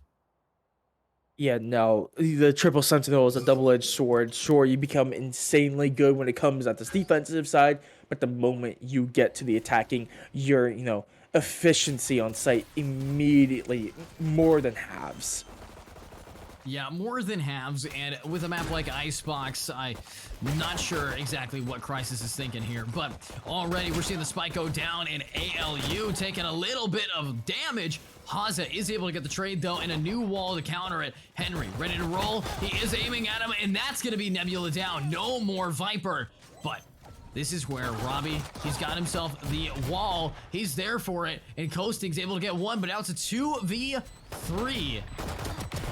And the spike, it goes down, does not get to halfway. 1 slowly inching above to get on top, but that makes just enough noise. He gets the pick. Henry's there, coasting, last man standing. He just has to buy time, and he gets the headshot. What a first start of the round. Last Resistance absolutely bringing their A game. 4 kills on a Sage. Henry, I'm at the point where I actually think maybe Henry should have died there, and that seems like a very weird thing, but Henry got a 4K in that round. We already talked about how massive the Sage ultimate can be. It could completely flip around. It could completely force a team to change how they play, because when you have people like the Alu and the Riken who play and put their life on the line for those first bloods, losing that can be a massive detriment. So we already know that ultimate can completely change the way the map is played, and there are 4 out of 8. Yeah, that was a double kill with a nade there, Soren, and oh my god, Alu's not done. LR hitting a shot like that, hitting these players off so early. Well played, coming around from the Rays, and now Henry is gonna get coasting down, and he is ready to keep it going. Obviously, we're seeing some big damage here, but it's the last person standing, Nebula. And like Nebula's, you are just kind of floating in the wind in space. You're just a group of dust in the wind right now, trying to touch these gamers, because that's Henry immediately one-tapping you. Read like a book too. They knew exactly where they'd be coming from. It's just so clean. Last Resistance immediately starting this half off immensely, and this is not great for Crisis here. They have a triple Sentinel lineup. In theory, they should be the best at this half. Sure, they're not going to be great on the retake. They don't have really the tools for the retake, but it should be a case of they really shouldn't be able to get on the site at all. But it just seems like Last Resistance are playing games around them. They are just laughing all the way to the bank as they force their way on the site. They really need to find a way of shutting Last Resistance down, or this might just be not only a short map, but a short best of 3. An incredibly short best of 3 here. I mean, you're seeing right now, I am surprised. This team, Crisis, should have an insanely solid defensive team. And the fact that they lost the first 2 tells me, and lost the first 2 almost handedly, tells me that this is going to be a very tough game for them. And I'm hoping that it's not a tough game, because they did not win game 1. FR did, and that means they can just seal the deal right here, right now.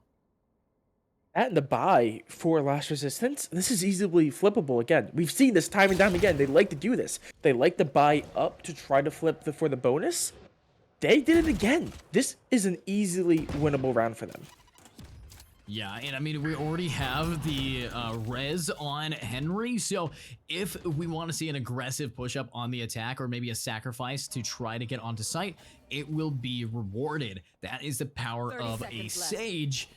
But with that Sage existing, is Robbie, the Sage on the defense, going to be able to stall just a little bit? But look at that, beautifully read Love the fact that he was able to do a little bit of damage dealt, but of course, these attackers can always just heal each other. And now, here we go. Alu being extra patient, waiting to see if anybody's going to show up, but that gives away his position, but that makes everybody look in that mid direction. Huge amount of stall. And here we go. Finally, we have all 5 on the site right here, right now. It's going to be a 4v5. Teets is getting the picks. That is it, but here we go. Henry gets 1 before getting gunned down, and they know that Alu is mid, but they have to try to stick the bomb, and it's over. Teets on the triple kill, winning them the round. We know what Crisis can do with rifles. There we go. That is going to be the first round going in their way, going in their favor. That is also going to be the bonus, but now this is where it truly counts.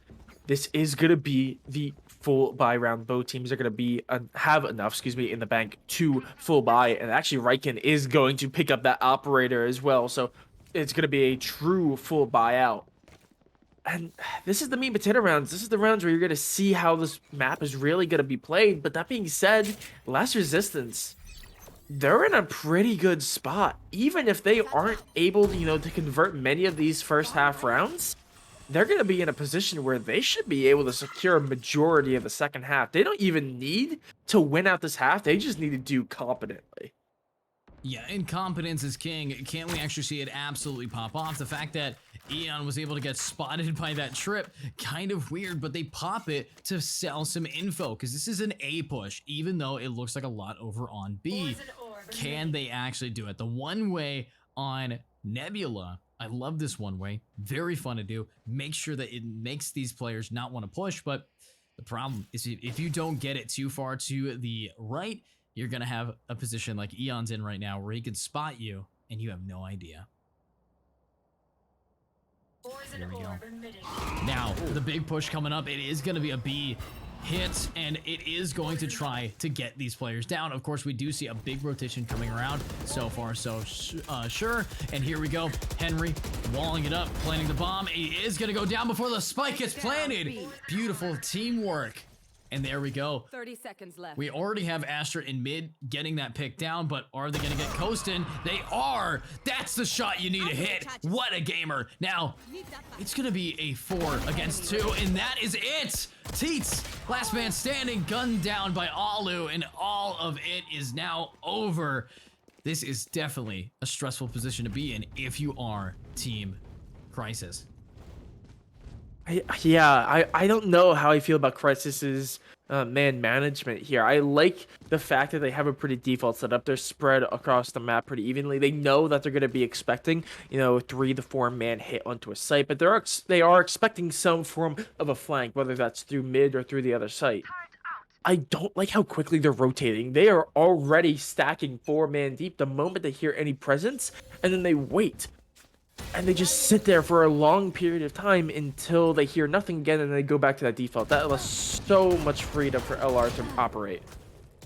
Yeah, a lot of freedom there, but here's what Sage can do. Rezzing it up, picking him up, but oh, it's gonna be Teets and Haza absolutely shredding him. Can we see it again, though? The op in the hands of Riken. We know what Riken can do every time he has such a powerful weapon. I mean, him on Cypher last game, insanely powerful, almost one of the strongest things you can actually do in the game. But let's see, right here, right now, we're seeing a little bit of a push coming out from every single one of these gamers. And I like that the defense is being extra patient now. They know that they're up against an op. The op has revealed itself, and it's stressful. But ALU, that is going to be the showstopper. They could try to pop it, and they might, but here it comes. They might spot him, but oh no! Dies to the shorty! Oh, that is a bad position. Riken is able to get 1, but in a 1v2, he's got to pick up a different gun. He can't try to clutch it up with the op, but he's going to swing anyways. And this is so weird. The widest swing ever. I'm kind of confused. Especially when there was Vandals nearby. I agree. I definitely think the op, it was helpful. Like, it helped get into the site. They were able to get that first kill, but I definitely think taking a Vandal there would have definitely at least gotten them the killjoy. Very, very strange play. Very good use of the Hunter's Fury there. I do. That's part of the reason I do see the upside of Sova, but I do think that the KO is probably going to be a better pick. But that being said, it's still 2-3. It's still close, but we've said it before. They don't really need it to be a slaughter for the side of Last Resistance. They just need to pick up like 4 or 5 rounds, and they should be in a pretty good spot and feeling pretty good. Crisis, though, definitely should be a little bit concerned by this round count. They definitely would rather be, 4-1 up rather than 3-2 down. Yeah, absolutely. I mean, this game is a lot closer now that you're seeing these defenders start having to use ultimates, but rest in peace, Robbie. That is not a bulletproof wall you're hiding behind. Haas is able to get Alu, but this is dangerous. Incredibly dangerous. We are seeing a buy round for the defenders, but not for the attackers. And the fact that these attackers are on a thrifty, and they're able to get them on the spike and level the playing field kill-wise with Riken down middle. He knows that there is going to be one there, but that's going to be the defending Killjoy popping the ultimate to try to scare these players back. But if Eon can sacrifice himself to break it, he might be able to, but oh, he only gets the Killjoy instead. But no players detained, pushing him off, and this is what they planned for. They're ready for it. Henry's getting one. Riken's getting shot down by the flick, and this is it. Looks like we're going to be saving the operator. I don't think he wants to do any more, and that's a thrifty again for this team. Crisis, looking to be in a crisis right now. Yeah, no, especially in a thrifty round. You don't want to be losing thrifties. This team composition, I love seeing it. It's so much fun. You don't get to see, triple Sentinel, triple Initiator, literally on, I think, any map. So this is really the only map you get to see this exact situation play out, and it can be really effective, but it is so linear.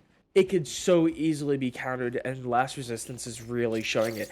They don't just seem to have the playbook of their own memorized, they just seem to have Cryotics in their back pocket. They are just reading everything that they throw at them. You want to play? Let's play. Yeah, they're reading a lot into this game, and it's stressful. Definitely stressful if you are Crisis here, but you need to try to get some damage. If you don't, you're gonna get dropped. And getting dropped, not a great position to feel, but Kostin, he's of course got the tour de force. He is already going to use one of his shots on the dog, and Alu taking out Teets. One Sentinel down, 2 more to go, 1 more, and now it's just a Sage. But Aussie able to take down Alu.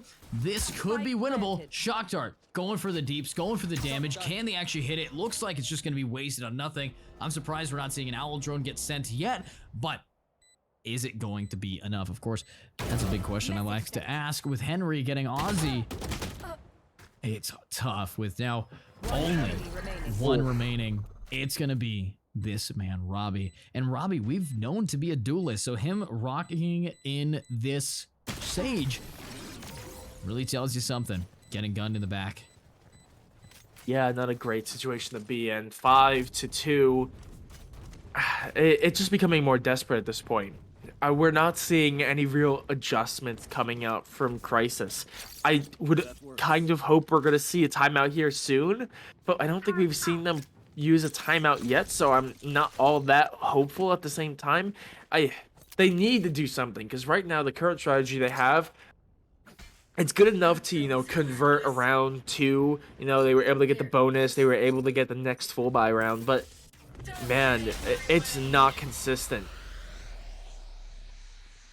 I agree. Consistency seems to be the main issue of these gamers, obviously. But with consistency being an issue, what do they need to really pick up? Right now, it's the spike for the team of LR. But Robbie, clean shot. Playing these off angles is actually doing an amazing job for them. Having these walls push them up. Having Nebula being aggressive in the front, but every time we see this team win a round, it's because they're investing big ultimates. They just put in Tour de Force. They just now used the ultimate from Viper. You guys don't get that many ults, and that's why you don't get that many rounds right now. That is the dangerous part of this game, but Teets, you're gonna have to start picking up the pace here. Yes, you're 8-5, but you need to anchor for your team. Your job is to prevent them from pushing, and the ultimate now getting popped. That's another ult for defense, which only gets them 1 kill. Not very good, but attackers, they are doing this, but again, how many ultimates do they have to use to try to clutch this? One enemy remaining. No. Oh my. No way. Henry's able to get Robbie down, and now it's just up to Ozzy. Full HP versus 2. Spike planted. And Riken, I don't think he has any idea that there's a man above him. One enemy And that remaining. is it. That's going to be a pick. This could be winnable, but so much has gone into this round that you have to ask. You need to win this. You have to, or else it's all for nothing, and you're still going to get gunned down by a beautifully timed swing by Henry. I mean, Henry had all the reads there, and unfortunately their own Sage Wall completely cut off the path, you know, the alternative path into entry. That made it so Henry knew they could only come from really 2 places because they knew exactly where their teammate died from. It limited down where they had to look, and it was really clean. It's small things like that that is really costing Crisis here. It's looking desperate. They really need to pull a timeout. They really need to get their mental back in order because they are now 3 down in a row, and it doesn't look like they're in a position to turn that anytime soon. Yeah, and I'm really just questioning. It's like if they get onto that attacking side, they don't have a good enough team comp where you can say, okay, we'll get it next half. I just don't think that's going to happen. But with an op already taking down Teets, you've lost your killjoy. You've lost a lot of opportunity for you. And Henry here, his gun is glowing. He's 12-4 on Sage. This man is popping off. Eon's getting 2, and there it is. Everyone's getting gunned for relatively free, and the last man standing is going to be Haza, 1 HP. You can't walk away. Take a bullet to the back and to the head. And that's also a flawless as well. That's just going to pad out the economy. They're in a state where they don't even really need to worry about it. There we go. That's going to be the timeout. It's actually, I think, the first timeout that we're going to see Crisis take in the entire tournament so far, at least live. And it's desperately needed. They need to do complete overhaul of their system. I like the idea of this triple sentinel. I think they're playing for retakes too much. They're allowing the entry on the site way too quickly, and they're trying to rely on that chamber to get that first blood, but the confidence is already shot. They're not getting it. And the moment that chamber TPs away, they have no one there to assist, no one to catch them off guard, so they just have free entry into either B or A. And the moment they get there, like we said, they're going to suffer on attack. They also suffer with these retakes. The moment we get into a retake situation, it is a desperate chance that they get into it, and you can tell by the scoreline how often they actually do. They've only been able to secure 2 in this half. Right now, Crisis need to build from foundation up because the building they have built so far is crumbling and cracking at the seams. Yeah, and I completely agree with you. One thing that I have to mention is they're playing retake, as you stated, Soren, and why are they playing retake? You're triple sentinel. What do you have to retake with? You have no flashbangs. You have a Sova who pretty much only really benefits your team when he's the last alive after you've all died, and when he's popping his ultimate, which is every 3rd round, and it looks like that's why you don't really win a whole lot. You're lacking in not only a team composition but also just the playstyle around it. You're used to playing as though you can retake, and you just don't have it right now. And you compare that to the enemy team, and you got Raze, you got Fade, you got Blinds, you got Deafen, you got so much damage that is getting outputted, and the only damage that's output is Sova Shock Darts and Killjoy Traps. That's it. Killjoy Traps. That's it. That's the only thing they got for util to damage people. But that being stated, this timeout should try to get them to say those things and maybe get them to keep going in here. Obviously, there are a lot of things that they can be doing, but they stacked on B, risking it, hoping that they were going to push it, but now it's going to be retake again. Retake, and Coastin does have an operator, but they're over on A. That's going to be very, very dangerous to take into the site.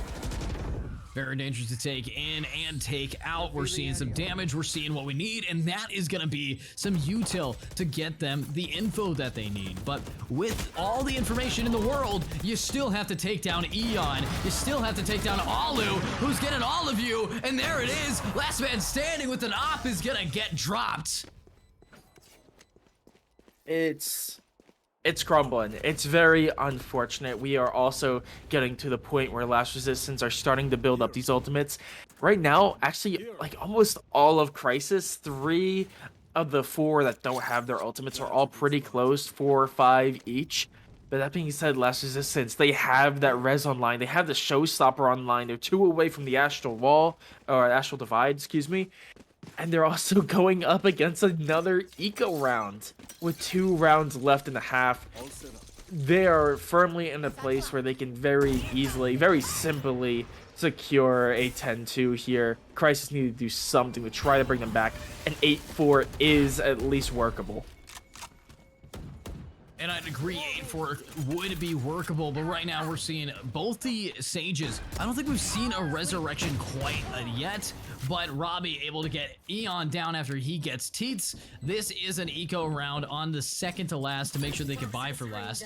But with Nebula now rocking the Phantom, this could be a change of pace, but not sure what's going on. We're seeing a res on Teats and everybody's ready to go. Of course, this is now a 5 against 4 retake on the Thrifty. Alu up above. Crow gets one. Kostin gets the trade. And here comes the pushing. That's going to be 1 pick down for Alu. And he is going to get gunned down by Robbie, but it's only 1 remaining. And it's going to be Henry versus Haza. No time. No time. Going to have to save, but he still could die to the bomb here, but I think he just barely makes it out of there with a weapon, but that save, definitely a detriment. Last round in the half. Yeah, no, very sloppy really is the name of the game here. I hate to be a little bit, overly critical, but they just kind of sat outside of A site for a majority of that round. Sure, they were waiting for that res to come through, but man, they got no space. They just sat outside. They tried to take some pot shots. They tried to use some snake bites from the Viper. They tried to clear out some corners, but they didn't take any space off of any of that utility. They just wasted the utility that they could have used on the push in to just poke, and that's not what you need to do when you're trying desperately to convert rounds. You want to fight it? Yeah, and you need to start converting these rounds into your favor, but when we're seeing these guys pull this off, and it's kind of funny because this is the same team that was going around knifing people a few brackets ago, and now they're getting absolutely rolled here by this other team. I mean, Last Resistance is evil in the amount of damage they're doing. Yes, we did see Nebula able to get 1, but now he's walking right into 1, and that's gonna be the pick. It's last round, and there it is. Finally, we see Henry pop his res. He's been so busy killing everybody, I think he forgot he could use it. Switching sides. That's half. That's half, and unfortunately, I don't think there's anything we can really say that we haven't said yet. LR, Last Resistance, are in a great spot. They are 3 away, from converting this map. They're 2 rounds away from map and both series point. Henry, 17, 4, and 3 right now. 4 deaths in this lobby. We are 12 rounds into it. To say that Last Resistance have a heavy lead is the understatement of a century.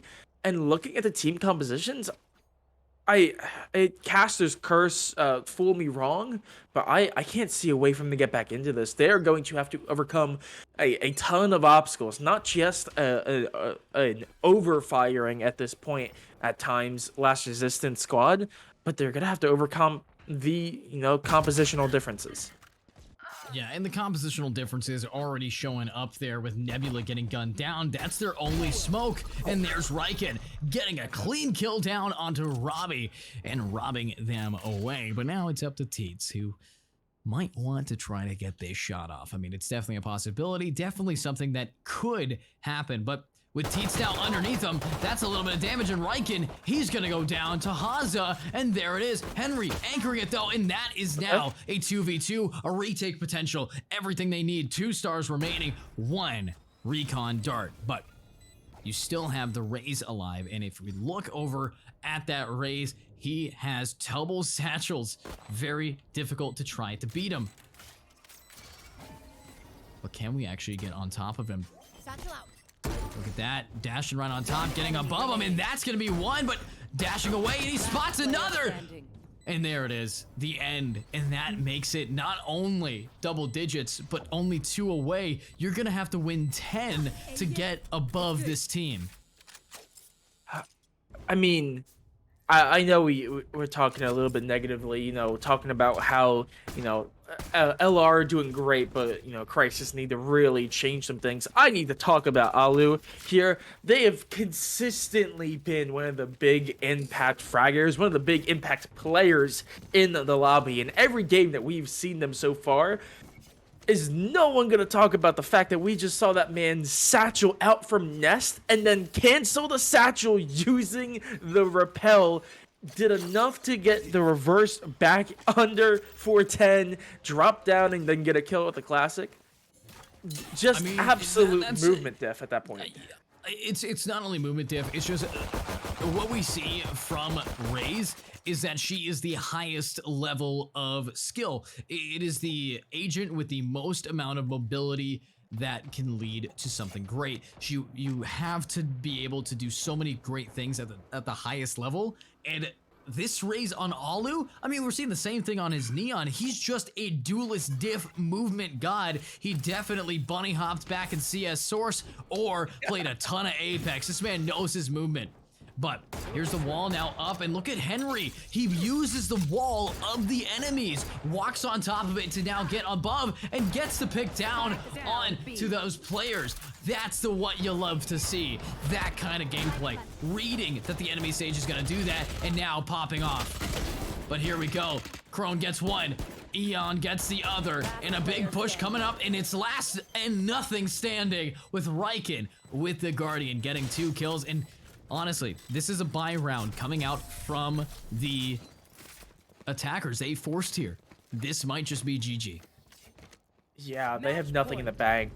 Only one of them have 3K or more in the bank, and that's Robbie on the battle stage. They need to do everything, because not only are they dealing, with LR, who are just hitting all their shots. They're imbued with so much confidence after such a dominant map so far. They're going in with an eco buy, and LR did the same thing we've seen them do every time. They bought out rifles. They have a Bulldog. They have a Guardian.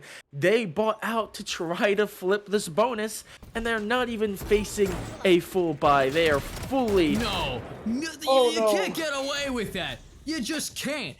I mean, you're talking Soren, he's killing, everybody's down, but honestly, they are kind of low here. And the fact of the matter is 2 full HP on these guys. They have weapons.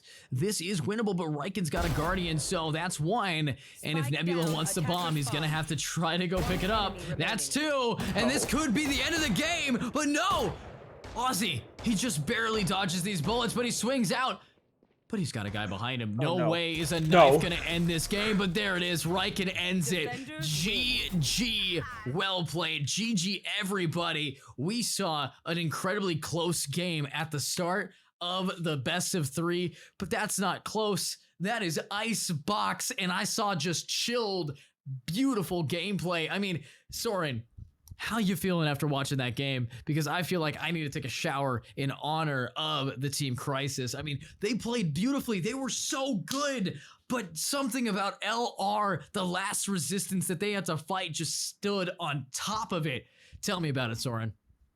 Man, ice in their veins, ice on the map. I mean, it just seems like their playground. It just seems like their playground. We saw them on Haven. It was close on Haven. This feels so uncharacteristic. I can't speak. You know what I'm trying to say. They had such a good map on Haven on both of them. They dominated early, and then they had a really close one on Haven that easily could have swung back into their favor. It just seems like Last Resistance, the same team that was pushed to the brink the first time we saw them, and they came back and swung massively and ended up finishing them off, and we saw it happen again. I mean, it's just one of the... I'm lost for words. Last Resistance, absolutely congratulations. You deserve this spot. This is a massive defeat. Probably one of the biggest wins that we've seen in the grand finals here on IGL this year. But man, Crisis, at some point, like, I just feel bad because you performed great. You performed great up to this point. They were insane. I mean, Crisis back on Haven the first time we saw them popped off in their best of 1. They made it not look fair. They absolutely crushed it. And that's the thing. It's like these guys knew what they were doing. They were absolutely confident in the way that their gameplay was, but unfortunately, it just was not enough against LR, and that means that LR takes it. They take the cake, and speaking of taking the cake, you guys can take home $2,250 in the inaugural division coming up here at IG League TV. It's just like this one, but it's gonna be a whole division going off for weeks at a time. We're gonna have some insane teams joining us there, so we need you guys to come in if you want to try to win it, and if you want to play, remember, this is IG League TV, games professionally casted and produced. You guys are awesome for popping off, and remember that we are always here to have some fun. My name has been EduCasts, and you can find me at EducateNator on Twitter, but Soren, where can people find you? Because you're always fun to cast with. Oh, yeah, same as well with you. You can find me over on my Twitch, Soren, 2 eyes, 1 N, and at Soren5 on Twitter. Absolutely wonderful. And of course, thank you to our wonderful observer. You guys will see him. If you guys check out IG League on Twitter, you can always see that they hype up these events over on there. You can see who's going to be the talent, who's going to be performing, who's going to be taking home the cake. And obviously, if you guys want to ever play, here is the full rundown of the IG League division. It's going to be a 6-week-long series, 2 best-of-3 games per week, round robin with a flexible schedule that you guys get to go. And of course, you guys are always ready. It does require a subscription to play over on the IG League website, but take a peek at that right there. And of course, there's going to be playoffs. It's going to be great. You're going to be there, and you're also going to be watching it live at IG League TV on Twitch, so make sure to follow for when that goes there. But you guys have been great. Thank you all for watching, and we'll see you guys next time.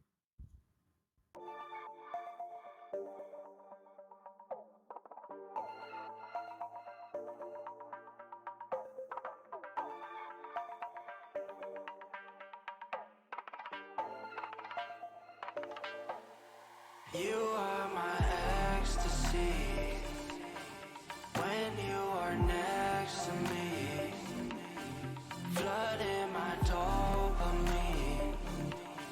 Stay here right next to me. Oh, you made me feel like I can touch the sky. You made me feel like I can touch the sky.